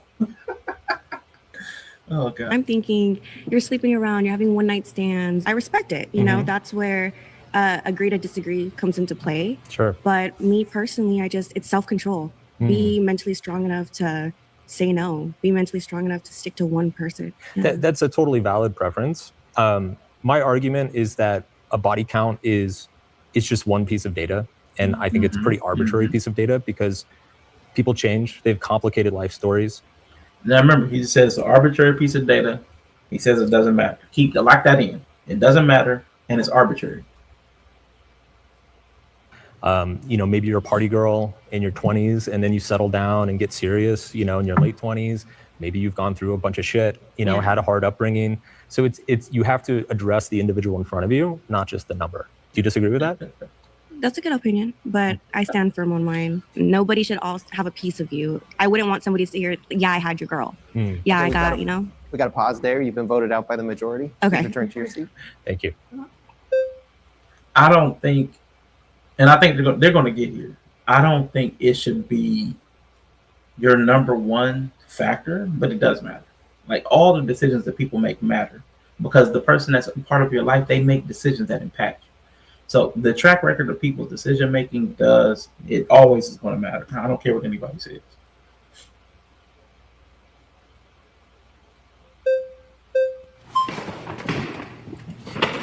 How you doing? Hi. Nice to meet you. Great to meet you. I'm Michael.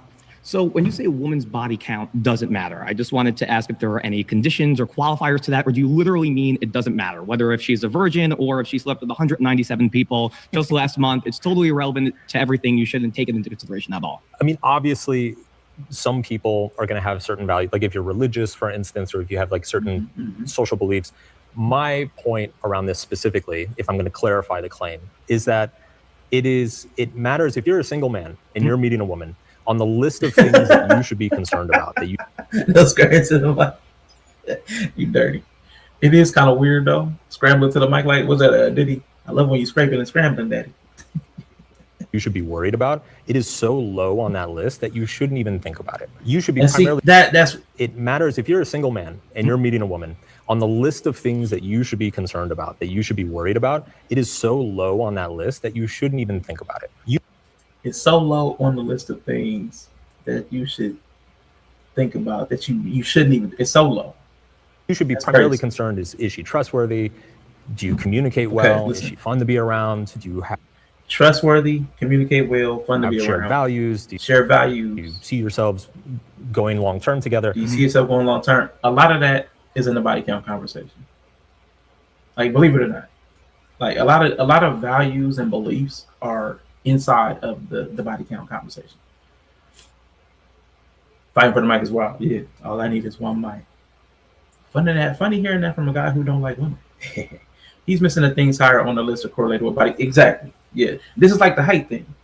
Like a lot of times when people are saying height, it's a proxy for something else. The body count is a proxy for something else. What is your risk taking? I mean, because there will be follow-up questions. Like, okay, maybe it was just 12 guys, but maybe it was 12 risky guys, or maybe it was 12 guys all at once. Like, all of those mean different things. Yeah, 99 of the guys thought she was fun to be around, and the same for him. Like, social proof.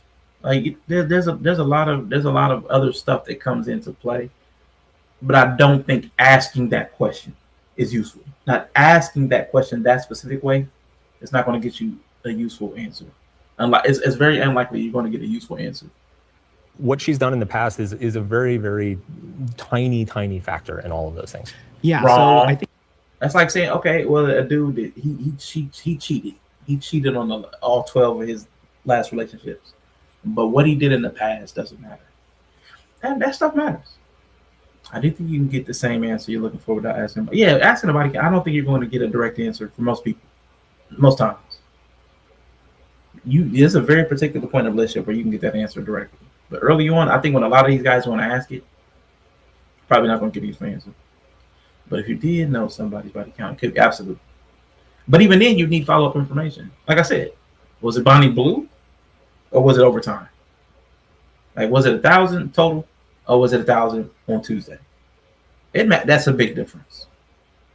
And 1,000 is still a lot. I'm just saying, there's a difference between 1,000 and 1,000 on Tuesday. And it's just 50 and 50 on Tuesday. It's totally different. 50 by 50 or 50 on Tuesday. It's totally different relationship. I think that that's interesting, but I would say that I think that there's a lot of evidence to suggest that body count and sleeping around and having a lot of sexual partners and experiences. And then when you're this guy's age, it probably matters more because you're probably in the throes of that exploration phase at his age. But 40 plus, yeah, you give it up. They already have 3 kids. What are you talking about? They already got 2 or 3 kids. What are you worried about that for? The body count is how many kids she's bringing to the table. How many kids you're bringing to the table. That's the body count. How many kids each of you have respectively? Is this the Brady Bunch? That's the body count. How many kids are eating? How many kids am I buying fruit snacks for? That's the body. Once you get 35, 40, that's the body count. How many kids do we need to buy tickets to Disney World for? That's way more important. Actually directly relates to a lot of those traits that you mentioned. So I'm specifically thinking about a study or meta-analysis from the University of Utah, which found that the more sort of sexual history that you have, the more body counts that you have, the higher the predictability of divorces. So I think that the specific study that I'm referencing, if the woman slept with, let's say, over 10 women is what I think it was, that cohort had by far the highest divorce rate or predictability of divorce. And I think that that's pretty intuitive, right? Like if I had a wife and you had a wife and my wife slept with 3 women and your wife slept with 40 women, and we're hanging out, and let's say the pool guy comes over and he's going to open up our pool. Whose wife do you think has a higher likelihood when the pool guy's 18-pack is out? Whose wife do you think has the higher likelihood of sleeping with the pool guy? And see, that scenario that he thought it's funny because you can't. It's all about character because the person who's had 40 can look at the pool guy and be like, I already know he ain't working on nothing. And the person who's only had 3 may be so curious because I haven't experienced anything. I'm Tia Mowry, and I need to chase joy, and you don't know.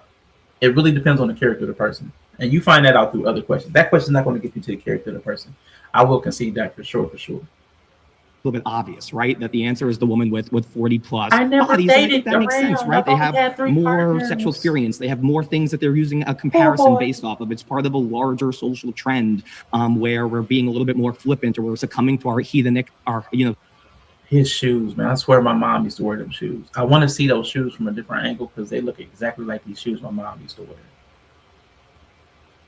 hedonistic desires, whereas somebody who doesn't do those things is probably a little bit more of a loyal partner. So I don't think it's obvious. And I was not saying that the to wife shady. who They slept really with 40 look like people would be more likely to sleep with the pool. Because the video dropped. Yeah, the video did drop. Yeah, the video dropped, man. Yeah, I had to take the video down and put up a screen. They'll let me, because it's video based. I've learned that the copyright system is very video based. Audio, you can play the audio all day, but it's the video. So if you mask it in some kind of way, you're usually good. Usually good. Now the music, the audio gets you, but they typically don't take you down for the audio. It be them videos. Them videos. Yeah, buddy. Well, I ain't good to see you, Bo. Good to see you. You was in here lurking earlier, man. Appreciate you. But yeah, we here. We still here. Guy, because let me turn that around for you. Somebody who is dating somebody or marrying somebody who's very sexually experienced, they have had a lot of different experiences. So they're going to have a better understanding of what they like, what they want. And so when they commit to you, they're making a much better formed commitment. And so as long as there is trust and integrity in that relationship, right? As long as you trust that your wife is being honest to you and being honest about her experiences and being honest about what she wants, there's no increased likelihood that she's going to sleep with the pool guy. And by the way, that same study that you just mentioned, what's interesting about it is that women who slept from between 3 to 9 different partners are actually less likely to get divorced than women who slept with 1 or 2 partners prior to meeting their husbands. Okay, we got to pause there. You've been voted out by the majority. Thank you. Yep, thank you. I feel like they had a sample. Hold up. That was a better look at the shoes. Hold up. Thank you. I swear those are my mom's shoes, man. My mom used to wear them shoes. I think those are just loafers. They look so much like these ladies' shoes that ladies be wearing. Like back in the 90s, they were like the standard office shoe, the standard flat for women. Oh man. How you doing, man? Jamari. Nice to meet you. Nice to meet you, man. Okay. So the woman's body count does not matter. If we both go to a used car lot, one car is total. One car has the engine blown out twice, head gasket never works, always has to be replaced. Another car has a fender bender. Which one are you taking? I reject the analogy because it presupposes that there's something about sex that is destructive to a body. I actually think a better version of that analogy is if you just bought the first car you ever test drove. Should they fire? You talk about them shoes, them standard women's office shoes from the 90s. Man, come on. They all used to wear them flats, man. Oh. How likely are you going to be satisfied with that car versus if you go out and test drive 5, 6, 7 cars, get an understanding of their features, what you like about them, what you don't like, then you're able to make a much better informed decision. So again, which one would you rather take? The one that's had all these problems or the one that's had the fender bender? I told you I reject the analogy. Okay, so we're going to test drive 6 different cars, 7 different cars. Sure. 8, 9, 20. Why can't we just stick with our one car? Let me ask you this. Yes. A lot of men treat body count as a proxy for trust, right? And so what I ask guys is I say, imagine 2 women. One of them is a virgin. She has 0 sexual experience. Fender bender. Sure, fender bender. But you catch her lying to you. She doesn't keep her word. She's unreliable. And then there's a woman who, let's say she's been with, 10 guys, whatever. But she's honest with you. She always shows up when she says she's going to show up. She does what she says she's going to do. She's very loving. She's very caring. She's never broken your trust once. Which one is likely to be a better partner? First one. Because she's had 10 different partners. Or she had 10 different relationships. Why haven't those worked out? Well, you would have to ask her that and find out. Right. Because people are complicated and they have different life stories. Right. So let's ask a question here. If even in a hypothetical, why would you take somebody that you know is untrustworthy and a liar? Even to get your point, it's just so stupid. Yeah, a rhetorical. You can't even give a rhetorical concession on somebody. Okay, I know somebody's a liar and dishonest. I'm gonna take that person simply because they're virgin. That's stupid. That's just stupid. A woman asks me, what do I do for work? How tall am I? How much do I bring it home? Why can't I ask you, what's your body count? You have standards. Why can't I have standards? Standards are fine, but I think all of those things that you just listed are arbitrary standards. And if I was surrounded by women right now, one of my claims would be height shouldn't matter. Ultimately, when you look at what drives relationship satisfaction, relationship success, these things are very low on the list, yet we tend to focus on them. We tend to over-index on them because they're very easy to measure. It's very easy to like compare 4 versus 6 or 6'2" versus 5'11", right? And so that's what everybody thinks about and talks about when it's actually, when you look at the research of like what makes for a happy relationship, these things aren't even on the map. Okay, so if a woman has, let's say, 12, 13, 17 bodies, how many relationships have you been in? 3. What's up with the other 14 people? She probably likes the party. Then go party. We don't have to be together.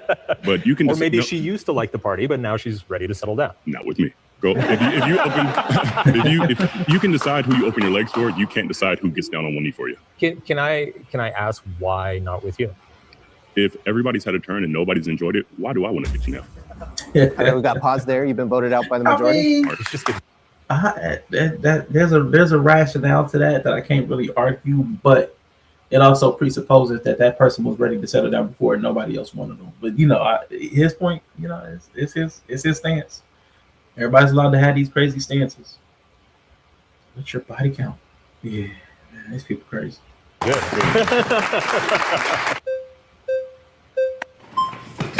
Fender Bender. How you doing? What's up, man? He didn't even run. Everybody was running. He kind of walked. It's like they just backed off because he was scared. They kind of backed off because All right, we got pause there. You've been voted out by the majority. He just kept walking.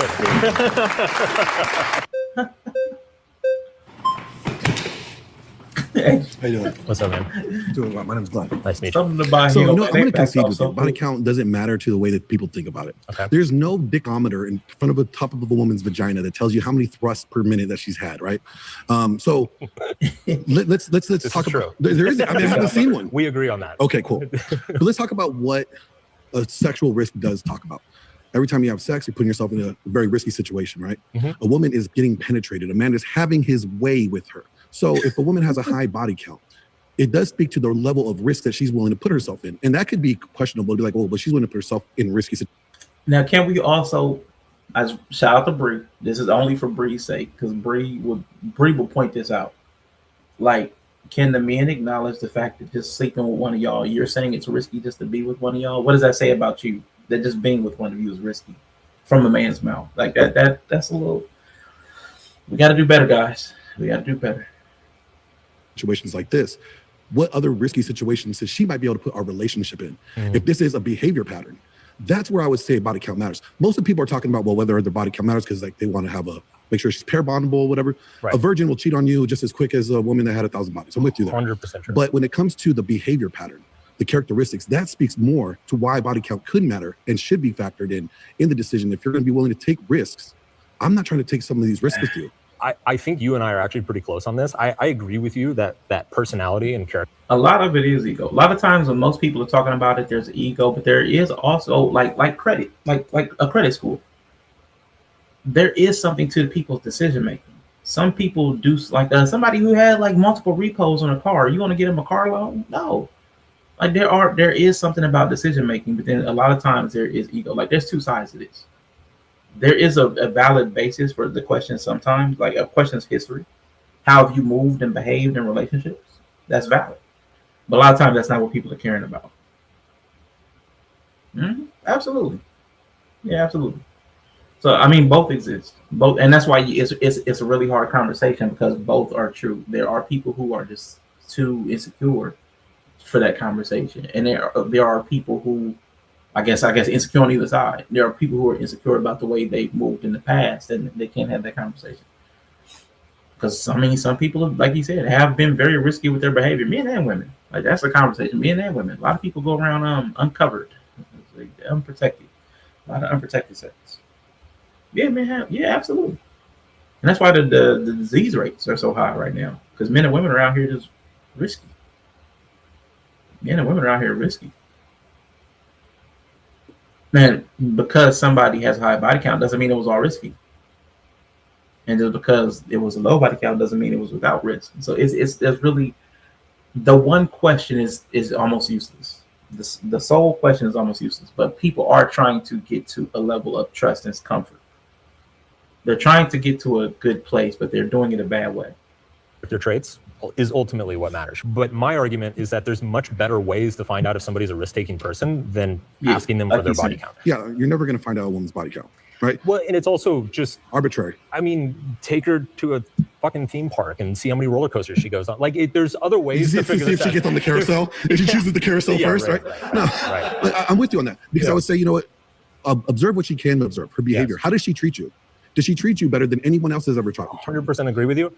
My point, though, and this is where body count is, I think, a bad proxy for what you're talking about, is that people are complicated, man. Yeah, people change, people grow, people go through phases. Like some people have like fucked up histories and backgrounds. Yeah, I was a fucking mess when I was young. I racked up a huge body count. Now I'm in a very happy marriage. Body count is a weak data source. Oh yeah, I would say that, and in the grand scheme of things, but not in a micro correlative, factor. Now, let's be honest. Like most of the reason why people are saying the body count matters is because they don't have sex enough. They're actually You know what? And for guy, I guess being a guy, I see this different. What I would tell women if they were asking a guy, I wouldn't ask them to worry about his body count. How long does he usually go between partners? Like, because a guy that can't usually go without sex, they're problematic. I gotta have sex every day. Problematic. Almost every single time. Almost every single time I've heard guys talk about in that kind of way, it's been a problem. Even if it was low problem, just gotta have sex.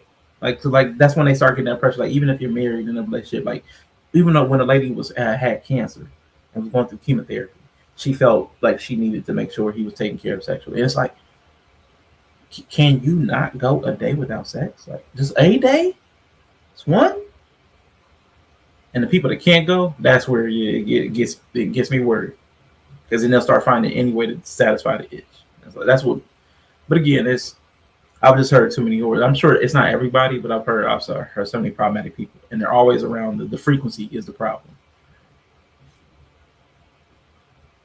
Because in order to have counts, there has to be a body. Without a body, there'll be no counts to count. Because everyone else, I can't stand you. They're more concerned about being her best. Okay. And Dr. Orion Taban on my own podcast said that being her best is more important than being her first. Yes. Because her first could be this guy who's like 6'3", tall. He might be a pro ball player. Following up after that one body. See, wait a minute. Okay. So there you go. Tall, see, you said he was 6'3". This guy. That's the ego part. If the type of guy that it was, like as far as his stature and height or looks or money, if that makes you look differently at her than just that it was a number, then that's an ego thing. Like, but he was 6'3". If that matters, if that makes you go, like this dude just did. Being her best is more important than being her first. Yes. Because her first could be this guy who's like 6'3", tall. He might be a pro. If you do that face when you hear like a type, pro ball player. Yes. If you want her to be following up after that one body count, probably not. The body count obsession is men's insecurities being projected onto the woman. I agree with you, but the fact that it does matter when you're factoring in risky behavior, that's more important. All right, we got to pause there. You've been voted out by the majority. Cheers, man. And I guess that's the same argument that Mark Manson is making. You can't discern what the body count means just from knowing the body count. And I guess it's the same argument applies to the guy asking the question. You can't determine whether it's insecurity or ego or risk assessment to why he's asking the question. Like, both sides of it require more conversation to find out who you're dealing with.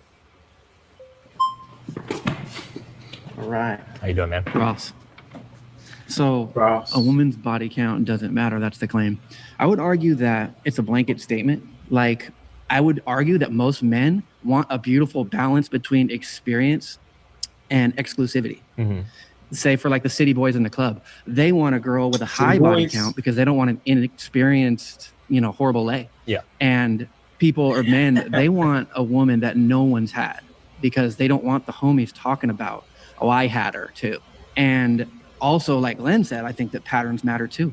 The people that we're talking about are driven by patterns. Real quick, So this is a pure personal anecdote. It has nothing to do with the conversation. It is not right or wrong. It's just my personal opinion. Almost everybody that I've seen talk about body counts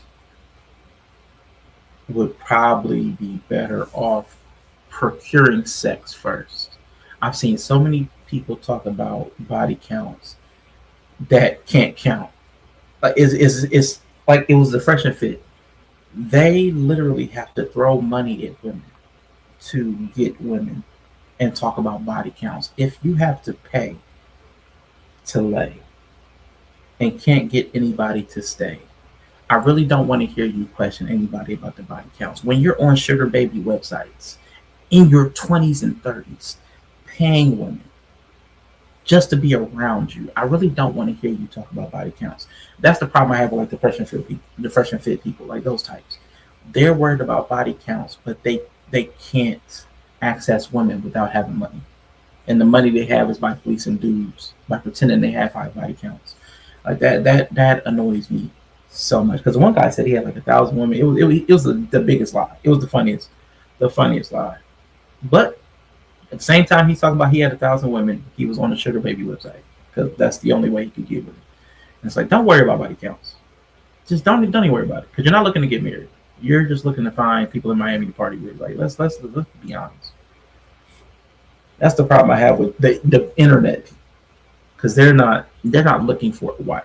So why are you worried about these? Data is totally valuable based on how they're going to act when times get tough. Maybe they are disloyal sexually. Maybe that's part of their pattern. My argument here, though, is that all this kind of pontificating of like, what does it mean if she's been with 6 guys? Or what does it mean if she's been with 1 guy? Like, it could mean this, it could mean that. Just fucking talk to her. Just talk to her. Go on the date, get to know her. That's going to tell you 100 times more than like a number in a spreadsheet. I understand that. Walking both sides of the line, both walks of life, I would like to have my partner be less experienced and more loyal so that her sexual compatibility is malleable to mine. You know, Right. we get to mold our sexual partners to our liking and vice versa. And I think that that's a lot more possible when the partners haven't stacked bodies to the sky.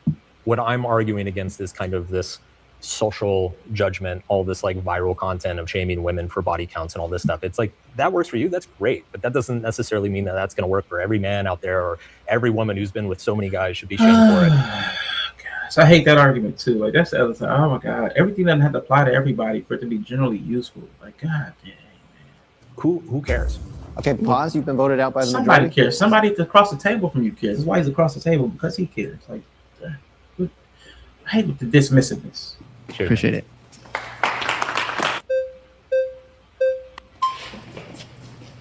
Let's go. Sick outfit, man. Thank you. I have 2 questions. Okay, y'all. Who is he? Who is this dude? He looks like oh, the Nakamura. Is that the dude from wrestling? He looks like Nakamane. He looks a little bit like Nakamane. What's his name? Shinsuke. He looks a little bit like him, but he also looks a little bit like Jafar or somebody. He just 1, do you have any employees that work for you? Yes. You do. Now, did you look into their history when you hired them? Of course. Of course. If you saw someone with a job history of maybe 1, 2, 3 jobs for a long period of time, or someone with 15 jobs, was there for a couple weeks, 3 weeks, you call their employees like That's that, real didn't too. last, which one would you pick based off of if they're equally qualified in the interview? and he's about to tell a lie because I hate this. If he's hired employees, everybody looks at job history and job hopping, and they make inferences based on that, and they'll ask you about it in the interview. Like I said, but he, like, to his credit, he will say, he says has a conversation. So you are going to ask the question, but if you still ask the question, what's up with this many jobs? What's up with this many bodies? You have a lot of job bodies on you. So I hate the fact that he's getting ready to lie. Whoever interviewed better. I was saying they're both equally qualified on the interview. So why are you looking into the history Right. if someone's meeting for the first time they interviewed great? Why would you even bother looking into the history of it? So without quibbling with the analogy, which I could, if we're going to stick with the job interview analogy, I actually think this is an analogy that works in my favor, right? Because you can have people who have only been at one company and have terrific experience, and then they get on the interview and you realize that they don't know a damn thing. For sure. And I agree with you. Yeah. And then there's other people who have worked at 10 different companies and jumped around every single year, but then you get on the interview and you realize, that there's a clear explanation for that they have a diversity of experience, and actually they're a really good fit. My argument here is really that, like, forget body count, just talk to her. I agree with. I personally. But when you talk to them, you would ask about the job count. You would ask about why they've had 10 jobs in 2 years. You would ask that question. So that I hate that. When it's a resume filter, not even the interview. too much history. They don't even exactly. Yeah. So I hate the fact that he was dishonest about this part. Thank you. We I all don't think you have to ask a woman her We body all- count to know, because if you just pay attention, her actions will show you everything Her you need to actions know. and attitudes will tell you everything you need to know. And then I'm also assuming, my other question was, I'm assuming that you're talking about body count matters when it just comes to relationships, not value as a person, correct? Because I would say, like, I don't think people think someone's like less valuable as a human being just based off how much sex they had. Now, unfortunately, sir, the red pill you're in, there are some of those people. There are quite a few of those people who are saying you have less value as a human being. So that's absolutely in there. But maybe to a relationship, some guys may find that a less valuable someone that's been around. You know what I Some mean? people do. So yeah. But to that latter point, Yeah. there is absolutely some demeaning language within the manosphere around women around that, and that is very much what I disagree. I mean, I think that's just projection insecurity, because they want to disqualify someone from the beginning to, sue their rejection. Personally, is what I think. Pause there. You've run out of time. We're going to move on to the next problem. Thanks. All right, thank you. My next surrounded claim is that porn has done more damage to men than feminism has. Woo! Boy, that's a tough one. That one's tough. Boy, man. You do for real? What? You do what? My bad. My brain switched to this question. I don't think you were answering this question. Has done more damage to men than feminism has. That's a tough one, man. I kind of like the way the first guy argued it. It's a bit of a stretch to put it on feminism, but I can follow the train of thought. Let's go. What's up? Now y'all see the way this dude is dressed. Well, people in the chat was arguing that feminism is what allowed him to show up to Jubilee like this. Like they're saying he's dressed so feminine that only feminism, he's benefiting from feminism to be accepted, styled, and dressed like this. I thought that was an interesting counter argument to what he's getting ready to talk about. This little body count that shows she don't have value as a person. Okay, I got you. So you make a personal value judgment based on that. And I have there's a worth as a person, and then there's your worth to me, and I think those are different. I don't think your decisions make you less valuable as a human being. Like just random decisions. I don't mean like I'm killing 30 people. They're just regular everyday decisions that really just impact you. I don't think that determines you have less human value overall. But I may have less regard for you. And I think that's different. I kind of feel like that's what you're saying. You might have less regard, but you don't think their overall value as a human being. You think they're human value? That's interesting. Okay. Because like Bonnie Blue, like the thousand dudes in a day, you definitely have less value to me as a human being. To me personally. But I don't think as far as civilization, you have less human value. Like that you should be treated lesser than, like if you're walking, you're going to Starbucks. Simply because you did that, you should not. Somebody should spit in your coffee. Simply because you did that. Like you have less value. You deserve less regard, respect, restraint. That's what I mean. So I feel like my thinking towards you is going to be different, but I don't think the whole society should just like treat you. But these days, oh man, that's something y'all got to figure out. Because I'm not going to know most people. Most people don't come up to me reporting what their body count is. So I really don't even have that as a problem. So Mark, it's really just Bonnie Blue. I just happen to know her body count. I mean, she was valuable to 1,000 dudes. That's highly valuable. She's so valuable that man 1,000 followed up behind 999 other guys. That's kind of a valuable thing. That seems valuable. So while I may think it's disgusting, guy 1,000 thought it was like, yeah, this is it. This is the one. It's worth following up 999 other guys. It's worth it. And the scene, I heard the scene was disgusting. I heard the scene was nasty. Like this. I don't even want to think about it. Ugh, yeah. Sean Boyd. Nice to meet you. Nice to meet you too, bro. Feminism, straight pipeline to abortion. Abortion kills upward of 1 million Americans every single year. Go. It's 3,000 men, women, and children dead a day, right? If we're talking about comparatively on what's had the greatest impact on taking away manpower from America, I have to say, without a doubt, feminism by far. What do you have to say about that? I was not expecting to go down the abortion road. I don't see how this relates to like men's mental health and agency in the world. We're comparing feminism specifically, right? Yeah. To porn. Yeah. So of course, porn is degenerate. So for me, I can follow that rationale, but I know it stretches the scope of this question. The damage that porn has on guys, it's a negative effect. I don't know why that word keeps coming to my mind and I can't pronounce it. Deleterious. That's the word. There's a negative effect. Porn usage on the general body of men. But 1,000 babies being pre-eated also is a negative effect on a lot of men because one, some of those would have been their children. Well, all of those would have been some guys' children. But secondarily, some of those would have been men. So it's like I can see it's a stretch from the scope of the conversation, but I like it as a thought experiment. You want to go viral in all the ways? Let's go. I say we get rid of them, both of them, feminism and porn. Okay. Definitely. But if we're comparing feminism and the destruction that it's had on men as a whole in America versus porn, we'd have to like say that the lives actually being taken. Obviously, you see abortion as murder. Absolutely. So your argument is that the murder of all of the aborted fetuses vastly outweighs any damage that porn could ever do to extremely. Another caveat to that, the porn and feminism come from the same place. Could talk about that later on a different in the way we get more.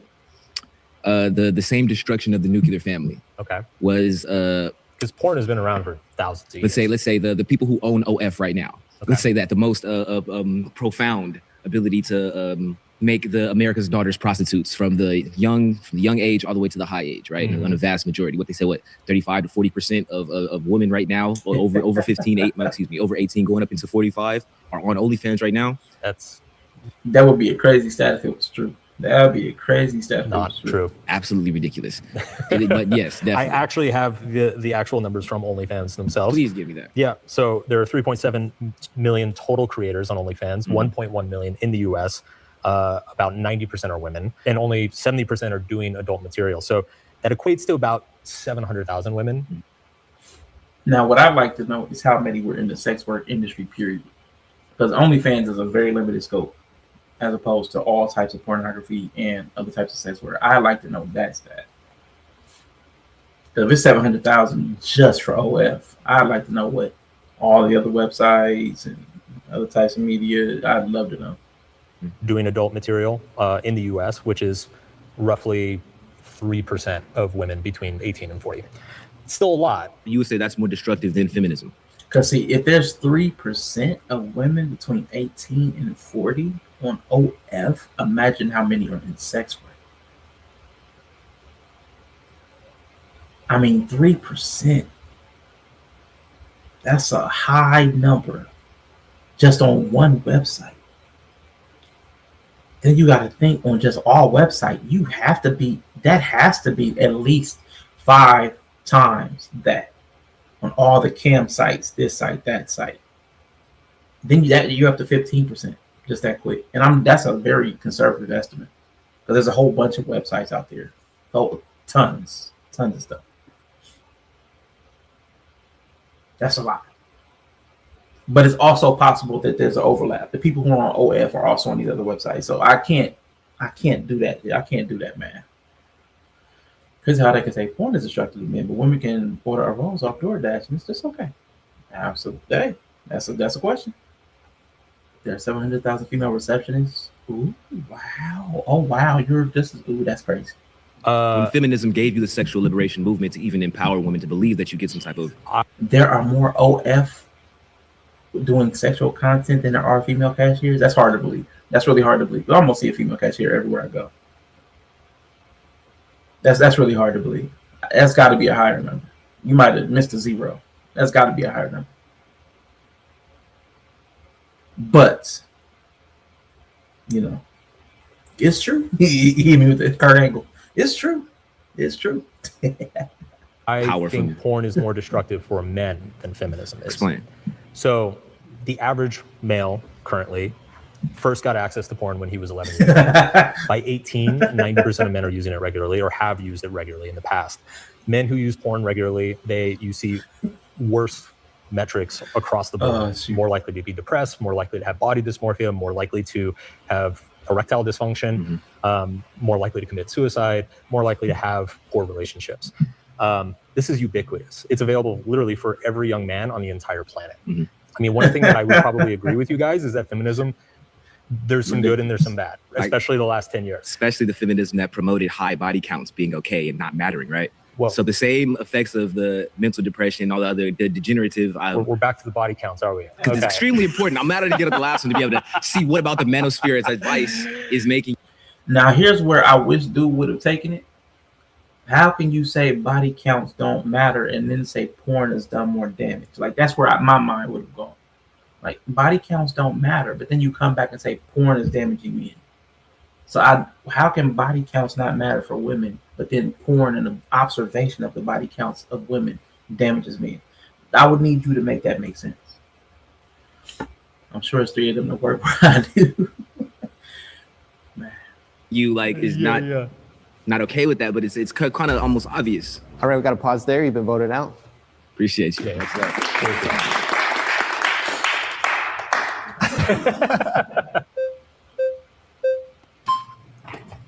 Let's go. Hi. Let's go. Jessica. Mark. Nice to meet you. Porn is more dangerous or damaging? Damaging. Damaging to men. Okay, so porn use is. I can't get on stage, but she could OF. Listen, nah, man, you can't do this right here. You can't do it. You can't. Also, I don't think masturbation is a sin no more. I beat that meat. Okay. I beat that I don't meat. think anybody was wondering how you felt about it. No, we gonna get it all out. Nobody was wondering that meat get beat. What you know? When I'm selective. Not every man uses it, but every man is subjected to feminism in their society, in their marriages, in their workplace, in their home. You can choose autonomously not to watch porn. You can't choose to end no-fault divorce, which is exposing children 70% more likelihood to being abused. Same with the women. Yeah, in the context of that conversation, talking about we gonna get it all out, that was a lot. That was a lot. Program for single mothers, which is increasing the crime rate, which is affecting all of society as a whole, not just children 70% more. But every man is subjected to feminism in their society, in their marriages, in their workplace, in their home. You can choose autonomously not to watch porn. You can't choose to end no-fault divorce, which is exposing children 70% more likelihood to being abused. Same with the women. Opening the welfare program for single mothers, which is increasing the crime rate, which is affecting all of society as a whole, not just men singularly. If that were true, then you would expect to see male mental health decline in the most progressive countries in the world, right? There are countries that are even more feminist than we are. UK. Sweden, Switzerland, Germany, Australia, there are lots of them. You don't see the same decline in male mental health that you see here or in the UK. Are the populations the same in Germany and Sweden as they are in America and the UK? There's lots of differences, obviously, but my point is that if feminism was just by and large the problem for men's outcomes, then you would see a clear pattern across all of the most progressive countries of the world, and you would not see men struggling in non-feminist countries, right? And I hate when they use that argument. I said this earlier too. Everything is not done the same everywhere. Because like socialism in China is not the same way we do socialism in America. Like it's totally different. So the effects of it are going to be different. And the socialism in China and America are totally different than what Stalin did. So like that kind of thinking, like, well, it's different there, so it can't be that. It can be that because we employ it differently here. It's going to have a different effect because we employ it differently. So there are countries like China and Japan where men are struggling even more than they are here. That's an indicator that feminism is like not the root cause here. Okay, but it's the argument is now again, what I would say, it's not the root cause. Economics is, but I think economics is the root cause of all the other things too. Which is why I say my boogeyman is capitalism. It's money, the money systems, the way money circulates. That's the biggest boogeyman, because that's actually what drove feminism. They wanted to make money and have access to capital and resources, and women wanted that. That's the root of feminism, is capitalism. The way the way it was employed. The systems are neutral. Socialism, capitalism, all those are neutral. They don't favor one person over the other. Like they just don't pick people, but the people pick people. And that's where the problems come. The way we employ our systems, that's what causes our problems. Porn is doing more damage to men than Even feminism. patriarchy isn't even naturally negative. Patriarchy isn't even naturally. Don't even get me started on that. Yes. You can choose as an autonomous adult male who's accountable for your own actions and behaviors not to watch porn and engage in that activity, but you can't choose to avoid feminism in society. Correct. But it's, if 11-year-olds were getting access to cigarettes and alcohol Mhm. every day, would you make the same argument that, like, well, those 11-year-olds, they can choose not to indulge in cigarettes and alcohol? Well, or would the you tell difference would you tell actually- the purveyors of the cigarettes and alcohol, get the hell No, away I from would the probably 11-year-olds? tell the parents, your child isn't autonomous. They can't make their own decisions. They can't consent. So you as a parent need to be go. more controlling over your child and their behavior. So Which- children, making an equation between adult male and children is not the same, because they're not autonomous like Right. adults are. And porn is predominantly harming young boys. Absolutely. Yes. Yeah, which is why we should probably have age restriction and identification on it for uses, which has been shut down in places like Minneapolis. Yeah, so I agree with you on that. So We I agree think on I that, think yes. we can mutually agree that porn is damaging Yes. to men and women and society. But if Let's you're going go. to measure it, feminism has done more damage to society and men's mental health, family economy, the nuclear family. I just don't see that in the data. Like, I don't. The data Yeah. and the results of feminism are out, and men's mental health, women's mental health has been worse than it's ever been in recorded history. More men and more women are committing suicide today than they ever have been in That's not recorded true. history. When Pre-1970, actually. Suicide rates in the U.S. have increased dramatically since the year 2000, going from 10 to 14 per 100,000. This is near the highest rate of suicide. Now shows the U.S. suicide rate peaked in the 1910s and 1930s, right before the Great Depression. Over 16. Okay. Started collecting national statistics. So the CDC didn't start collecting statistics until 1960. So I do wonder who collected the statistics for 1910 to 1930. For him to refute it, because they're even in their fact check, they're not even saying where the source comes from, because they're saying there's a stat from before, but they're not saying where it came from. Funny He enough, is in the nitpicking. 1950s, suicide rate was actually the all-time high. But in the interest of accuracy, she would be wrong if that is actually factual. If there was a better time, I mean, and that makes sense. The Great Depression, that makes sense that the suicide might be higher then. Okay. It's complicated, and I think we both agree that men in today's society are struggling greatly. Mhm. But when you look at feminism as a 100-year project of women's liberation, equal rights, voting rights, civil rights, I just think it gets scapegoated for a lot of other things. All right, pause there. You've been And I would voted agree with out. that. Please return to your seat. I would agree with that. Let's go. All right. How you doing? Good, good. So question, as a male feminist, aren't you okay with women doing porn? Aren't you okay with them having high body counts? Hey, let's go. Let's go. Because feminism tells women if they want to sleep around, that's totally fine. And just like you said, so I'm confused. Fair, no, fair. She is wrong factually, but in the spirit of the debate, if we're near an all-time high, if we're like second or third, it's still, you're right. Don't be that nitpicky. If we're in the top 3 of worst ever, like, why would you argue? No, that's false. That's patently false. I mean, okay. We're number 2. If the third was 10 and we're at 14 and the highest was 16, she's, like you said, the spirit of what she said is right. And it was before we were actually recording the stat. So we don't even know that the 16 is accurate, because we don't even know who's recording the stat. We just know the CDC started in 1960. Who was doing it before then?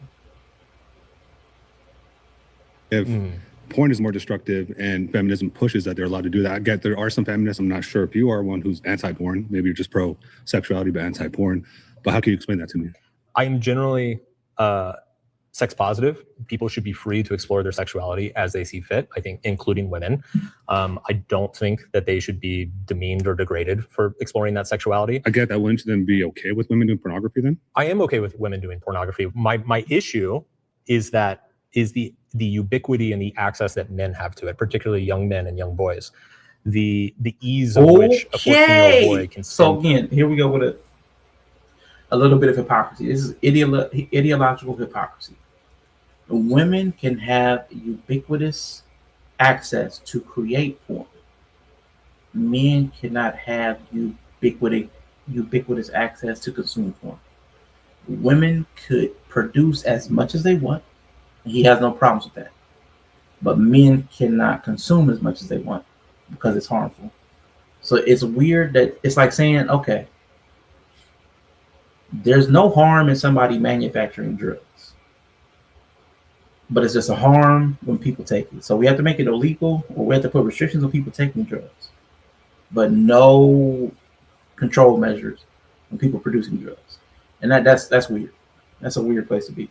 An entire day just staring at porn for free. True. Right? Okay, so quick question. Are you a father? I'm assuming you are? I'm not. Oh, you're not? Okay. Yeah. Well, I'm a father, right? So I have access to all the internet in my house. If I want to, I could just block it off and not let my kids watch anything like that, right? Which I do. My children aren't that age yet, but when they get to it, I would do that, right? So that would kind of eliminate that. But if my kids go outside or just watch them on TV that pushes feminism or whatever the case may be, or sometimes I've seen them where they're on just kids' YouTube and there's something pops up for like OnlyFans or something. I'm just like, how is this popping up on kids' YouTube, right? Which you would think has parental control on it. Sure. So that's something that's unavoidable. Where I could just put something on my internet that says, hey, anything that has adult content on there, my children cannot see. The first thing I'll say is that, do you think that your kids are going to get around those blocks? Because I hope not. Because statistically, they will. Well, maybe I'll get it from a friend or something. Go to a friend's house or whatever. The data is, I think it's 90. I think it's 92% of boys by 18 have been exposed to pornography, and then roughly 75% of them are exposed to it. So are you full ban on it? I'm for two things. One is I do think there should be tighter restrictions around it, and I do think there should probably be some regulation around it. Yeah, because you could just turn on a camera, have sex, and say it's porn, and pay the woman, and technically she was a prostitute. Yeah. And secondly, I think there should be just a lot of education and awareness built around this. And this is one of the things that I do in my work is just letting guys know, like, hey, dude, looking at porn every day for years is like fucking your brain. No, I agree. And your dick. So, like, all right, pause there. You've been voted out. Please return to your seat. That was funny.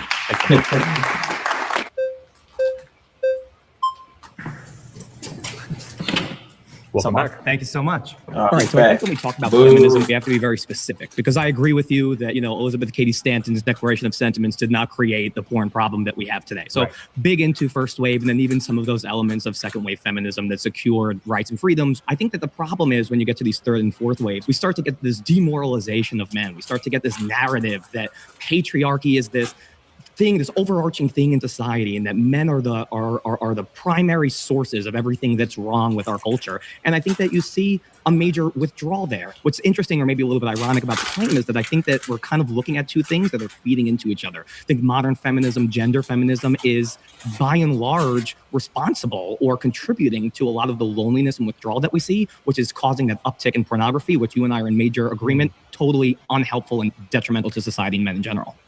You had me up until those last few sentences. I think we agreed on everything up until there. I agree a lot of these statements about young boys being told that they are just inherently problematic for existing, right? Like, these are all... But you don't believe that has a negative effect on their mental...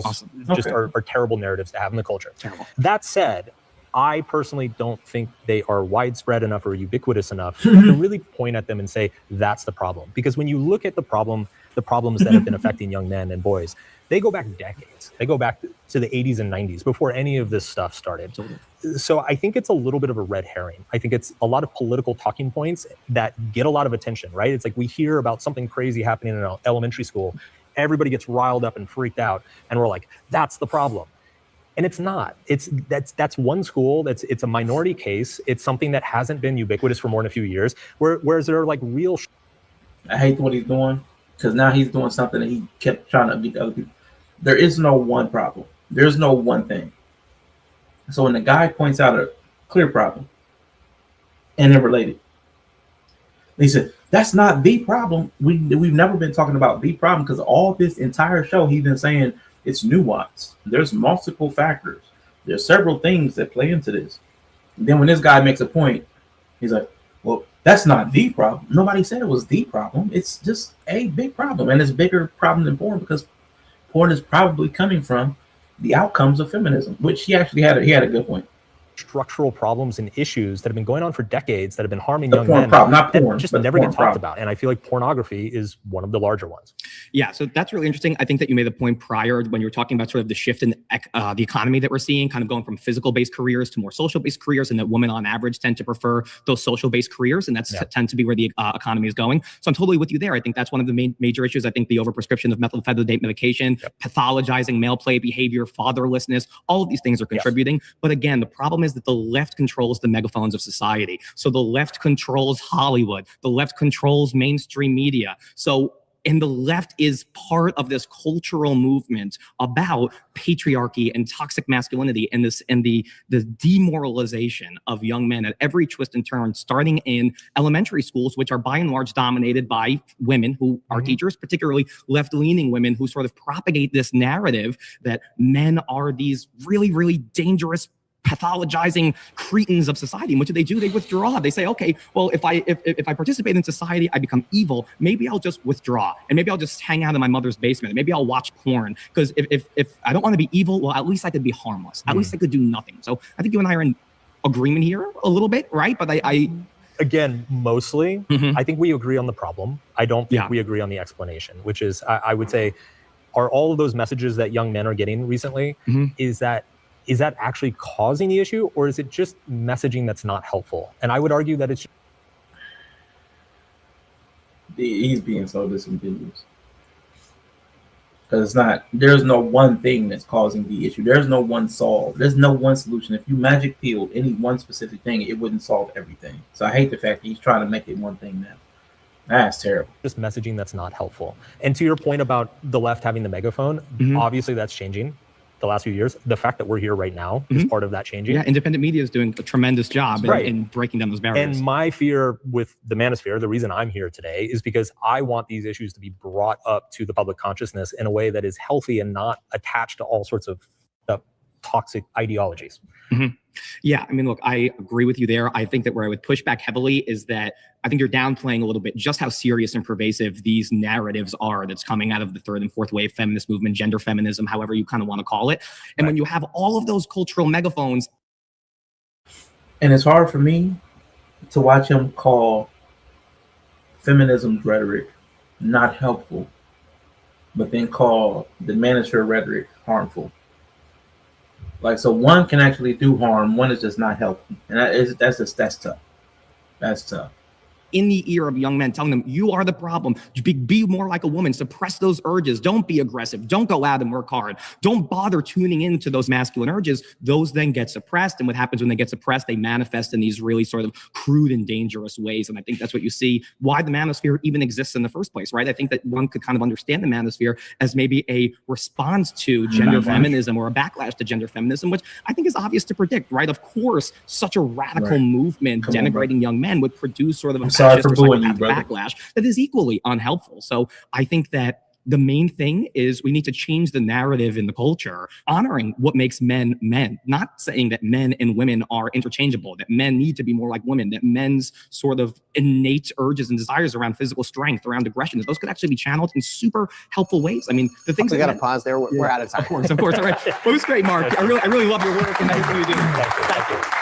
My final surrounded claim is that the most attractive men are those who like and respect women. My final surrounded... This guy.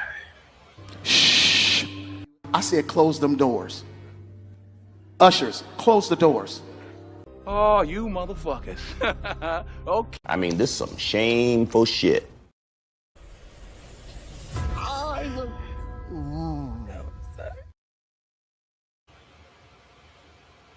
Yeah, the most attractive men are those who like and respect women. Okay.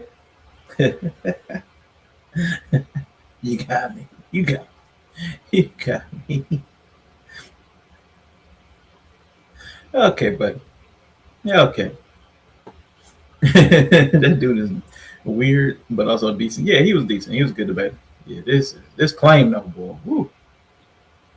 Claim is that the most attractive men are those who like and respect women.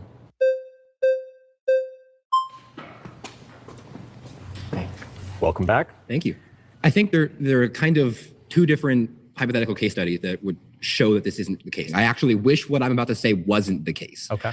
But there is we all know the example of the man who is really not a great guy. And, her friends are telling her like, oh, you shouldn't date this guy. But she's just so attracted to him and she's kind of hooked into that. Mm-hmm. And then the counter side, we know the kind of guys that are really nice, who are really respectful, who are buying dinners, who are getting flowers, who are doing all these things.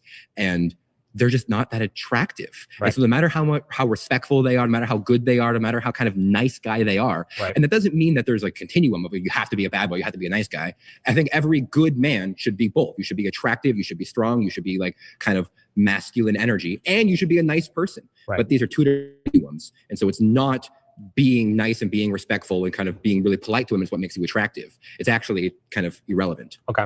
Let me introduce another dimension to that spectrum. I would argue that nice guys are not actually nice. They're usually being for sure. They're usually being nice in a transactional way, right? It's like, I bought you flowers. Now will you like me? Yeah. Let's have sex. Yeah, right. And women smell that a mile away, and it's a complete turnoff. And obviously, creepy. Yeah. It is very creepy. I would argue that assholes are also quite But he's lying. Well, not lying. Let me say it like this. He's wrong. They smell a particular flavor of that a mile away from the men they're not attracted to. Because if that were the case, if people who are just transacting based on giving them things to win over their sexual favor, love bombing wouldn't be a real thing. There'd be no such thing as love bombing. That's exactly what he just said. Women smell a mile away. That means all the people talking about they got love bomb, wouldn't happen. Because they can smell it out. No, they can't smell them out away. Because if they're attracted to you, everything that you do is framed positively. So no, they don't like people who like and respect women. The same way men don't like women who like and respect men. That's not the way we operate. That's not what attracts us. And I wish people could be honest about that. It's really getting annoying. transactional, right? And the only difference between the nice guy and the asshole is the nice guy is transactional and a very manipulative. Here, let me buy you flowers so I can get what I want. The asshole is like, I'm just going to say whatever I need to say to you to get what I want. And that works, unfortunately, often enough in these kind of short-term relationships. It works in the short term and it works with insecure women. Right. Those are the two circumstances that it works in. There is a third type of guy who is just not transactional. Yeah. And is like, this is who I am. I like you. Mm-hmm. Do you want to go out? And if she says yes, great. If she says no, great. He's going to go find somebody else. Yeah. Those are the most attractive men. Right. So can we agree that your claim is false for insecure women? Not necessarily. Because so what did you just say then about how those kind of asshole guys is effective on insecure women? It is effective on insecure women, but I think also just being a confident, honest man can also be effective with insecure women. Okay, but I feel like you've already conceded that those guys are attractive to them. Yes. Okay, sounds good. Yeah. So now looking at the secure women, we have this third axis of how honest you are. Right. Which is, as we would agree, should be the most important axis of like how, truthful you are if you're trying to be transactional. And it is. I wish it were that way. It is. It is. So actually, David Buss, who I'm sure you're familiar with. I actually don't know who that is. Okay. David Buss is like the godfather of sexual mating research across the world. He's done some of the largest cross-cultural studies on what men and women find attractive, what draws them to a partner. Mm-hmm. His work across 37 different cultures found that women prioritize consistently across all cultures kindness and intelligence above all of other traits in terms of long-term partners. But the problem is that's a stated preference, and that was from 1990. That was from buddy, it's been 40 years. The world is different. The world has changed. Oh. Of relationships that have already succeeded. Right. And so in the relationships that you say, it's, oh, he's so nice to me, he's so kind to me, he's so good to me. Mm-hmm. But she only wants those things from a man she's already attracted to begin with. And that she knows is being nice and kind genuinely and authentically, and is not just trying to please her or impress her or For sure. And this is the thing, is that the asshole gets mistaken for a confident man because he's not controlled by what she wants. Well, that often is. We got to pause there. You've been voted out. Yeah, you too. Man, that's terrible. Good to see you again. Welcome back.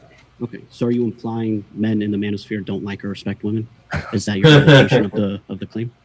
Yes, Let's I would go. classify a number of predominant manosphere influencers as not liking and being respectful towards women. Yes. So when you say like, you mean just like they are not attracted to them? Like, would you say the manosphere consists of homosexual men, or what's the like about? Maybe. Hey. In some cases. Okay. I would say like as in genuinely enjoy the company of women without having to trying to get something out of them. And in terms of respect, I would say like respect for their autonomy and their ability to live their own life, like not trying to control them or domineer them in some way. Okay, so you just say like men and women are just equal in kind of your sense, right? Yes. Yeah. Well, if I say they're equal in value but not equal in capability, does that resonate with you at all? Sure. So would you say that men are just naturally more in a leadership role, and that in order to protect someone in a leadership role, you have to have some masculine traits that are going to protect that woman, which sometimes having some type of authority saying, hey, you shouldn't do this, I'm going to protect you in this sense, which doesn't mean you're disrespecting them. You actually respect them so much that you want to take care of them. I disagree with that men are typically in the leadership role. A lot of women have good leadership qualities as well. Yeah, well, you say like broadly. See, and even then he just reframed it. I disagree that men are in the leadership role. A lot of women have leadership qualities. He just compared an apple and an orange. Like, the role is indistinct from the qualities. People are in roles that they don't have the qualities for. And there's lots of people with qualities that they never even come close to the role. So it's like, I hate the way he frames stuff.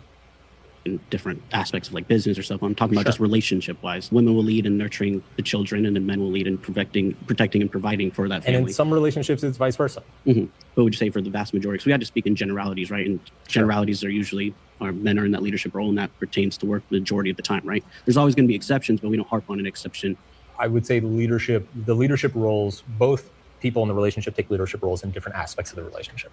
I would agree with you there. Mm-hmm. And if you want to say that men typically take a leadership role when it comes to, say, protecting the family, right? But I don't necessarily think that's always true, and I don't necessarily think that we necessarily extrapolate larger assumptions out of that. Can you give me an example where in the manosphere a man doesn't respect the woman and you're just kind of... I mean, I just watched the Netflix documentary last night. I mean, there's probably 100 instances of these guys. So that's where, he just watched it last night. So this dude is basically like the person that did the 90-minute Google search and found out what the manosphere was.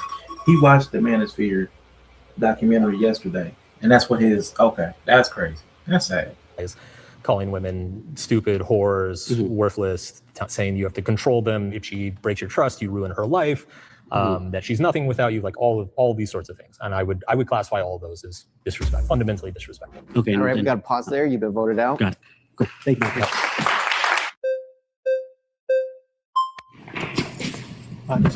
How are you? So, I don't actually disagree with what you said. Okay, that's his When flag. it comes to hypergamy in society, Why does this dude come in here with a red umbrella? I saw you mention Myron Gaines earlier. I don't necessarily agree with everything Myron Gaines says, but what advice are you actually giving? Boo! They got me again.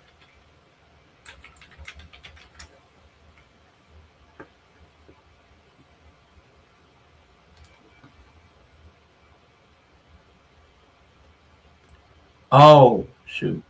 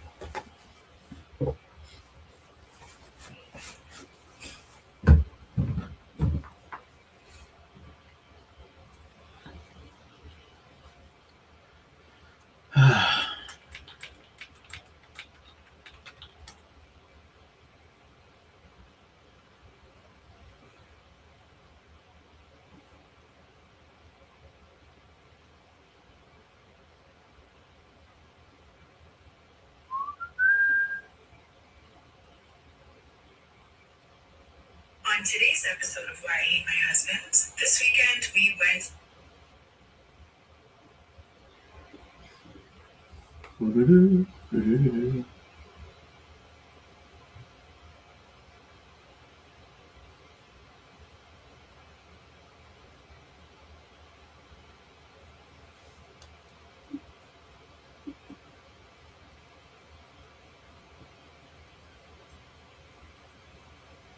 All right, we back.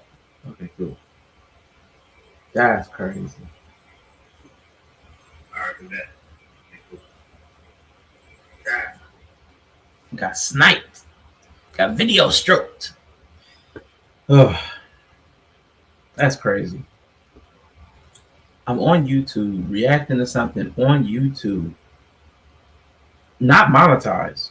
So it's not like I'm making money off of it. It's crazy. YouTube is that's another reason I hate. I just so many reasons I don't want to stream it. That's another one. We back. Just the silliness of it. Just the silliness. That's the silliness, man. Men in society, that's better than what Myron Gaines gives them when it comes to combating hypergamy. And just to clarify, by hypergamy, you mean the fact that women tend to prefer men who have more resources and more status. Yes. So I would. Never mind. Say that it is true. Women are generally more attracted to men who have more resources, more. Okay, so you just heard him. He just ruined this whole point.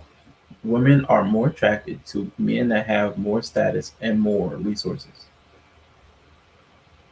If they're more attracted, how can the most attractive men be those who they like and respect? Like, okay, that's actually not the best logic there, because more is not the same as most. But we also know. There's no way he just really made his argument. Those that like and respect, that is not the primary driver in attraction. It's just silly that he made this argument. Some of his arguments are crazy. Status, it's just a fact of life. But I would argue that you can make up a lot of that simply through character, behavior, shared values, shared life experiences, and the way you communicate with a woman. But not when it comes with promiscuity, right? Because like if it's the case that men want to get married, you're probably not going to want promiscuous women. And I think promiscuity is bad for men and women, but I think it's worse for women because it causes male promiscuity because of hypergamy in society. A lot of these men are secularist men.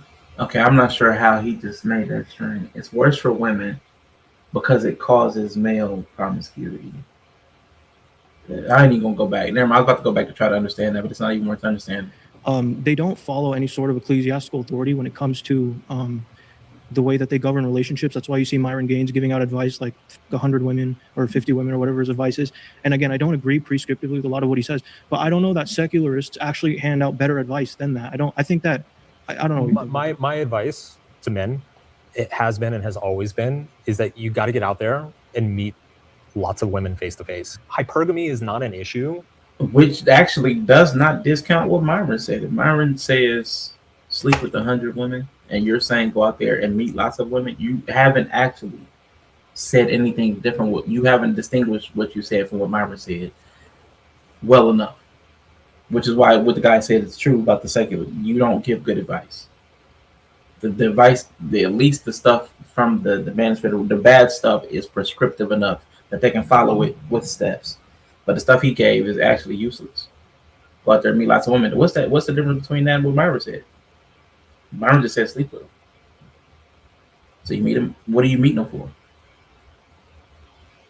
If we're not filtering most of our dating options through a screen that we're swiping through every 3 seconds, right? It's like when people's attention span when it comes to filtering a mate is limited to just a handful of seconds and like the most superficial facts about them, of course they're going to over-index on those superficial traits and those unimportant facts, right? Get off the ass. Whereas like if you actually get face-to-face with women, you actually meet them, you find some that you gel with, you vibe with, that you have like good rapport with, you have shared values, you have shared dreams, right? Like this sure, but that's not a big percentage of women. We got to pause there. You've been voted out. It's a very large percentage. It is a very large percentage, but it's not the majority. Most people are on apps now, which is sad. When I found that out, I want to say it was like 2/3 of people are on apps. That's rough, man. That's rough. Johnny, how you doing? Good. How are you? So I want to kind of clarify our terms. As far as attractiveness, I would say, is it the likelihood of landing that first date, or is it like a successful marriage? I would say both. With I will concede that first date, it's a bit more complex. Like, there are a bunch of asshole-ish things you can do to get that first date, but you don't have to do them. Okay, I believe. So there are a bunch of negative things you can do to get the first date, but they're not necessary. So how does that jive with the most attractive men being those who like and respect women? I need him to clarify his point, and nobody's really pushing him on his point. I agree with that, but what's being preached online is otherwise, and that's what we're seeing as far as like the fantasy side of what women consume, like women porn, is often the vampire, pirate, the 50 Shades of Grey guy. He was a jerk.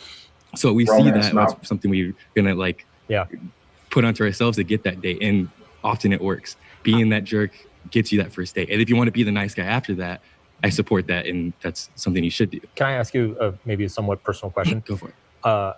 Have you ever watched porn that you were like, I would never actually do this? Yeah, me too. But that's 50 Shades of Grey. I see it, but there is a correlation between the guys that are jerks in real life do land that first date. Yeah, and then they lose the girl. And you see this happen over and over. I mean, I saw it in my line of work. Being a jerk, it kind of feigns confidence, right? Like women have a very finely tuned radar for a guy who is going to be easily pushed over by her. And so they're generally very attracted by guys who are not easily pushed over, that they have their own thing going on. They're very confident, strong in their own, they believe in themselves. They know what they're doing. They know what they're about. And so if she needs a jerk, that is a little bit of a false positive signal. Okay, so I will refine his statement. This is where I will refine his statement. The most attractive men are those who like and respect themselves. Because that's everything that everybody's talking about. What he keeps going back to, like the asshole behavior, not being a pushover, men that like and respect themselves are the most attractive men. It gives a sense of confidence, blah, blah, blah, all that stuff. Liking and respecting women does not give off attractiveness. He has no actual character to back that up. And so it quickly either fizzles out or it spirals into a very toxic relationship dynamic that, it's a positive trait. It's desirable, but it's not what attracts people. It's not what attracts a partner. You do want that there. You like it to be present, but that's not the first thing people, that's not first, second, third, fourth, fifth. We've all seen before. You can convey that same lack of pushoverness without being a dick. That's true. Okay, respecting yourself, having boundaries, being able to having respect for yourself, liking yourself, you'll come across. You'll have confidence because you like yourself. You respect who you are. I mean, pause there. The flags are up. That's the best way, and I think that's what a lot of people are trying to say when they say, "Be who you are, be authentic." They're trying to tell you to be confident in who you are, like who you self, respect who you are. But that's when people tell a lot of these guys to be who they are and be authentic.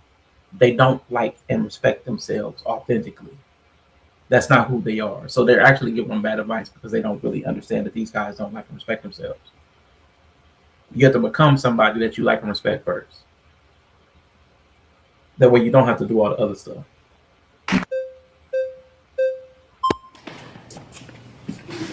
Wow.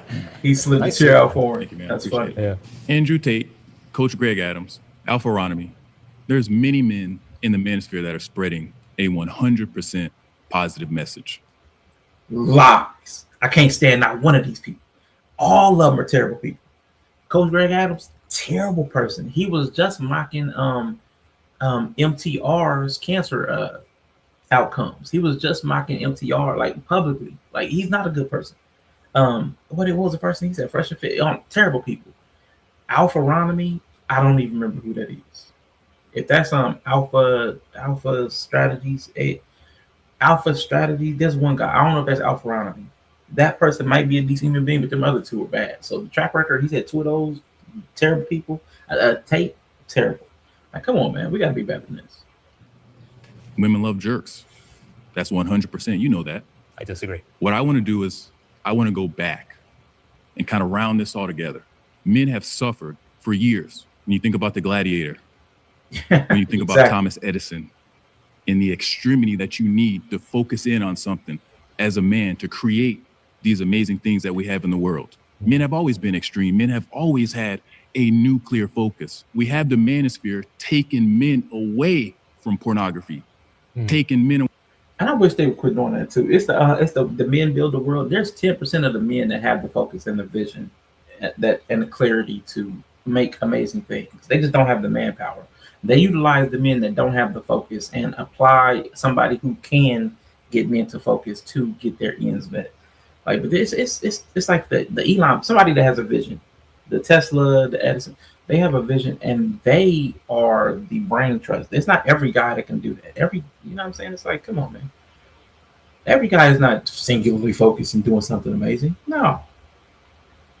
It's like, that's 20-1. It's like there's one guy that's like that. The rest of 20 are grunts. You need 20 grunts that don't have focus, but you got to have somebody to focus on. You know, when you're in an argument, but your dumb friend agrees with you. Yep. Man. Away from loneliness what are things that you're doing for these men to take them away from pornography? So I've been writing for young men since 2008. Between 2008 and 2013, I coached hundreds of young guys like all the guys here in this circle. It was my career. I care very deeply about finding young men who are struggling and helping uplift them, because I was one of those young men too at one point. And if you're bringing men together to improve themselves, that's amazing. But if you're bringing them together under the auspices that feminism and women are ruining society, and that you have to control a woman to have a relationship with her, that you have to be the dictator in your family. Yeah, shout out to Anton Daniels, the benevolent dictator. Yeah, that's some of the verbiage is bad, because online, even with the feminist stuff, online rhetoric is terrible because not everybody can comprehend the nuance and abstractions that you're using. So if you say dictator, if you don't literally mean dictator, don't use that word, because somebody will think, I need to be physically dominant and control it, and I'll slap anybody or beat anybody or kill somebody. Shout out to the documentary that we watched. If it comes down to it, you got to be careful, because some people take this stuff so literally because they don't have the capacity for critical thinking or nuance or abstraction. So a lot of it has become dangerous in the red pill manosphere space, and even in the feminist spaces. You're setting up these men for failure down the road. But have men always been the dictators of their family? Men have always led, and that's what we're missing today. That's why we have loneliness. That's why you have time. Men didn't have. And even with that, always a dictator, always, that's a role. Men have had that role in society, what people call patriarchy. But the actual power structure has shifted and depended upon your culture. A lot of times women had more power and influence within the family and the communities than the men did, even though the men are the only ones that could transact on the family's behalf. And there's been like a whole bunch of because that's a whole trope that if mom ain't happy, ain't nobody happy. And even before that, there was like behind every great man is a great woman. Like there's been a lot of times where women have actually wielded power and influence behind the scenes. So it wasn't that necessarily that the men were dictators. They were in the titular role. They were in the head role, but they weren't necessarily the factor or the force behind the family. So even that needs to be understood better, because dudes like this will take it serious and think every dude was a dictator. Every dude wasn't a dictator. Some dudes didn't know the difference between the elbow and the elbow joint. But a lot of times the women were sometimes the brains, or sometimes even the brawn, or sometimes even more the muscle than the dude. Throughout history and in different places. So I wish we could get out of this thinking that all men were one thing, because they weren't. Time to watch porn years and years ago. That's why men have time to watch porn today. But there's also a lot of fucked up things that we've done throughout history. And even though when dudes didn't even have something to watch TV porn on, there was still prostitution. Dudes went to brothels. So even his argument it's just not historically accurate. That we stopped doing, right? Like we used to kill people for looking at us the wrong way. We started wars over nothing for most of human history. Like just because we used to do something for thousands of years doesn't mean we should keep doing it. And being the dictator of the family, I would categorize as one of those things. The other thing that I want to focus on, the extremity. You do agree that men have always been extreme. Men have always been laser focused. Men have always needed to be able to put that energy into something, yeah? Men have not always been laser focused, or somebody would need the laser focus. And like in the military, you wouldn't need people to like be a sergeant or drill sergeant. You wouldn't need a general to focus them and give them. Men wouldn't need to be led by other men if all men were laser focused and self-directed. It's just not true. Sure. Okay. So being he concedes one of the leaders of men that are out there, I think we should have 100 more Andrew Tates. Why don't we need more of that? Why wouldn't you want more Andrew Tates given that message? I agree with you that we need more voices helping young men. I take issue with the packaging and the persona around it. It's going to backfire for a lot of these men down the road. Okay, but anytime there's a huge gathering, there's always going to be things that backfire. Nothing's going to be perfect. You know that. Sure. But it's also, we should call out the thing that's going to backfire, right? It's like, hey, no, that's a little bit too much, man. Like, let's step back. How can you call it out if there are men who are benefiting, if there are men who are changing their life, if there are men who were in horrible situations that's like excusing slavery because some people got their freedom or wrote amazing books and were able to get into Congress or the House of Representatives. Like, well, it doesn't matter if there was slavery because so many black people were still able to do this, and that. Like, that's silly. Overlooking the bad because something good happened in the middle of it is just dumb. Have learned that men suffer, that men go through things. This is somebody who I can look to and borrow their energy and be able to take something positive from. You can definitely benefit from somebody who is giving you good advice for bad reasons. If we didn't have slavery, we wouldn't have Harriet Tubman. We need more Harriet Tubmans. We need to enslave black people again so we can have more Harriet Tubmans and Frederick Douglasses. Look at all the good that came out of it. Get out of here. Just have nothing. That good advice is going to lift you up and you're going to have something. The problem is the fact that the advice is given for bad reasons. Those bad reasons are going to eventually catch up with you. And so you're going to struggle to maintain relationships. You're going to struggle to build long-term community. You're going to struggle to relate and respect the world. Why don't we, our U.S. soccer team sucks. Why don't we have slavery again so we can breed more black people and create a whole group that is good at soccer? Keep them on that field. Those be the field niggas. Right? You're going to hit a ceiling in terms of the value that you're able to create as a man. If you see everything is adversarial all the time. We're out of time. I want to lob one quick talking point. If you guys could digest, the fact that Andrew Tate actually produces pornography, because it sounds like you're against porn or you see it as a negative, but his career started through the production of it. He doesn't even know. Unfortunately, I don't agree with that at all. Just like a lot of men over time who have got their start doing terrible things, it seems like also that's where he got his start and got his money from. So I don't agree with that at all. But just like as we know as men are always going to suffer. Men are always going to fall down. Men are always going to hit their head. And what are they going to do? Men will bounce back and come back and start doing other things that do benefit society. Men have always done that. Agree? Yes, absolutely. Can women do that? Of course. Women, so a woman with a high body count can bounce back and change? Of course you can. So a woman also has that ability to do that. Yes. Yeah. Yes. All right, we've got pause there. Thank you. We've run out of time. All right. All right, Mark, great job. We have finished your prompts, but for All this right, final last section, guy. I want you to look around the circle and select somebody to come to the center and debate you for 10 minutes based on their claim. Okay. Let's do this guy. I forgot your name. We were like, it was really getting good, and then you got voted off. My name is Will. Nice to meet you. My surrounding claim is that women care more about looks than personality. And I bet you this guy knows that from firsthand experience. Guaranteed. He knows it from firsthand experience. What makes you say that? Just in case y'all ain't seen you, just throw Will up on the screen real quick. I'm encumbered. I bet he knows that firsthand. These things that you've been talking about, that you need to be authentic with your partner, your girlfriend, or whatever the date you're on. Like when you're on a first date, for example, and let's say you're on a first date with like a really pretty girl. Right. If she pays you a compliment or she says, genuinely, if she says anything, you already know it's coming from a place of authenticity, because this girl probably has like 10 dates this week. And she has lots on her plate. She's thinking about a lot of things. So she doesn't really 10 dates this week. I actually saw somebody talking about they had 5 dates in a week, but all the guys ghosted her. I was like, you have 5 dates this week? There's no way for you to be honestly getting to know God. You're going on 5 dates in a week? That's your meal plan. You don't even grocery shop. You just have 5 guys lined up to take you out in a week, and you keep the leftovers for the other 2 days. There's no way you're getting to know 5 people at one time. That's insane. That's a part-time job. That's a part-time job.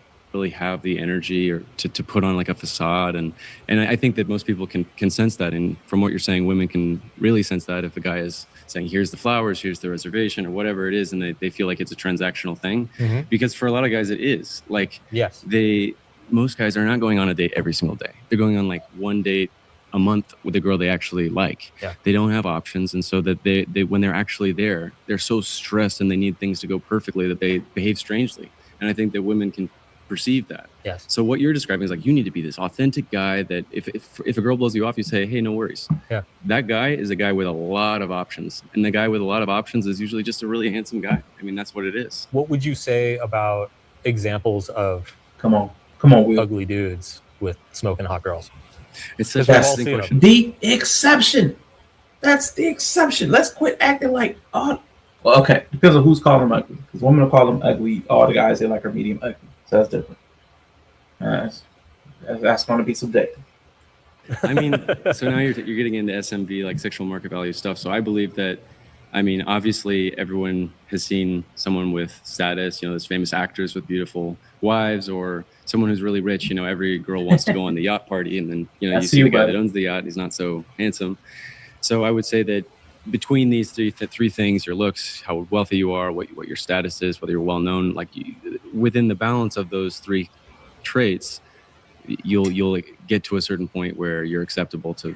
Would you add personality and values to that list, to your sexual marketplace value, right? Because people generally want to date people who share values, who personality, yeah, values. Not when you're first getting to know somebody. I think that having shared values is important for a really long-term relationship.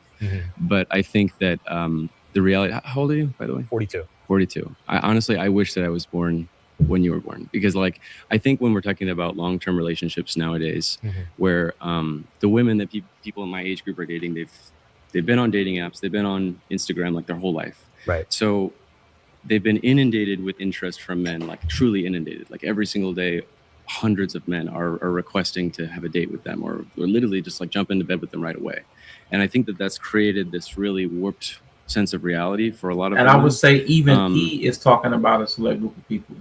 I think men and women both have a thing where they hyper focus in on like the top 20% and nobody else matters. But there's a bunch of people whose DMs and stuff are dry. There's a whole bunch of men and women who just like, it's not just men who have this lack of options. There's a lot of women who have a lack of options too, who are unseen, whether it's because they're overweight or all kinds of different reasons. But I think we need to quit acting like everybody in one group has options. I think that's both directions. Just the top 20% get a lot. I think women, maybe the next 20% still get a good amount, but there's still a whole bunch of people who do not get looks. And I think it's starting to, I think it's just starting to affect men really deeply. I think we agree on some of this, but not others. Looks absolutely matter. Like anybody who tells you otherwise is crazy. Is probably been selling you something. Yeah. So it looks absolutely matter. They matter most in the early phases, right? They give you the attention. They get you that first date. They get you probably a little bit more leeway on that. Like if you say something stupid or you mess up or whatever, like you're probably going to get more slack if you're a really good looking guy than if you're not. And you might even be right. I will concede that in this day and age, right, where everything's driven through apps and Instagram and everything, like appearance is probably it's amplified. It's at the most premium that it's ever been. Yeah. Thank you. That said, if looks are at the most premium that it's ever been, concede your point. Come on, bro. I think once you get past that first date or that first impression, and especially once you get in the real world, when you actually get it, meeting women face to face at a party, at a friend's house, whatever, the value of looks proportionally to personality comes down. And I think once you get in, say a month into the relationship, it's almost not a factor anymore. It's almost all personality.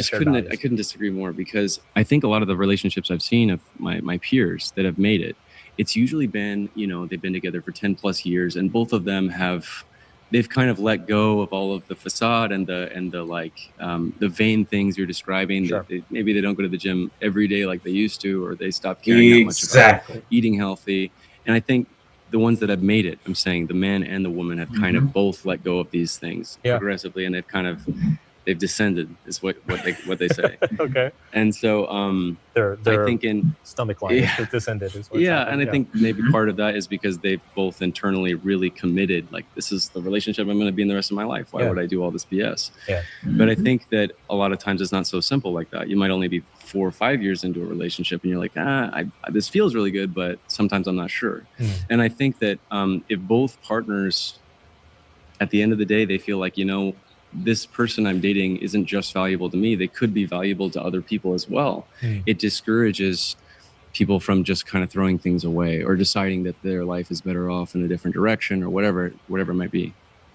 If I can just tell you my experience, I've been with my wife for 14 years. My girlfriend before that I was with for about 3.5 years. Something funny happens. When you're in a loving relationship that is very happy, you stop seeing each other objectively. It's actually really weird. Like, because this person matters so much to you, even if they're gaining weight, even if they've let themselves slip a little bit, even if they, are dealing with some sort of like sickness or condition or whatever, like, you don't see it. It's like your perception warps around them. Yeah. And the same happens to you. Looks really only come back into play if you're unhappy, right? Because okay, I can see that.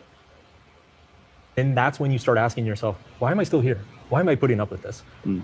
Oh yeah, she's not as hot as. But I still disagree with this. I could see that it could be more of a determining factor. If you're already unhappy, it'll be a bigger thing than it otherwise would be. Because like you said, there's too many people that go into they let themselves go. Or I'm worried about your health, or there's too much of that. And people that otherwise would say that they're happy. Oh, he's got a dad bod now. Like the comments and all that stuff. Like the comments come, they may still be around. They may still be invested, involved, and they may be playful, but they notice. You don't become blind to it. She used to be. I just realized that. Like it's. A lot of married guys also talk about how the attractiveness can ebb and flow, and it can come back in funny ways after a long time, like you've been with your wife. Dude, so much of attraction, physical attraction, like our perception of what is attractive is driven by our emotions. But if I can interrupt you, like frankly, I mean, you're like a media personality. Like you're kind of looks maxed right now for your age group.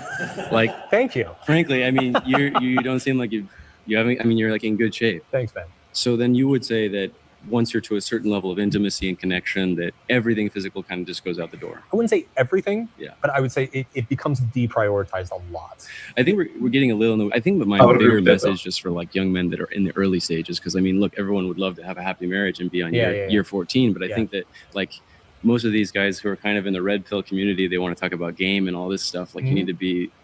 Gotta get in the door to a woman to get her to like you. Yeah, like again, it's not that looks don't matter. It's just that I think what I see, right? And I'm not really in this industry anymore. Yeah. Like I used to, all my work was around like helping guys meet girls and get laid and find a girlfriend and all that. You got guys laid? Yeah. like a lot of them? Yeah. I used to take guys out to bars and like. You would wingman them? Yeah. It's like a professional wingman. Isn't it so weird how just having another dude with you, like I think it increases your chance by like 1,000%. It's ridiculous. It's social proof. But it's what I see with your generation. It's social proof. This dude looks like Robin Williams doing a T-Rex impression. There's something about I don't know why that looks so funny. Come on, bro. But it's what I see with your generation, because so much of this has moved online, it's moved into the digital sphere. So much of how people talk about and understand dating has become digitized. It's just photos and numbers on a screen. Mm-hmm. And so I what I see is guys over-indexing on stuff like this, right? It's like the looks maxing thing. I totally get it, man. Like you should be as good looking as you can possibly be. Like that is just fucking logical, right? It's going to help in every area of life, not just with women. How could it be controversial? Yeah, it's self-improvement. But like what I worry about is like just only focusing on that to the disregard of everything else, because ultimately, like over the long term, what matters is how are you showing up? How do you feel about yourself? Do you communicate well? Are you respectful? Can you like call somebody out on their bullshit? Right? Like that's the stuff that matters. I have to. All right, I'm sorry, I got to stop you there. We're out of time. Oh man, 10 minutes. He's getting good again. Mind you, Mark just got rizzed up by Will. Mark just got rizzed up.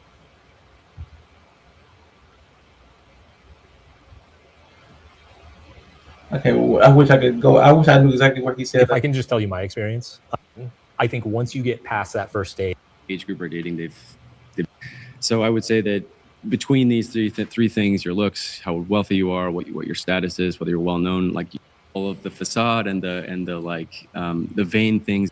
Been with my wife for 14 years. My girlfriend before that I was with for about 3.5 years. Of what is attractive is driven by our emotions. So much of how people talk about and understand dating has become only focusing on that to the disregard of everything else, because ultimately, like over the long term, what matters is how are you showing up? How do you feel about yourself? Do you communicate well? Are you respectful? Can you like call somebody out on their bullshit? Right? Like that's the stuff that matters. Look at the look on his face, man. He's so happy right here. Over the long term. Looking at Will's face. Look, watch. What matters is he's almost how are blushing. you showing up? How do you feel about yourself? Do you communicate well? Are you respectful? Can you like call somebody out on their bullshit? Right? Like that's the stuff that matters. I'm sorry, I got to stop you there. We're out of time. Oh man, 10 minutes.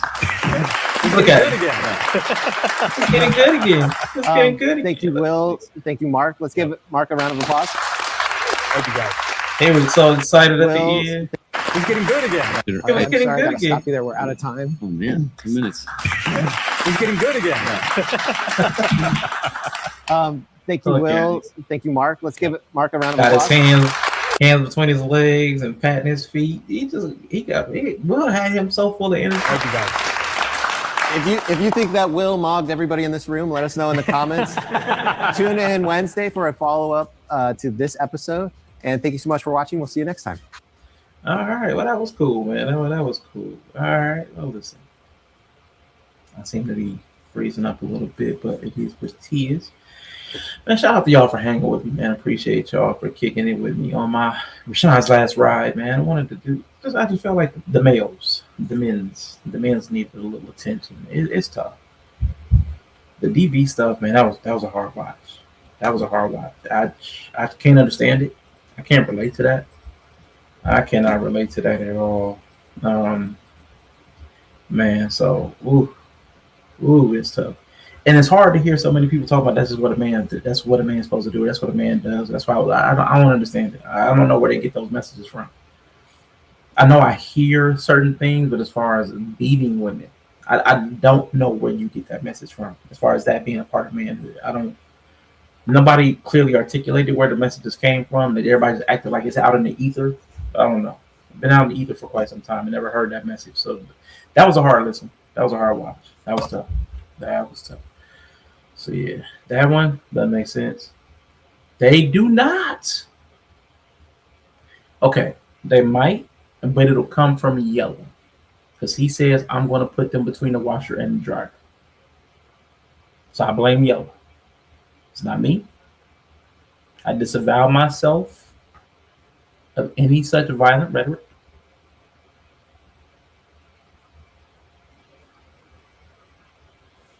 It's not me. Not me. And even in the Manophere Red Pill, I do hate the way that it's getting mischaracterized. I do hate the way that it's getting labeled, but I understand. The vocal voices from the most radical elements are going to get. Yella did just protect my whole Jubilee video, but he owed it to me.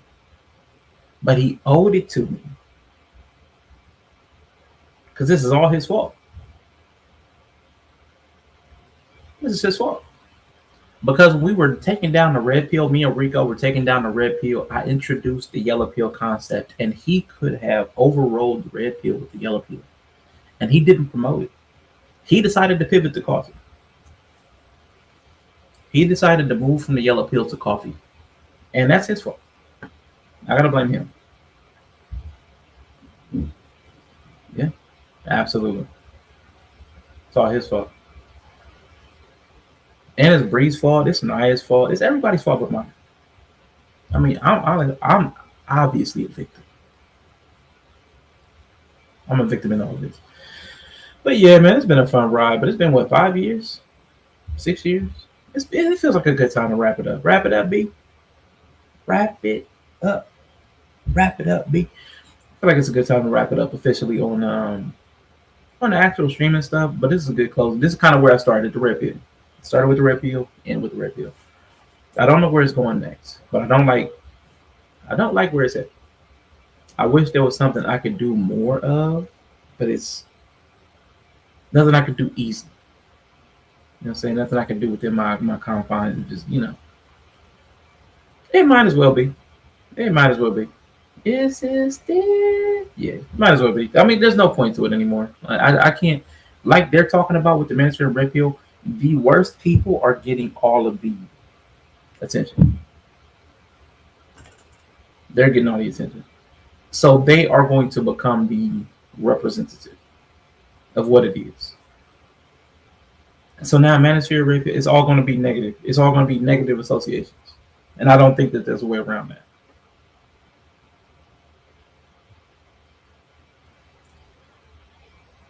So hopefully everybody will follow me to my OnlyFans account. Get ready to jump off. My OnlyFats. It's gonna be OnlyFats. I'm starting my own actually networks, not OnlyFans, OnlyFats. It's only fat people. Only fat people. Yeah. Literally would. Only big men and big women.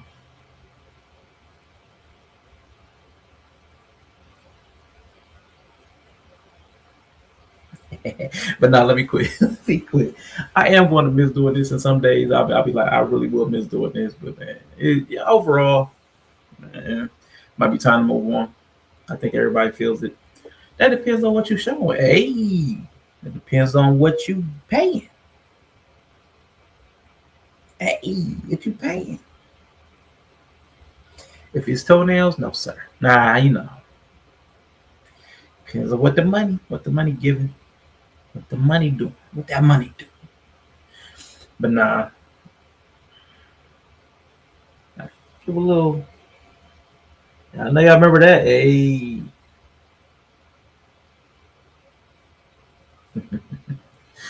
Oh shoot, man, good times, man. Yeah, I just can't see it. I can't see continue. I mean, I'm barely doing it anyway. Talking myself out of it. And what's to talk about? It's hard to really advance the conversations because people are stuck on the very basic levels of the conversation. I mean, we're still here. Also, I don't think masturbation is a sin no more. I beat that meat. Okay. I beat that I don't meat. think anybody was wondering how you felt about it. No, we gonna get it all out. Nobody was wondering that meat get beat. What you know? When I'm on, Angel. When I'm on the road, especially, I be beating it. I beat it. If I'm gonna be gone from this for 5, 6, 7 days, I be beating it. Let's talk about it. If you gonna clip me.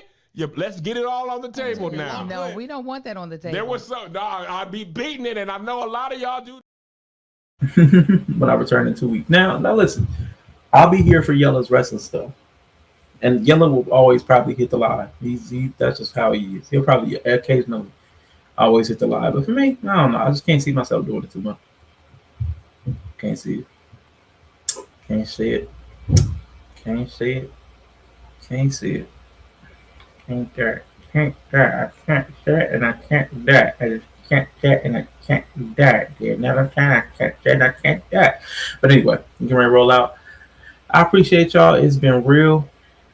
Get ready to head out. Gotta go do some things.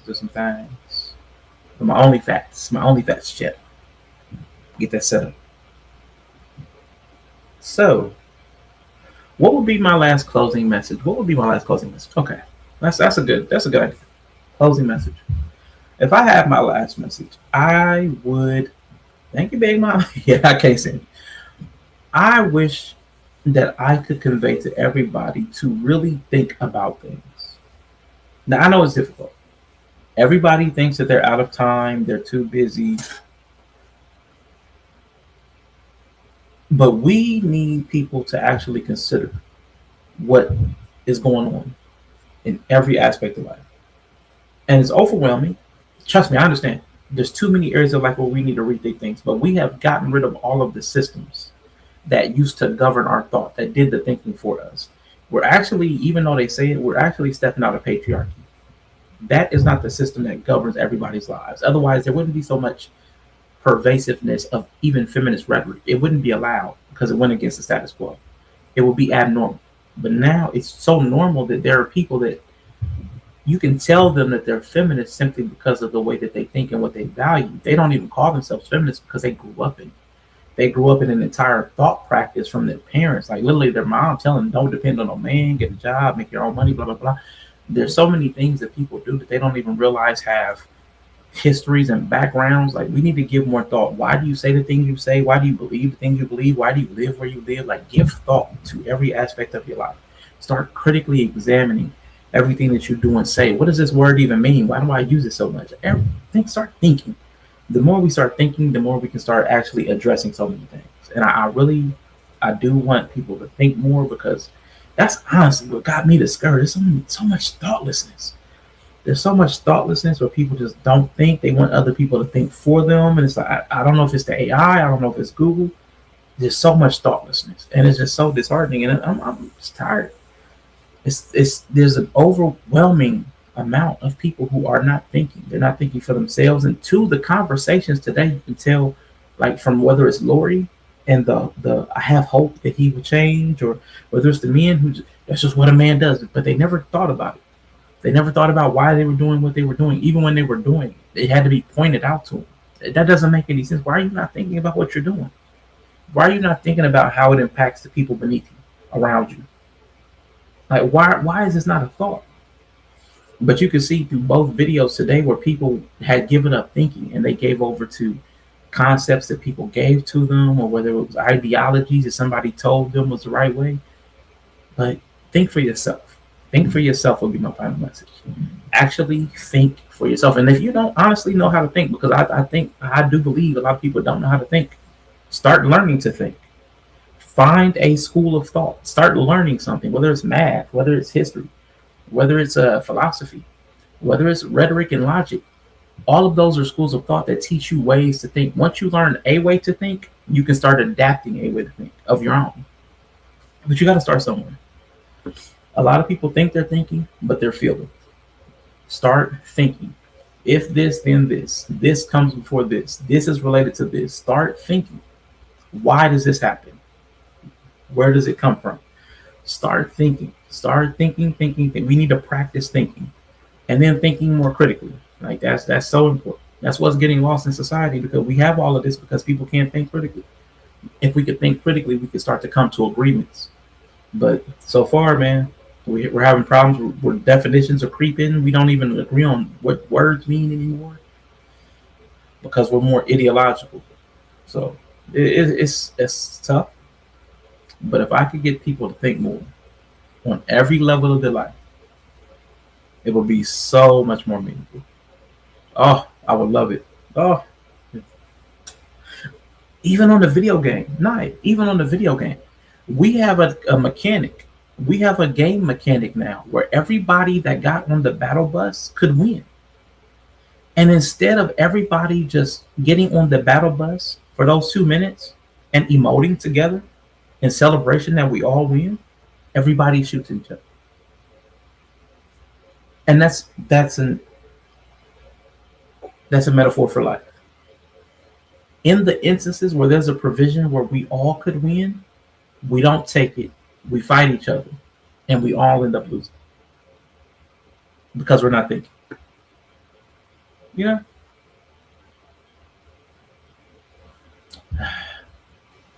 So that's my last message. Hope everybody enjoys the rest of their day. I will see y'all soon. And I am out right after this. I'ma take it. And then I'ma give that shit right back. In droves. Relentlessly, tenaciously, perpetually, non-stop.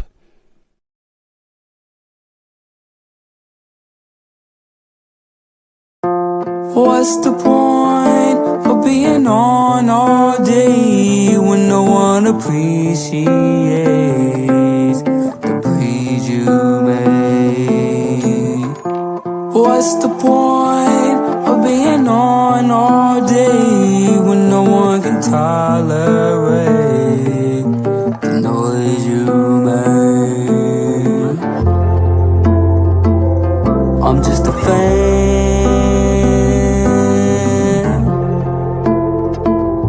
I'm just a fan.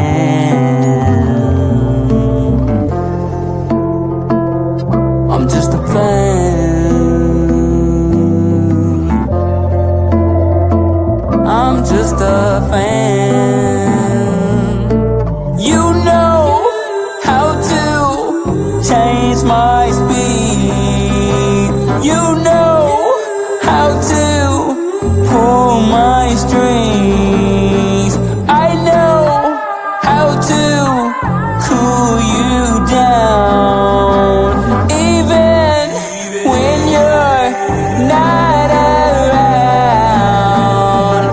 What's the point of being on all day when no one appreciates the breeze you made? What's the point of being on all day when no one can tolerate the noise you make? I'm just a fan.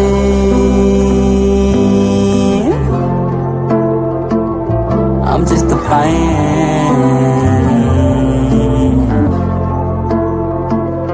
I'm just a fan.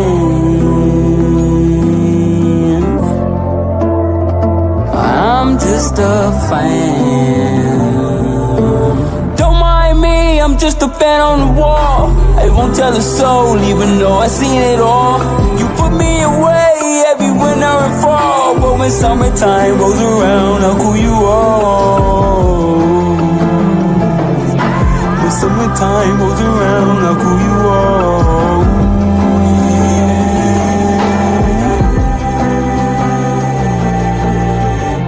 What's the point of being on all day when you don't appreciate the breeze I made?